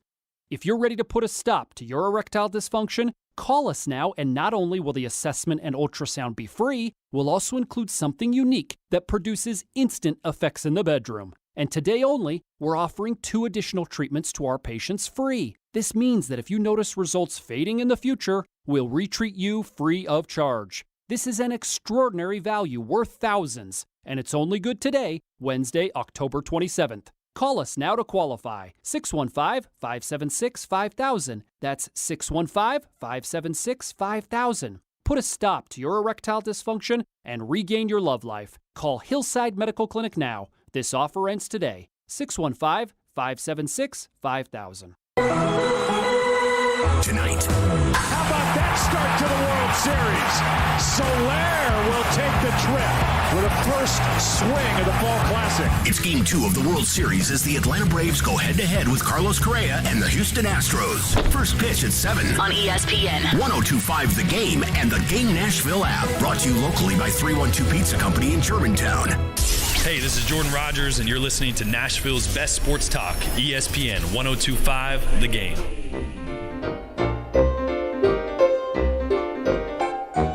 Join stars for this year's Cherish the Night Unplugged event on Wednesday, November 3rd at Marathon Music Works. This year's lineup is incredible, featuring Gordon Kennedy, Charles Eston, and Danny Flowers, with a special presentation of the Troy Gentry Compassion Award to the Young Fables. To learn more and to register, go to starsnashville.org. Welcome back in, Robby and Rexrode here on ESPN 102.5 The Game, streaming live on Twitch, on Twitter, and YouTube today and every day. Our video streaming brought to you by the law offices of Amanda Gentry. Robby and Rexrode brought to you by Volunteer State Bank, now with 2 locations in Murfreesboro. Visit their brand new Murfreesboro location at 2019 Memorial Boulevard. Member FDIC, equal housing lender. And I have Predators forward Ryan Johansson joining the show at 9 o'clock, so looking forward to that coming up here in about 30 minutes or so. Right now, talking Titans and Colts, taking your thoughts on the text line, driven by WilsonCountyHyundai.com, 615-737-1025. Indy Ben texting in. This game to me comes down to coaching. Both teams have the horses on the field to win, but the coaching staff who has the better game plan should be the deciding factor. Also, Ballard is widely regarded as an upper-tier GM due to the completely altering the ineptitude of the roster when Grigson was the GM who ran that roster into the ground. This coming from Indy Ben on the text line. Well, he's better than Grigson for sure. Did he run it into the ground? You know, I don't know that the Colts. I think the Colts have been pretty solid. Obviously, they've benefited a lot over a long period of time from the quarterbacks they've had. But, yeah, Grigson certainly. I mean, I think Ballard absolutely has been an upgrade. And he's been good. It's just a little bit of like, so why are we fawning over the guy so much, you know? But I would agree also with that assessment. I mean, I think it's just like a one-possession kind of really good football game that we're going to get Sunday. And probably could be a coaching thing, or could just be like which standout player on which side is going to make that one play. You know, who's going to make that play? Pittman going to make that play downfield for the Colts? Is A.J. Brown going to make that play for the Titans? You know, Kevin Byard tip a ball up to somebody to pick it off. I mean, I think it's going to be that kind of a game. So, I think both teams know what they're going to do. They know what they want to do, what the other side's going to do. I think there's going to be a bunch of big surprises in this game. I suppose you could have a little fake punt, a little fake field goal. Brett Kern, you could have a lot of possibilities. Let old Kern take on Darius Leonard, see if he can get around him. Yeah, you could do that. Yeah. Maybe the Colts try something sneaky, maybe something like that in there. Another Derrick Henry jump pass. I mean, who knows? Maybe Derrick Henry looks to his left this time and sees Ryan Tannehill over there. Yeah, he's got to be better going through his progressions if he's going to win MVP. If there's a quarterback in the league that you should feel really good throwing the ball to, Ryan Tannehill's got to be at the top of the list, right? You would think so. Yeah. He was a receiver in college. I'd feel all right throwing it to Carson Wentz too, though, the way he's moving around. But yes, Tannehill, or Tannehill, as some people still say in this league. When the Titans need to get a starting quarterback at some point whose last name isn't butchered. Tannehill's is not butchered nearly as much as Mariota's. Steve McNair. There you go. Yeah, there was no ambiguity. Vince to that Young, one, right? Yeah, right. There you go. Kerry Collins. But no, I'm excited for this game. It's going to be good. It's going to be a slobber knocker. That's for sure. It is, and a big game for the front of the Titans as well, who was awesome against the Kansas City Chiefs. Bud Dupree, Harold Landry, Danico Autry, Jeffrey Simmons. I can't say his name. Danico Autry and Jeffrey Simmons as well. Really good game against Kansas City, obviously. And the question, I guess, moving forward, Joe, is, all right, is that a one-time thing against Kansas City, or is this more often than not going to be what that front is as the Titans move forward here? If it is, then I start to feel a whole lot better about this defense as they move forward, even with the injuries that they've sustained on the back end. If you're telling me that you're going to get close to that same production and effort level out of that front, and maybe more than that, the availability of that front moving forward. If that's what it's going to be, I feel pretty good about that, about the defense and that front specifically as they move forward here. A tougher challenge this week against that Colts offensive line. Yeah. So I know you'll be surprised to hear this, but I wrote a long piece about this today at theathletic.com. And it was a film study. Don't do a ton of those, but I was like, okay, I got to go back through and try to like track some stuff just on the pass rush. So some of the stats I came up with. So I had 46 dropbacks. Now, I'm including plays that were nullified by penalty because it's still like, what did the Titans do? You can still see what they did. And how did they attack this? Like, what were they doing? So basically, they rushed 41 of those 46. They rushed 3 once. They actually brought a blitzer 4 times. Twice it was Molden, twice it was Molden, twice it was David Long when they went with 5. But basically, they rushed 4. They rushed 4 people. And one thing that's interesting, and I did bring this up, and I throw this out to people, is it time for a nickname? I mean, I asked Terrell Williams, D-line coach, like, okay, is there a name? Because some teams call it like the NASCAR package, right? And he's like, third down defense? I'm like, okay, well, that's not fun, but not quite what you were going for there. I went with law firm because it does sound like Dupree, Landry, Simmons, and Autry sounds like a law firm. But they didn't actually play together a ton, but they were on those specific, obvious third down plays, and I mean, they completely dominated. They just completely wrecked the game. But some of those guys in different other moments were wrecking the game too, with an Ola Adeni on the field, or a Tier Tart on the field, Naquan Jones on the field. They did a better job, I think. Even Landry got some rests when you go through the tape, like in some key moments, which I think is good. But one thing they did that I thought was really cool is they just really mixed it up where they put people. And this is where I think Danico Autry, I think he's not talked about enough, about how big of an acquisition he's been and how important he is to this defense. I mean, he's on the left edge, and then he's over center, and then he's between on the right side between guard and tackle. Yep. And he's everywhere. And all those guys at different times looked unblockable in that game. Now, how much of that is Kansas City? Mike Remmers, not a great player. Orlando Brown Jr. at left tackle. Yeah, I mean, Bud Dupree wore him out. I can tell you that. And Landry was on that side some too and succeeded. So you have to take that with a grain of salt. But I love the creativity of moving those guys around. They had very wide splits at times, and then sometimes they were more traditional. And it all just added up. Like, by the end of the game, you could see with Mahomes, I mean, even the few times he had a pocket, he didn't think he had a pocket, And that's what you do when you can rush the passer like that. One question I have for this Sunday is, if you're in a game where now you have to actually honor the run, what does that mean?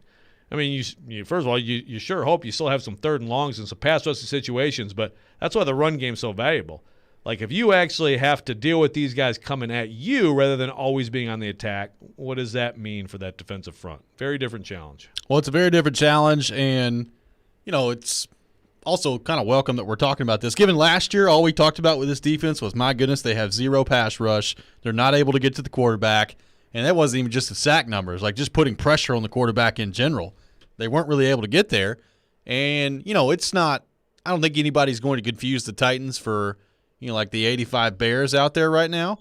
But my goodness, they can get to the quarterback. Harold Landry by himself already been more of a threat this year than they had at any point last year. And I'll say, like, if Bud Dupree is getting healthier and he is going to be available as the Titans move forward here and continue to build, that's good news, because we saw some signs on Sunday that, he can still be a big presence on that defense when he's healthy, when he's right, and hopefully that continues to be the case for Bud Dupree, because if I'm a Titans fan, as good as Harold Landry has been this year, I'm really intrigued to see what that defense can look like if they get full-speed Bud Dupree back. That would be a big deal for this group. Yeah, and that was the difference, right? I mean, Simmons, Autry, Landry, they've all been doing their thing this year, but then you throw in that other guy on the edge who is a problem, and he got that strip sack early.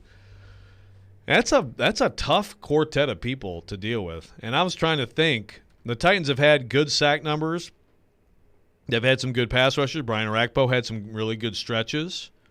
But I'm trying to think, when the last time the Titans had a four-man rush that looked as dangerous as this one did Sunday? I think you're probably going back to when Jim Schwartz was here. Yep. As the DC, right? Yeah. I mean, with the Titans with Vanden Bosch and some of those guys. Yep. I mean, Hainsworth in the middle. Hainsworth inside. I mean, I don't know. Maybe I'm overstating that, but no, I don't think you are. I mean, I think it's been that long, and you look right now, the Titans are 10th in the NFL in sacks. So they have 17 sacks so far. Chicago Bears leading. Chicago and Minnesota tied for the lead with 21. So right now, I guess, they're not even technically 10th. They're like tied for 8th in the league in sacks. If you'd have told me that before the season started, I think if you're a Titans fan, you take that all day. Yeah, and so I don't even know, honestly, as I ask this, but where are they in third down defense? Yeah. Middle of the pack, right? Right in there. I mean, that's pretty significant improvement. And this is one of the things people say, and we've dunked on it before, like you can't take it away. It's like Derrick Henry. Well, if he didn't have the 80-yard TD run, we held him to 43 yards. Well, he did, and it counts. So if Aaron Rodgers didn't throw for 200 in the first half, you held him to 250 on the day. Yeah, he only had 180. Yeah. And so it's the same. But with the defense, you could say, well, if they just didn't have some of those busts and give up those big plays in some of these games, what would the numbers look like? Well, they look good, but that is part of your numbers. Right? It's part of your offensive numbers, explosive plays. It's part of your defensive numbers. But if they can keep the Chiefs from having any explosive plays, what does that mean? Does that mean that was it one day, one game plan, one matchup that they just won up front so easily that it kind of masked some issues? I will say that Janoris Jenkins, and still like early in the fourth, got torched on a deep route that Mahomes way overthrew, but that's what, like right now in this moment, to give them a quick one to make it 27-10, that's what you can't do. He's back a little bit. Yeah, you can't do that. But it does look like they're maybe cleaning some of that stuff up. And if you do that, well, what does that mean? It might mean you got a decent defense. We'll continue the conversation on the Titans coming up next. Take more of your thoughts on our text line, driven by WilsonCountyHyundai.com, 615-737-1025. The NFL season is approaching the halfway point, and FanDuel Sportsbook has a little something different to offer for the Sunday night matchup between Dallas and Minnesota, because FanDuel is giving new customers 25-1 odds on any touchdown to be scored in the game. That means you can end the NFL Sunday the right way by winning $125 on a $5 bet. Dallas has had one of the most explosive offenses in the league. Minnesota, you've got Dalvin Cook. You've got Justin Jefferson. I like your chances of having a touchdown scored in this game, and I like Dallas on the money line too. But you take it any way you want to take it. Offers like this are why I love betting the NFL on FanDuel Sportsbook. It's the #1 rated sportsbook app in America, and they now accept Venmo as well. So make sure you take advantage of that. You'll get paid in as little as 2 hours. So just sign up with promo code ROB this week before the Sunday night matchup. You can win $125 on a $5 bet. Remember to use promo code ROB so they know that I sent you, exclusively on the FanDuel Sportsbook app. You must be 21 or older and present in Tennessee. New users only. A $10 first deposit required. Must wager in designated offer market. A max bonus of $125. Bonus for Tennessee users fulfilled in site credit within 72 hours. Tennessee site credit expires 14 days after receipt. Restrictions apply. See full terms at sportsbook.fanduel.com. Got a gambling problem? Call the Tennessee Red Line at 1-800-889-9789. Barlines and the Omni Hotel, one of Nashville's favorite downtown destinations, gets raving reviews from the locals. Live music, great food, and a favorite spot to watch your Nashville Predators on any of the 22 big screen TVs. And great food is an understatement. How about award-winning hot wings, Nashville hot chicken sandwiches, smoked brisket tacos, and in-house homemade pimento cheese sandwiches. Barlines, an official Predators preferred watch party location, 1 block from Bridgestone in the Omni Nashville Hotel.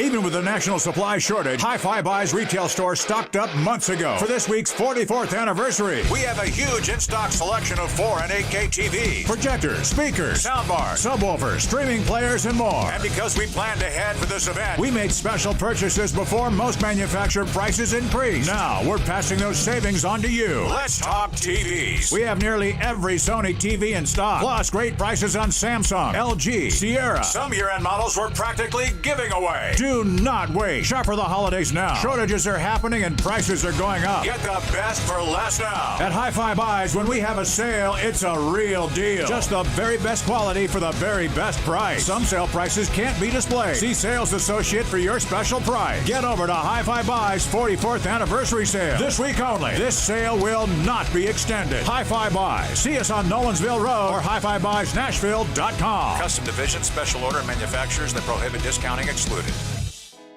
It's not just about being in your community. It's about being your community. Come experience the all-new state-of-the-art Volunteer State Bank, second Murfreesboro location at 2019 Memorial Boulevard.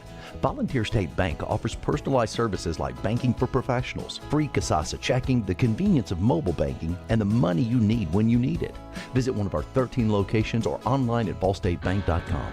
Real people, real solutions, right here. Member FDIC, Equal Housing Lender.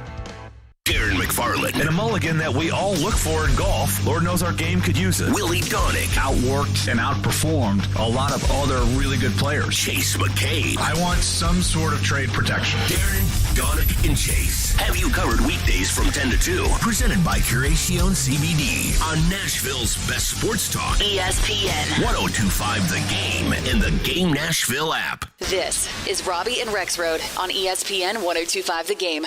Guys, I don't have time for that speculation. I mean, that's a joke to me. I got one of the best jobs in all of professional sport.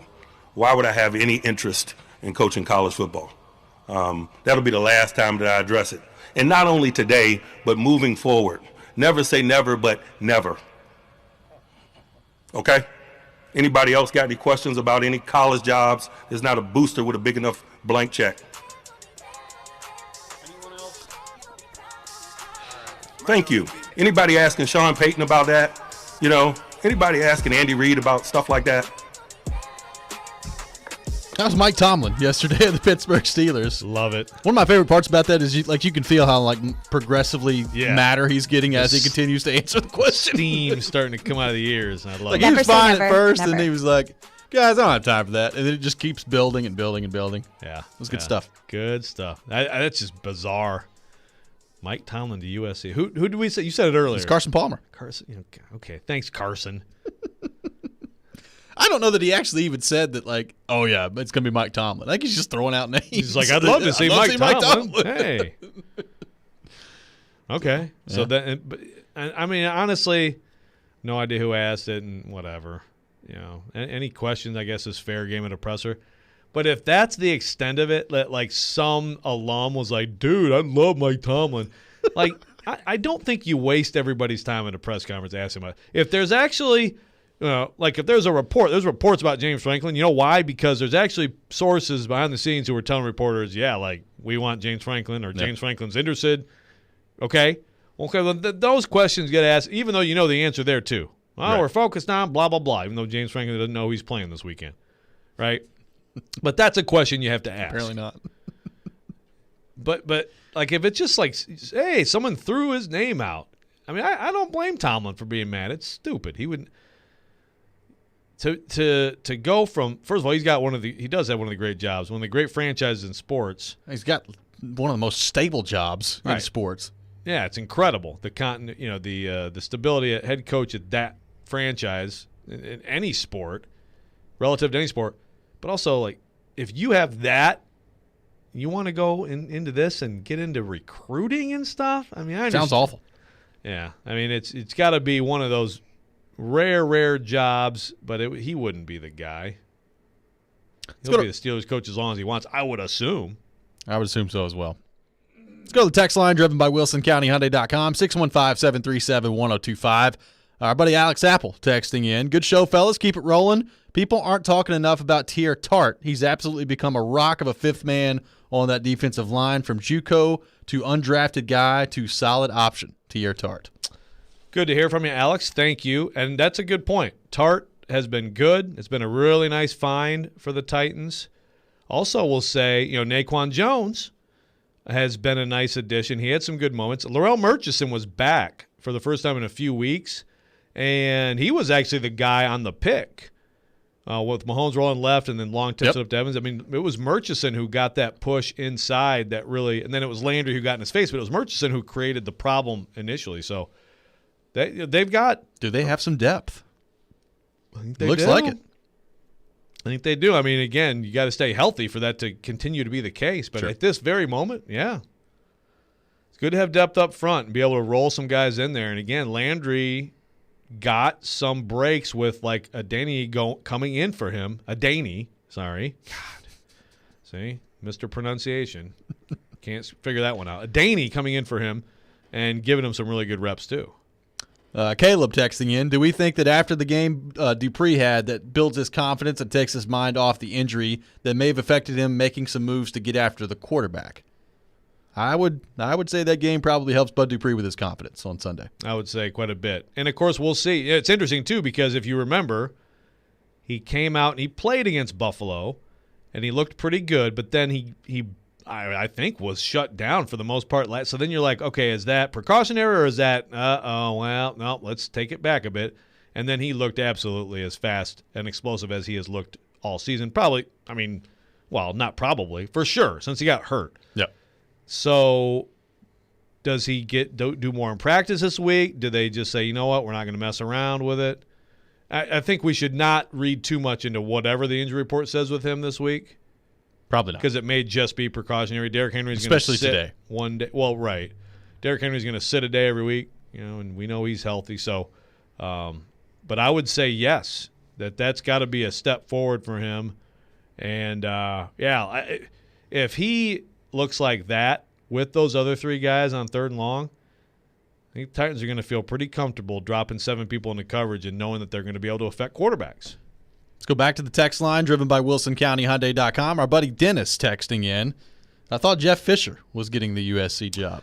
Yeah, I did see that out there's there. a report. I wonder where those reports come from. When Jeff Fisher is a candidate for the USC job. I wonder where that originates. Yeah, I do too. Guess I don't know. Must be USC. Must be. I mean, he is a USC alum. Yeah. Oh, man.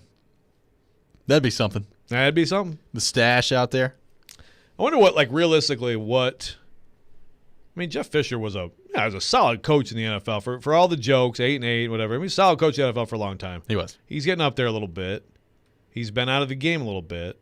Like, realistically, what kind of job could he get? I don't know, because I feel like he's still waiting for a coaching job. And one of the things that I feel pretty good about Jeff Fisher being really good at is in the booth. Like, I think Jeff Fisher would do a really good job in the booth somewhere. And maybe he just doesn't want to do it, and maybe the answer is as simple as that. But, if he's waiting on, like, another coaching job, and that's why he's not in the booth, I don't know if another coaching job's coming, man. So just take the job in the booth. Well, I mean, I think another coaching job of some sort could come. I mean, possibly, an assistant level in the NFL. Possibly, Jim Haslett is here coaching linebackers. Would he take it? I don't know.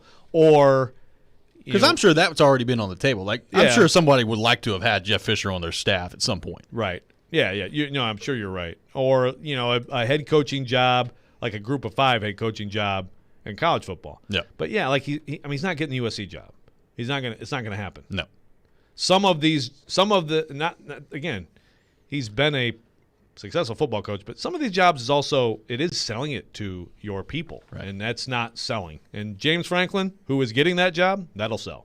It's family time in Smashville this Saturday at Bridgestone Arena with 12:30 p.m. hockey. The Spooky Smashville Family Pack includes 4 tickets, 4 hot dogs, 4 sodas, and 4 free skate passes at Ford Ice Center. The first 5,000 kids to arrive will receive a Halloween tote for arena trick-or-treating. Prices start at $129. See you in Smashville. Get tickets today at NashvillePredators.com/Family Pack. Speaking of the Predators, when we come back, we'll be joined by Nashville Predators forward Ryan Johansson. That's coming up next. This is Robby and Rexrode here on ESPN 102.5 The Game.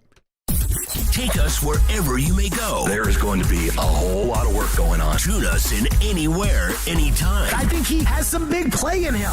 Just search The Game Nashville in your app store and download today. And keep it locked on Nashville's best sports talk. ESPN 102.5 The Game. ElectronicExpress.com. We make it happen. More honors for Scotty. This is the Commodore Report. I'm Kevin Ingram. 2 weeks out from basketball openers, another preseason salute for Vanderbilt guard Scottie Pippen Jr.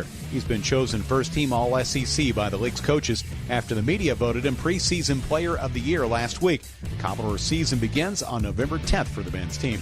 Vanderbilt football now gets ready for Missouri Saturday in Nashville with another chance to grab a first conference win.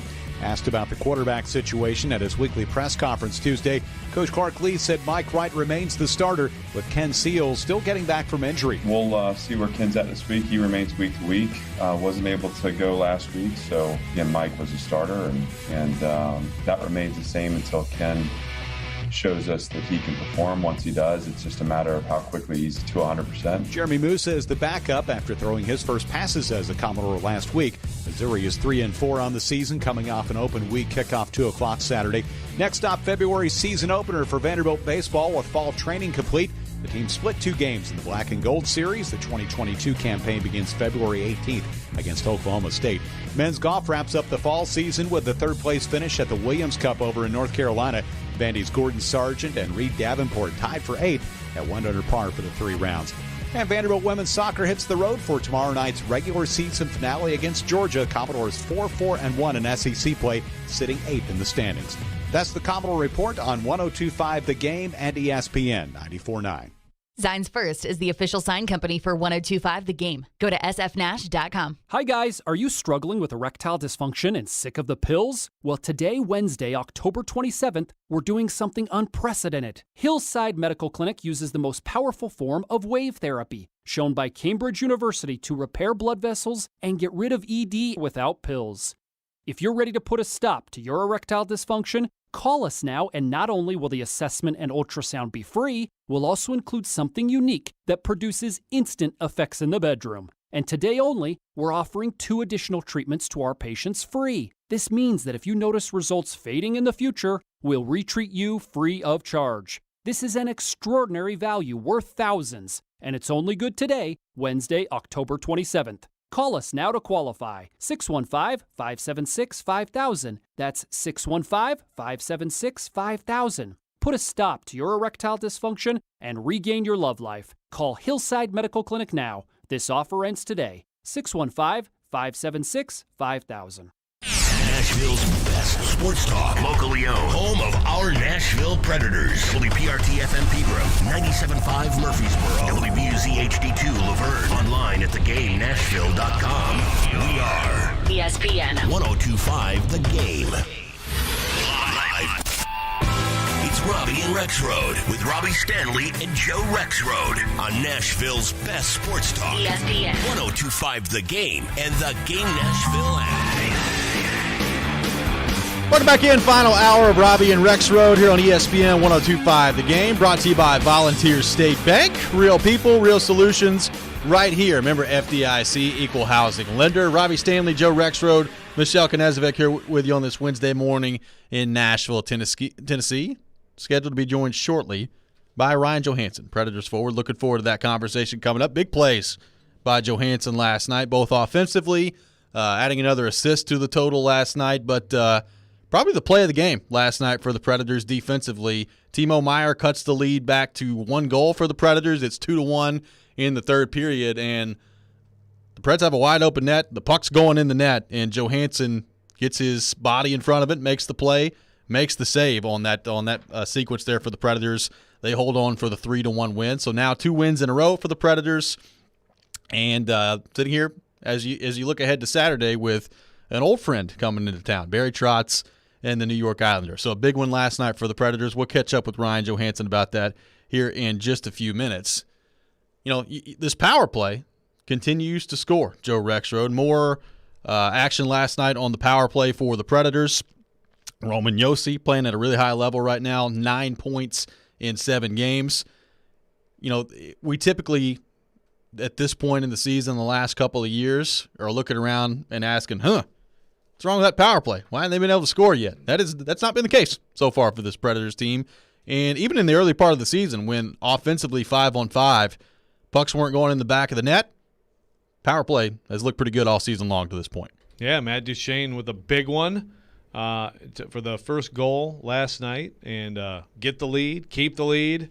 Like I said, Johansen with a clutch play late. But just overall, all of a sudden, with 3 straight games here after the first 4 at home, the offense overall, like you're seeing some good signs. I mean, Johansson's got some production. Obviously, Roman Josi is just coming out on fire. Now you get Forsberg going. He's got 3 goals. Duchesne.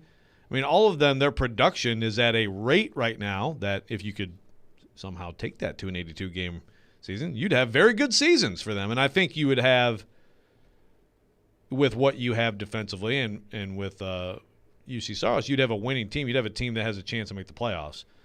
Can you sustain it, though? I mean, just before they go to Winnipeg, it's like, my goodness, where and how are they finding offense? Which is probably some of the early season overreaction that you tend to have, but it's also kind of, I still think, a reality of this team is that they're going to have to scratch out their fair share of 2-1, 3-2 wins. They are, and the defensive pairings, especially in the top 4 that they've gone with as of late, I've liked for the most part. Now, the Winnipeg game, I didn't think they played very well defensively. They responded nicely on Sunday against Minnesota, and then once again last night. I mean, I think they've played pretty well defensively for the most part. You've got Josi playing with Fabro. You've got Carrier playing with Ekholm. I mean, I think you brought it up earlier in the show, but Fabro playing with Josi, I think has been pretty good so far, and that's looked like a nice combination. Now, I think the easy response to that out there is, well, yeah, he's playing with Roman Josi. Anybody can do that, and anybody's a stretch. That's not necessarily the case. I think it certainly helps playing with a guy like Roman Josi, but Fabro individually, when you just look at the individual parts of his game, I think he's looked pretty good so far. Well, I think he's earned the right to play with him too, right? It's not like he started out the season playing with him. I mean, his play has elevated him in the lineup, and I like that combo right now. I like how he looks. I mean, I think there's so many individual storylines for this team. That's one that so far is definitely playing out the way the Preds hoped. Ellie Tolvanen, you're still good, certainly that he was healthy. You want to try to get him going now. I mean, I think you get him going and get like 2 lines going so like an opposing checking line doesn't have an obvious target, then you make yourself more dangerous. Let's go to our 102.5 The Game phone line, driven by WilsonCountyHyundai.com, and welcome in Predators forward Ryan Johansson, brought to you by Gary Ashton Remax Advantage and Social Furniture. Social Furniture in West Nashville at 5412 Charlotte Avenue. Support local, support social. Ryan, what's going on, brother? How we doing? Hey, fellas. Good. How are you guys doing? We are great. Good. Appreciate you taking time to join us this morning. So did you practice a little goalie yesterday? Save of the game yesterday for Mr. Johansson in that game last night. Yeah, a little bit. I had,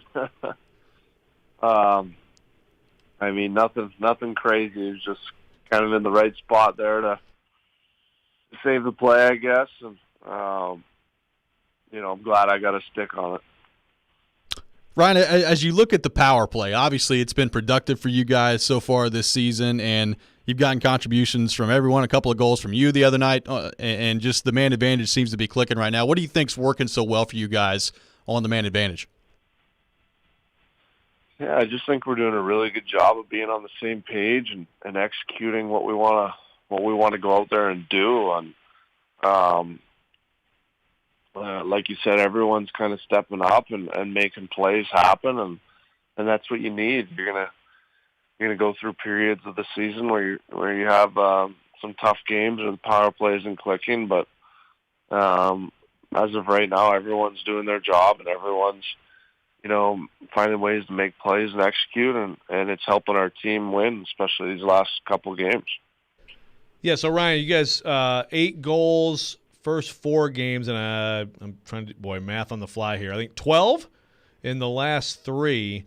Other than the power play, anything that you guys found, like in Winnipeg, or just overall that's getting better for you in terms of 5-on-5 offense? I think we're doing, within our structure, our game plan, we've been executing a little bit better and kind of have taken another step in the early start of the season. But,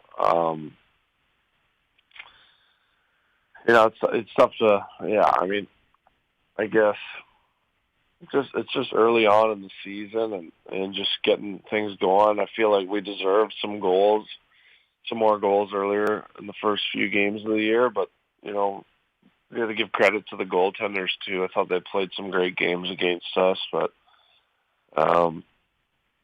feel like our offense is coming more, and it's good to get rewarded these last couple of games. Predators forward Ryan Johansson on the line with us, driven by WilsonCountyHyundai.com. Ryan, you had maybe the most outstanding Post Malone Halloween costume that I've ever seen in my life a few years ago. Is there anything special planned for Halloween this year from you? I mean, I'm doing my best again. I'm going to try my best. Okay. But I can't give it away, though. You know that. Okay. All right. So you actually have a plan, or you can't give it away because you're still trying to figure it out? No, I got it. It's here.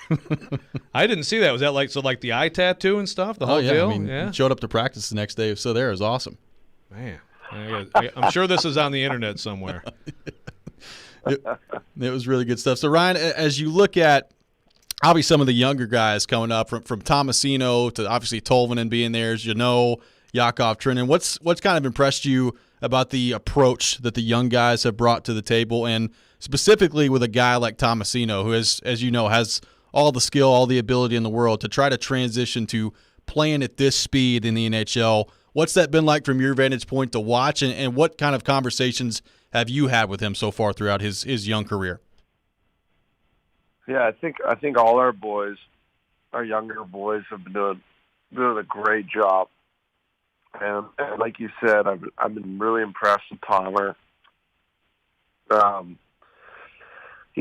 older guys on the team, and looking back and being when we were young guys and coming into the league, and you kind of, what was the advice you wanted to hear? What were things you wanted to hear? And I kind of looked at it, and our other older guys talking with him. It's like go out there and just attack the game. Like, go make an impact. Like, try get out there and just make plays. Don't worry about making a mistake. Go out there and just work your butt off, but try and make impacts. And go out there and kind of play fearless and make plays, and like I said, and I think that's basically bang on how Tomer's been playing. He's just going out there, he's playing fearless, he's making plays, and he's he's doing everything he can to make impacts in games, and I think you can see that within every shift he takes. He's out there, and obviously it doesn't happen every shift, but his intentions are to make impacts in these games every time he's got the puck on his stick, and he's been very impressive, and I'm proud of the kid and proud of the way he's playing and the way he's working right now. Well, another young guy, Ryan, who last year came in super early, super young, was able to help you guys out, in that series against Dallas, but right out of college basically, and has had ups and downs, growing pains in front of everyone since then. But it really seems like Dante Fabro kind of took to heart, being more physical and stronger and all that stuff in the off season, and it seems to have translated to the ice. What have you seen from him, both coming into the year and then so far this season? Yeah, I'm glad you brought up Fabs, because he was absolutely phenomenal last night. And I went up to him last night, and I'm like, Fabs, you played great, man. Like, that was a heck of a game by you. Like, great job. He said, well, I didn't think I played that good. And I'm like, you know what? You were in positions to do all the hard things and all the ugly things within a hockey game, and you like looked phenomenal doing it all. He just had, throughout the whole game, he had all these tough hockey plays and all these ugly plays where it's just, and he was coming out of them and executing things just like it was nothing, and it was so impressive. And he's doing so many little things, and you don't get credit for those kind of things, and you don't get on the score sheet with points, but as teammates, we notice that big time, and he's definitely shown a lot these last few games, and in the preparation, taken and through the off season and whatnot to be ready for this season, and really proud of him right now and how he's stepping up. Ryan, last thing for you here. Obviously, you take a look at your own personal game, and you're getting rewarded right now for your play with the points. But even beyond the points, what have you made so far of your game and the way that you've approached kind of your job on a night-in, night-out basis for this group so far? Yeah, it's nice to get on the board and get rewarded a little bit, and just going out there and doing what I do and trying to find success and get points on the board to help the team win. And last couple games have been nice, and it's just good getting some results in the win column and have an opportunity to get back to 500 on Saturday. Well, Ryan, we really appreciate you taking time to join us this morning. Good luck as you go throughout the week here and with the game coming up on Saturday. And stay vibing, my friend. Appreciate you taking time to join us. Stay vibing. I like that. That's right. All right, boys. Thank you, guys. Sounds Thanks, good. man. Ryan Johansson, our guest here on Robby and Rexrode, brought to you by Gary Ashton Remax Advantage and Social Furniture. Social Furniture in West Nashville at 5412 Charlotte Avenue. Support local, support social. We'll come back. We'll react a little bit to what Ryan Johansson had to say there. Take your thoughts on our text line as well, driven by WilsonCountyHyundai.com, 615-737-1025. Speaking of the Nashville Predators, the 2022 Navy Federal Credit Union NHL Stadium Series is coming to town, and the Nashville Predators will host the Tampa Bay Lightning outdoors at Nissan Stadium on February the 26th, and you could be a part of the action. 70,000 rocking fans at Nissan Stadium. Smashville is excited to welcome the entire hockey community for a unique spectacle that celebrates the spirit of Nashville. It's going to be a really fun time coming up at an outdoor hockey game. If you've never been to an outdoor hockey game, I can promise you don't want to miss it. It is an experience that you will truly never forget, and you can get your tickets now at NHL.com/Stadium Series Tickets. Once again, that's NHL.com/Stadium Series Tickets.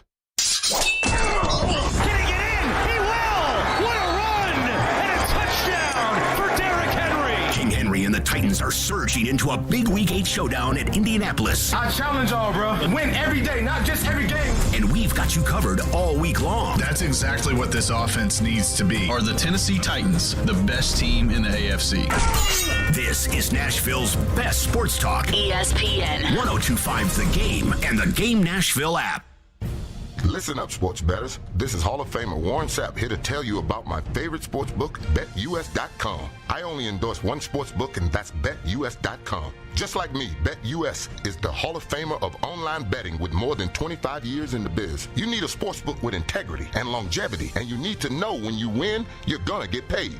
You need a sportsbook that offers all the action to make every game feel like the playoffs. Call today at 1-800-69-BET-US. That's 1-800-MY-BET-US. And they will get you set up faster than I can run the 40. Nobody in the industry gives bigger bonuses than BetUS. I play at BetUS, and so should you. Now is your turn. Join now. Call today at 1-800-69-BET-US. That's 1-800-MY-BET-US. My favorite sports book, BetUS.com. Up to 200% sign-up bonus. Support the station and use code GAME. Tell them Sapp sent you. Winter's a bad time for your furnace to go out, but it's never a bad time to call Lee Company. Our heating and air conditioning pros are available 24/7. No heat? Don't wait. Call Lee Company now at 615-567-1000. Our expert technicians will diagnose the issue and fix it right the first time. When you're cold, you need someone you can count on to bring the heat. Call Lee Company now at 615-567-1000 or visit leecompany.com.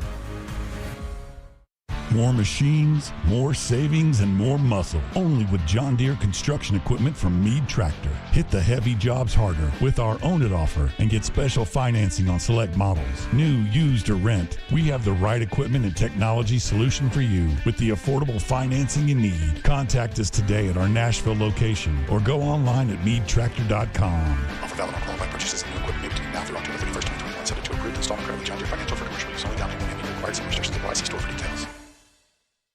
Are you interested in starting your own business? Join the Blink Law Entrepreneur Summit on February 2nd for their one-day event to help anyone start a business. Not only will you hear from experienced entrepreneurs from a variety of fields, but all attendees will also get a one-on-one consultation with an attorney who will register your business. You will leave the event with certified documents and an officially registered business. This is a great opportunity for anyone who wants to jumpstart a new business. For more information and to register, go to facebook.com/BlinkLawLLC.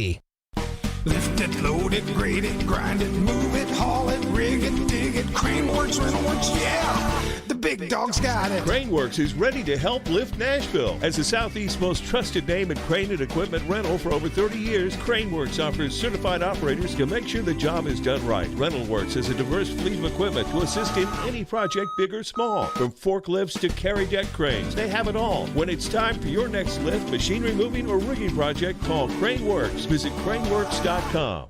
Interact with Robby and Rexrode. Call or text the show at 615-737-1025. Driven by WilsonCountyHyundai.com. Don't miss Nashville's best NFL pregame show live from Corner Pub downtown this Sunday. The NFL pregame show features myself this weekend, Robby Stanley, Mark Howard, and former Titans wide receiver Chris Sanders. Joined there from 9:30 to 11:30 a.m. live at Corner Pub downtown, 151 Fifth Avenue North, prior to the Titans taking on the Indianapolis Colts. The NFL pregame show is brought to you by TriStar Moving, Parma Tractor and Equipment, FreedomTireGuys.com, FanDuel, E2 Roofing, Hillside Medical, Social Furniture, and Screwball Peanut Butter Whiskey. Welcome back in, Robby and Rexrode here on ESPN 102.5 The Game, and a little Daughtry coming back in. We've got a pair of tickets to see Daughtry at the Ryman Auditorium on Wednesday, November the 3rd. Be caller number 3 at 615-737-1025, 615-737-1025. Caller number 3 will win a pair of tickets to see Daughtry at the Ryman Auditorium coming up on Wednesday, November the 3rd. So go ahead and dial in right now. Caller number 3, 615-737-1025. Thanks to Ryan Johansson for joining us in the last segment. Joe, I said it on Twitter last night after the game. An observation that I have through 7 games so far for this Predators team, and there's a lot to kind of sift through there. Ryan Johansson's been pretty good so far. And Johansson, I think both offensively, he looks engaged, especially on the power play. He's been effective so far. But really, in his all-around game, I've liked for the most part through 7 games this year. Made the play of the game yesterday with the save of the game and the wide-open net that we talked about in the last segment. But overall, I think Ryan Johansson, if you're a Predators fan, you've got to be pretty encouraged by what you've seen so far through the first 7 games. Yeah, for sure. It's a good start, and then it's a question of maintaining it. I mean, obviously there's a lot on him. There's a lot on Matt Duchene. We know this. I mean, you know, if you're a Predators fan who is more, I guess focused on the youth and the future, that's fine. But this team is going to achieve anything because both of those guys have pretty good years, or it won't. And I would say more so with Duchene, but I think with both, at least you're seeing some positive things for sure. And, again, the production right now is at the rate you want it. Can you maintain it? Can you maintain it? And, is there going to be more opportunities as they move forward? I read off the time on ice a little bit earlier. Yakov Trenin, Colton Sissons, still getting a little bit more ice time than Ryan Johansson did last night.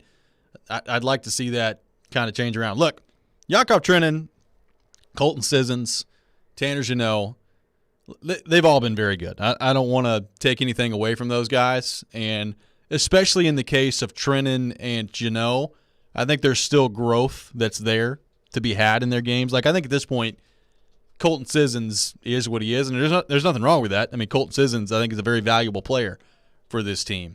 But I still think that Jeannot and Trenin have room to grow in their game. I still don't – I mean, neither one of those guys are going to be Ryan Johansson. And I think Ryan Johansson, if he's playing the way that he is right now, I think they need to have him out there and use him a lot. And I would like to see them use him more than they have so far this season as they move forward. Hey, man, if you got a chance to bash some heads out there, John Hines gonna take that opportunity. But no, I mean, I agree. I mean, hey, those guys very important to the team without question. But yeah, I agree. I mean, look, Johansson is he's playing the entire ice, and he's playing a strong game, and I think that'll probably balance out a little more in some games, or he'll be on the ice a little bit more in some games if he keeps playing like this. I would think so. Do you think that this line concoction is here to stay? No. I mean, I think you'll see some moving around. It's going to be interesting because David Poyle was on with Darren Donick and Chase yesterday just talking about, the opportunities for a Jeannot or for a Trennan. Could they move up? I mean, you have, I think, different looks you're going to see from those guys this year. So I don't think this is like something that's just going to be permanent. Like, I'm also interested, like, at some point, can Eeli Tolvanen get it figured out to the point where you put him with a Ryan Johansson and see if you can open him up offensively that way? Like, I wonder what happens on that front on a consistent basis. Like, could that be something that John Hines takes a look at? I don't know. I mean, I think you've got to be pretty encouraged by the way Tomasino's played so far. I mean, he had another breakaway opportunity last night late in the game. Wasn't able to convert on that play, but all in all, like, I really like, for the most part, what Tomasino has brought to the table. So, with some of your younger guys, I think you're encouraged. Like, even, Novak, who we didn't even talk about in training camp, he's come in and has looked pretty good for the most part. So, David Poyle had some interesting comments on that yesterday too. Like, they felt out of camp that Novak was probably further along than Cody Glass was. And, that's part of why the hook was pretty quick on Cody Glass, sending him back to Milwaukee. Yeah, that's when it happened. We didn't think of it in terms of a one-for-one kind of thing, but that's what it was. Yeah, that's apparently what it was. So, I mean, I think there's a lot to feel good about with some of these young guys. The problem that you have with young guys is they can look good for stretches, and then they can disappear for stretches too. And that's what you got to navigate through when it's your first time playing through an 82-game NHL season. That's a really tough thing to navigate through. Yeah, no doubt. Yeah, there's going to be ups and downs, but I would say overall, I think you can see in Tomasino all the things people have talked about. Yep. You see the upside, and I think he mixes it up. I mean, I like how he goes about his business. There's going to be empty stretches and things like that, and moving around, and it's not going to be perfect. But overall, I don't know that you could realistically ask for a ton more than you've gotten from him through 7 games. And not that he's played all 7 games either, by the way. Exactly. No, I think he's looked pretty good on that front for the most part. Saros, I thought, with a nice response last night as well. Didn't go well for him on Saturday night against Winnipeg. He didn't get tested a ton last night, but came up with some big saves and key moments. Defensively, I like where they're at for the most part. Really, the Winnipeg game is the one exception where I think they played pretty well defensively for the most part. So, you look at their record right now, and they're 3-4, and you're like, okay, well, that's about where you thought they'd be to start the season. I do think there are parts of their game that are very encouraging. Like, I love the power play. For the most part, I like the way they played defensively. UC Saros has looked very good so far. Connor Ingram, in the one game we saw him, looked pretty good. So I think there's a lot to like. It's just offensively, I think we know this team is going to be limited in what they can do. Is the formula that they're going to have to play to win games on a consistent basis, is that sustainable? Like, can they play that way? That's going to be interesting to see. Well, I think they can if the power play operates well, as it is right now. And again, if those Duchesne, Johansson, and those guys are good enough to score. Those guys are good enough to give you 50, 60 points. It also helps that your best defenseman is on pace for like 95 points right now. There's that too. There is that, yeah. If he can keep that up, they'll probably be in good shape. Yeah. Would be my guess. A couple more plays last night that you're just like, yep. How many guys do that? Well, somebody pointed this out on Twitter last night. There are 3 guys that have won the Norris Trophy on the ice last night. One of them looked a whole lot better than the other 2. I'll put it that way. Between Brent Burns, Erik Karlsson, and Roman Josi. We talked early last season, Josi struggled by his standards to begin last season. And I felt at the time, and I feel even stronger about it now, and you might be able to toss like Kevin Byard into this same category. Maybe an instance of trying to do a little bit too much. Like, I think Josi, especially last year, was trying to do too much to maybe compensate for what's going on out there. And he came back in after his injury and looked like Roman Josi at the end of last year. So far, I mean, he looks really good out there. And you knew that's a given coming in. And, I tweeted about Johansson last night looking really good, and somebody was like, well, what about Yossi? And I was like, well, I mean, I think we've grown to expect that at this point. You have to also mention him every time. Yeah. Make sure you mention Roman. Yes. I think we've come to expect that at this point, but he has been pretty phenomenal so far this year. And that is with, a defense partner that I think sometimes we overlook this. He's played with Ryan Ellis for like the last 5 years, on and off. And now he's got a brand new one and looks pretty good still. Doesn't matter who's playing with him. So, been pretty awesome to watch Roman Yossi so far. When we come back, we'll be joined by our good friend Adam Vingan from The Athletic. Get his thoughts on the Nashville Predators as they look ahead to the Islanders coming up on Saturday. We will do that next. Do you want to win a pair of tickets to see the Manchester Orchestra at the Ryman Auditorium on Wednesday, November 17th? Well, if you do, head on over to YouTube and subscribe to the 1025 The Game YouTube page, and you'll enter for your chance to see Manchester Orchestra live. Once you subscribe, email us at promotions@cromwellmedia.com with your YouTube handle. Once again, that's promotions@cromwellmedia.com with your YouTube handle. Our winner will be chosen on Monday, November the 1st. We'll be right back with Adam Vingan here on Robby and Rexrode, ESPN 1025 The Game. Hey, I'm Ryan Johansson, and this is Smashville. It's off to the side for Johansson, and he scores, and the Predators are on the board. You're listening to the flagship of the Nashville Predators radio network, ESPN 1025 The Game. 1025 The Game has your chance to win Preds tickets all month long. Just post a picture of your radio dial set to 1025 The Game on social media and tag the game and use hashtag TicketDash to be instantly qualified. All brought to you by Social Furniture. Shop local. Shop social. Hey, it's Chase McCabe. Get your payout before the game's out with BetMGM. Place a moneyline wager on any Thursday night football game, and if your team is up by 10 or more points at halftime, you win. That's a full payout for only half the game, no matter what happens the rest of the way. Simply go to your BetMGM account and opt in each week to the Thursday night halftime payout promotion. Want to continue wagering in the third quarter? Keep it rolling with BetMGM's extensive live betting options. Need to hit the sack early? Use your winnings to place a one-game parlay on Sunday and go for gridiron glory. If you're new to BetMGM, just download the app today and see how you can turn halftime into cash time like me. Make a moneyline bet on Thursday night, and if your team is up by 10 or more, you'll win at the half. Only at BetMGM. Opt-in required. Must be 21 years or older. Must be in Tennessee. Visit BetMGM.com for a full list of terms and conditions. For problem gambling support, call the Tennessee Red Line at 800-889-9789.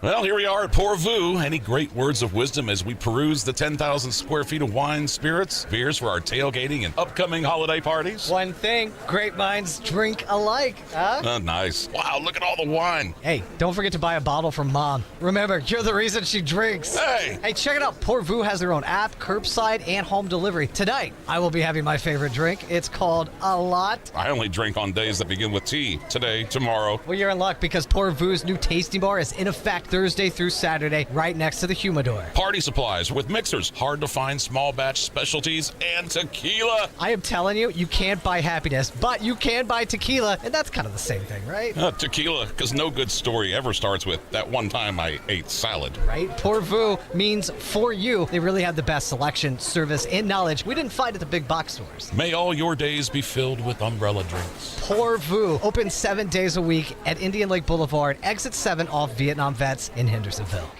From curriculum-based literacy programs and sport leagues to college tours and workforce readiness tracks, Boys and Girls Clubs of Middle Tennessee provide a safe place where youth gain the tools to learn, lead, and reach their full potential. You can support local youth and their great futures by donating at bgcmt.org.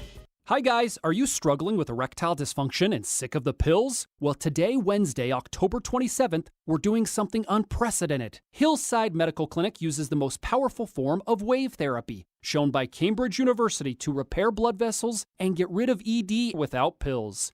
If you're ready to put a stop to your erectile dysfunction, call us now, and not only will the assessment and ultrasound be free, we'll also include something unique that produces instant effects in the bedroom. And today only, we're offering 2 additional treatments to our patients free. This means that if you notice results fading in the future, we'll retreat you free of charge. This is an extraordinary value worth thousands, and it's only good today, Wednesday, October 27th. Call us now to qualify. 615-576-5000. That's 615-576-5000. Put a stop to your erectile dysfunction and regain your love life. Call Hillside Medical Clinic now. This offer ends today. 615-576-5000. ESPN's Turon Davenport breaks down the Titans like no other. On the field chemistry, I don't think it's going to be a problem. It's just going to be a process. Catch TD Mondays at 11, Thursdays at 3, and Fridays at 8. Plus, the Talking with TD podcast drops every Wednesday. When you draft players, it's not just for one season, it's for a career. Presented by FreedomTireGuys.com, Nashville's premier mobile tire company, and Craneworks and Rental Works, your source for crane and equipment rental. Visit Craneworks.com. Nashville's best sports talk. ESPN 102.5 The Game and the Game Nashville app. This is Greg McElroy, and you're listening to Nashville's best sports talk, ESPN 102.5 The Game. Timo Meyer, who made this a one-goal game, now a backhander toward the front of the net, and they try to shove it home, but a big stop is made off to the side by Ryan Johansson. Wow. Give that man credit for a big-time save in this one-goal game. Big play last night for the Predators. They win 3-1 against the San Jose Sharks. They've now won 2 games in a row as they look ahead to hosting Barry Trotz and the New York Islanders coming up on Saturday. Welcome back in, Robby and Rexrode here on ESPN 102.5 The Game. Brought to you by Volunteer State Bank. Real people, real solutions right here. Remember FDIC, equal housing lender. And as we do every Wednesday at 9:30, we go to our 102.5 The Game phone line driven by WilsonCountyHyundai.com and welcome in our good friend Adam Vengen from The Athletic, presented by Bank of England Mortgage. Adam, what's going on, brother? How are we doing? I'm good. How are you? We are wonderful. Appreciate you taking time to join us. Adam, the Predators have a top 10 power play. Your response, and are you going to retire the Simpsons gift? What's going to happen in this area of the world that we've all become so very concerned with on Twitter? Okay, I've come up with an equitable solution that will please everybody. Okay. As long as the Predators have a top 10 power play, I will refrain from using the gift. And at any point it dips below 10, I am allowed to use it. So 11, he's coming out firing again. Oh, you're going to go GIF crazy when they go to 11. I feel like this is going to make you root for their power play to fail. Is my concern well-founded? I don't think so. Why would I root for anybody to fail? Because you love that Simpsons GIF. Yes. I do love it, and my followers on Twitter seem to enjoy it as well. But I made a promise, and I'm going to live up to it somewhat. I'm not going to. Somewhat. I think that's I think it's fair. While they're top 10, yeah, you that's can't fine. do it. But you know what? You should come up with maybe something when they're top 10 and don't score. You should come up with a gift. See what I mean? Yeah, like it's a surprise. Flip it around, right? Yeah. Well, now I have a project for today. That's right. There we go. Giving him something to do. Adam, we had Ryan Johansson on about 30 minutes ago here on the show, and I think for the most part he's been pretty good so far. What have you thought of Ryan Johansson individually through the first 7 games of this season? I think he's looked really good, and I think you could say the same for Matthew Shane as well.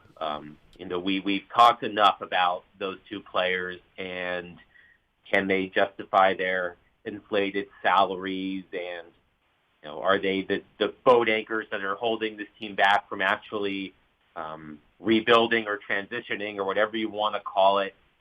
The one thing that can make us all shut up is if they play well. And so far, I think both of them have looked very engaged in the game. As we all saw last night, Ryan Johansson saved that game for the Predators with a heads-up play with the puck sitting there almost near the goal line with less than 5 minutes left. So, we saw Matthew Shane as well, score the type of goal that we knew he could score, but haven't seen him score a lot of with the Predators. A nice, clean, controlled zone entry, a nice shot on the rush, to score that power play goal to start the scoring last night. So, kudos to both of them for getting off to good starts. We'll see if it continues, but certainly, they're both very noticeable. And that's important. There have been too many times in recent years where they've gone long stretches without you noticing them on the ice, and they both have been engaged and noticeable through the first 7 games. So so far so good. Okay, am I detecting, I don't know, a little bit of warming on your part in terms of the overall picture of this team? I felt like, you've been pretty down on this team, understandably so. I mean, do you have a little bit brighter view of what they could be? Yeah, that's a good question. It is still early. There are a lot of teams out there that are playing better than expected. There are a lot of teams out there that are playing worse than expected. Yeah, the Avs are really bad, huh? The Avs, the Golden Knights, the Maple Leafs, the Sabres are excellent. All of these things. But, the Predators are honestly about where I expected them to be. But I think what we've seen from them over the past 3 games, even in the losing effort to Winnipeg, they were able to score some goals. But I think the 2 games against Minnesota and San Jose have typified the kind of identity that they want to play with. I mean, they did not do a lot of scoring in that opening homestand. They had 8 goals in 4 games, and some of those goals were garbage time goals, so you can count them or not. When I look at their fancy stats and things of that nature, they're basically playing about as they're expected to be playing, according to the numbers. Like the goals they're allowing, the goals that they've been scoring, the way that UC Saros has been playing. I feel like a lot of those numbers match up to what their expected numbers are. So really, I think the Predators are about right where they should be. And we'll learn after, I think, about 15, 20 games, I think, is when you get a good idea of what a team really is. For example, we talked about Buffalo. Like, Buffalo is not as good as their record probably indicates right now. And they'll probably slip, and they'll probably end up being, a bottom 3rd team. The Avalanche and the Golden Knights and the Maple Leafs, you would think would figure it out and get back to the top of the standings. But when I look at the Predators, honestly, I think they're about what I expected them to be through 7 years. Adam Bidkin from The Athletic on the line with us, driven by WilsonCountyHyundai.com. Adam, what have you thought so far of Dante Fabro individually, and what do you make of that Yossi Fabro pairing that the Predators have gone with? You mean like one of the most handsome bachelors in Nashville? Oh, yeah. Dante Fabro, according to Nashville Lifestyles magazine. It's a big deal. Yes, it's a very handsome pair because Roman Yossi, I think, was on that list at one point, or he was one of Nashville's most eligible bachelors. I don't know, but a lot of the handsomeness per 60 is very good on that pair. But in terms of how they've looked, I think they've looked good. Roman in particular, who leads the NHL in points among defensemen, he's got 9 points in 7 games. He had 2 assists last night. During the homestand, I likened Roman to 2007 NBA Finals LeBron James. And for those of us who aren't big basketball fans, that was LeBron James carrying a team that had no business being in the finals, into the finals. They were swept by the San Antonio Spurs, but it was LeBron James and a cast of Zadrunas Ilgauskas and, Eric Snow, Michigan State grad, and Anderson Varejao and Drew Gooden and Larry Hughes. Like, not a very good team. Sideshow Bob hair, by the way. Yes. There's your Simpsons. There's your other Simpsons reference for this segment. But, we know Roman can do this. We saw it a couple of years ago. He won the Norris Trophy. And last year was a down year for a lot of people, Roman included.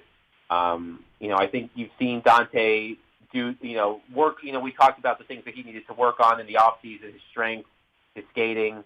I think you've seen that improve. I think Roman is just sort of doing Roman things. And he's the type of play, this team is light on quote-unquote elite talent. Roman is certainly that. And he can carry this team a long way, as we've seen in previous years. Beef and Beats Johnson on Twitter says, Adam Vingan taking credit for someone else's idea regarding the Simpsons GIF. What is that about? Your response. I'm taking. What do you mean? I'm taking credit for somebody else's idea. I don't know, man. I don't know. This is Beef and Beats Johnson. I mean, it looks like it's a burner account with 3 followers. So I don't know. It's slanderous, is what it is. If you can point to me a Predators-related Simpsons GIF that was created before mine, then we'll talk. But you're not going to find it. That's right. So, let's see some receipts, Beef and Beats. I could sue Beats and Beats for slander right now if right. I wanted to. That would be a very odd court filing. It would be. Adam Vingan from The Athletic has been our guest here on Robby and Rexrode. Joins us every Wednesday at 9:30. Hey, real quick, Bridget tweeted that Arlo peed on her twice today already. You guys all right over there? Everything good? Yeah, I mean, he had a nice stream of spit up that went down my forearm this morning. The joys of being a father. Love it. Yeah, so yeah, Arlo is he likes to do the peeing when the diaper's off. That's right. It's like the feeling of freedom, you know? That's right. And he does it a couple of times. So he does it once, and then you go to clean it up, and you turn around, and he's done it again. So, hey. It's all part of it. He's marking his territory. That's basically. right. Adam, we appreciate you joining us, brother. All right, thanks, Ed. Yeah. Adam Vingan from The Athletic, presented by Bank of England Mortgage. Hockey, Simpsons, fatherhood. All things Adam Vingan. P. That's right. When we come back, it is time for NSC Pick to Click, brought to you by Camarena Tequila. Be the first caller at 615-737-1025, 615-737-1025 to guess the goal score for Nashville SC tonight.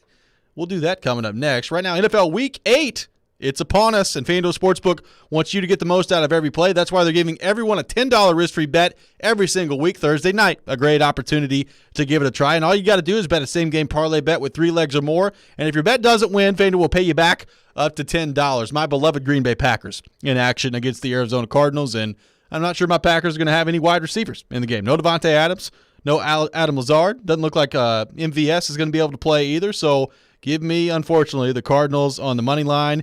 Give me Aaron Jones over on the receiving total, and give me Kyler Murray over on the rushing total. But you take it any way you want to take it. Offers like this are why I love betting with FanDuel Sportsbook. It's America's #1 sportsbook, and you get your winnings in as little as 2 hours. So if you're new to FanDuel Sportsbook, sign up today with promo code ROB to also receive 25-1 enhanced odds on any touchdown during the Sunday night matchup between Dallas and Minnesota. Win $125 on a $5 bet. Once again, that promo code is ROB, so they know that I sent you. Must be 21 or older and present in Tennessee. Refund issued is not withdrawable site credit that expires in 7 days. A max refund of $10. Restrictions apply. See terms at sportsbook.fanduel.com. Same game parlay available for multiple sports in all states on mobile and web. Got a gambling problem? Call the Tennessee Red Line at 1-800-889-9789.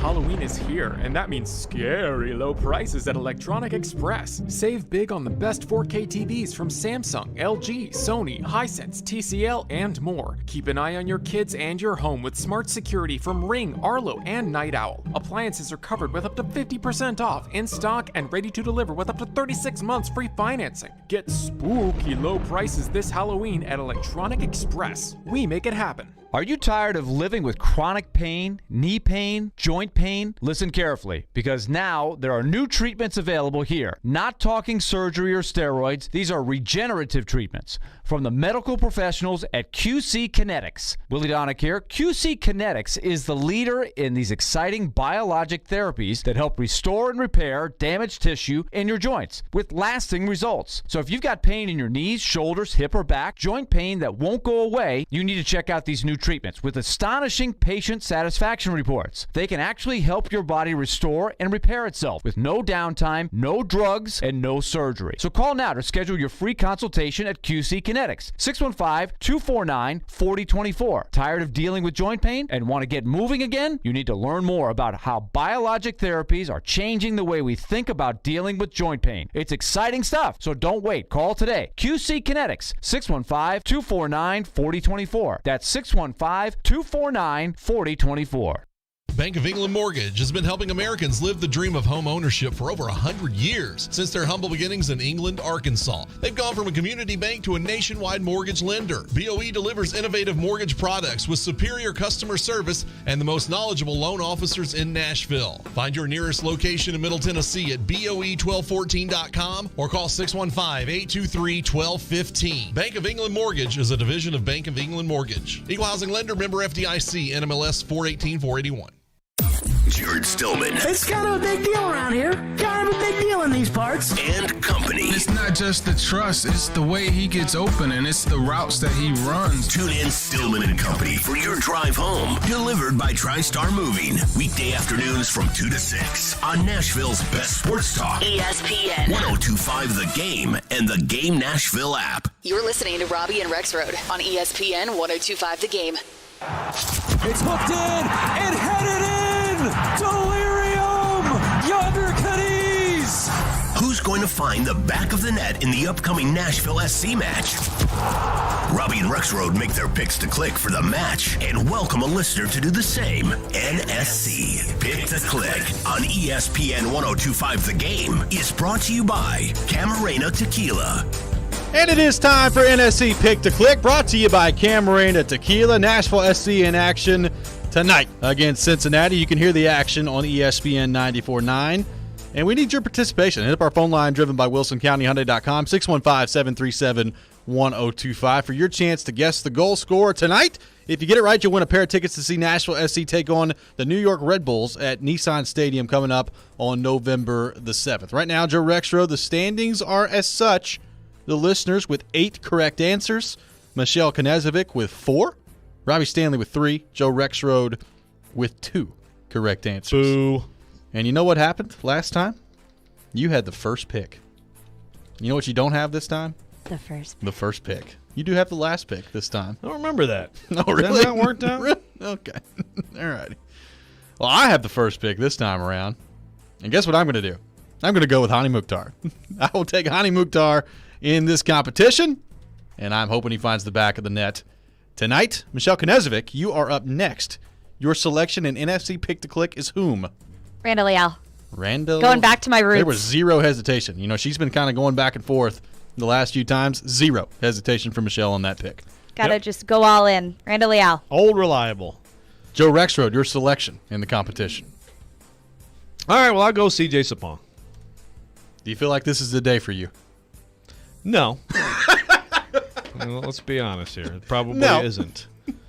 But that's where I'll go. Thank you. Okay. There's my analysis. Not really any other way to go. So you got the first, I know this for a fact, the first time we did this competition, you got it right. I think there was a little bit of time spaced out between 1 and 2, but not much. Yeah. It's been a while since you found the back of the net here. I'm having a Robby Stanley Preds Pick to Click like route in this. And quite frankly, it's refreshing. I'm sure it is. But droughts in this one are easier to come by, I'd say. I would say so. You know, fewer games. Fewer goals. Fewer goals. Fewer games, fewer goals. Quite a bit fewer goals. You know, you don't have like 6-4. You can get a random hockey game, give you like a 6-4, 7-5. You can get a lot of 3-2s, 4-3s. Also a smaller pool. It's a lot of well, then that too, yeah. A lot of 0-0s out there. A lot of 1-0, 0-0. Scoreless. The occasional clean sheet. 2-1. Yeah, you got to get the clip of sheet. Somebody sent us a clip of Gary Smith just screaming clean sheets the other day. It was awesome. I love it. I do love me some Gary Smith. I mean, I'm going. Let me go through the scores. So we got 2-2, 2-2, 0-0, 2-0, 0-0, 1-0, 2-2, 2-0, 3-2. Not a lot of opportunity. 1-1, 1-0, 2-2. There's a 5-1 Chicago. That was a fun one. That was the game where everybody got one right, except Joe Rexrode. Except Joe. Is that right? Yes. Yeah. So there you go. There you go. That was in July. Then you go. But right after that, no goals. And there were another 5 over DC though. I mean, they've had a couple outbursts, but in the last 4 matches, a total between both teams. So 8 teams, 4 matches, a total of 3 goals. So, it's not a lot. Yeah.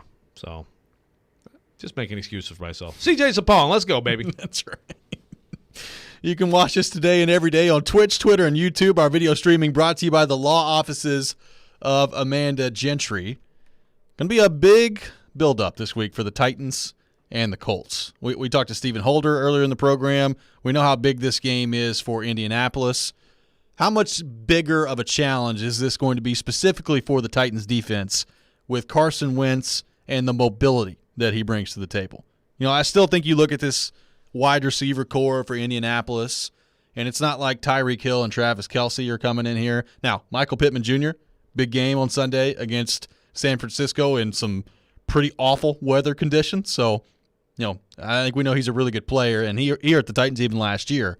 But again, it's not a wide receiver core that just leaves you shaking in your boots. They play a different way. And Jonathan Taylor, I would hope, is a bigger part of that game plan for the Colts than he was the last time around when the Titans played against him. How much more of a stiffer challenge is this going to be for the Titans defense? I think it's a challenge, and again, it's now it's not like anybody's signing up to play the Bills and the Chiefs offense. No. Despite what we saw Sunday, no one's saying, hey, I want to see more Patrick Mahomes. But you did have two teams that the run game is almost like an occasional annoyance to them. It's like, a formality. Okay, we'll throw in a little draw play here and there. And when you play a team like that, you can feel pretty convicted in putting your hand in the dirt and coming at that quarterback. And now you have got to deal with a big burly offensive line that's finally getting healthy and a legit run game and a quarterback, as you said, who now can actually move and can get outside the pocket, and Carson Wentz is good at that. So, I also would think I think Carson Wentz had like 70 yards passing, but like 95 yards on PIs to Pittman, Yeah. So throw up the back shoulder. You get the DB turned around and makes contact with Pittman, and boom, you got a spot foul. I think that the Colts are dangerous, and that was a huge win because it might make this game. This would still be a huge game. It's a survival game for them, but they had lost that game. It'd still be so remote. Their opportunity to really get back in this thing. That's a big deal. They've had an incredibly tough schedule, and I think they're going to give the Titans their best, and that's, I think, pretty good. I still think they're a playoff quality team if they can stay healthy. Just like Stephen Holder said earlier, how do you assess the AFC? I think he's probably right. Who avoids the critical injury? Who keeps most of their primary players healthy? To that point, are the Titans going to get into a better place there? They are in some ways, and in some ways they aren't. Some ways they are not, for sure. Going to be interesting. We'll continue to look ahead and break down this game all week long as we look ahead to a big-time divisional matchup between the Titans and the Colts. Join us for the 2022 Navy Federal Credit Union NHL Stadium Series at Nissan Stadium between the Nashville Predators and the two-time defending Stanley Cup champion Tampa Bay Lightning. Outdoors for the ultimate celebration of hockey coming up on February the 26th. Be a part of the 70,000 rocking fans at Nissan Stadium. Smashville is excited to welcome the entire hockey community for a unique spectacle that celebrates the spirit of Nashville. And if we've learned anything about Nashville, they know how to throw a party in these situations. So I'm expecting a huge event that weekend here in Nashville. Going to be really exciting. And if you haven't already, go ahead and buy your tickets now at NHL.com/Stadium Series tickets. Once again, that's NHL.com/Stadium Series tickets. Game 2 of the World Series tonight between the Braves and the Astros. We'll see if the Braves can build on it, go up 2-0 as they head back to Atlanta. That would be huge. I think most people would be happy with 1-1. You're at least going to have that. But if you can get 2-0, heading back home, you're in a pretty good spot if you're the Braves tonight. So we'll see what happens on that front. I can't wait to see some more Chase McCabe random tweets about flowers and clouds and puppies. Me either. Going to be awesome. That does it for us today here on Robby and Rexrode.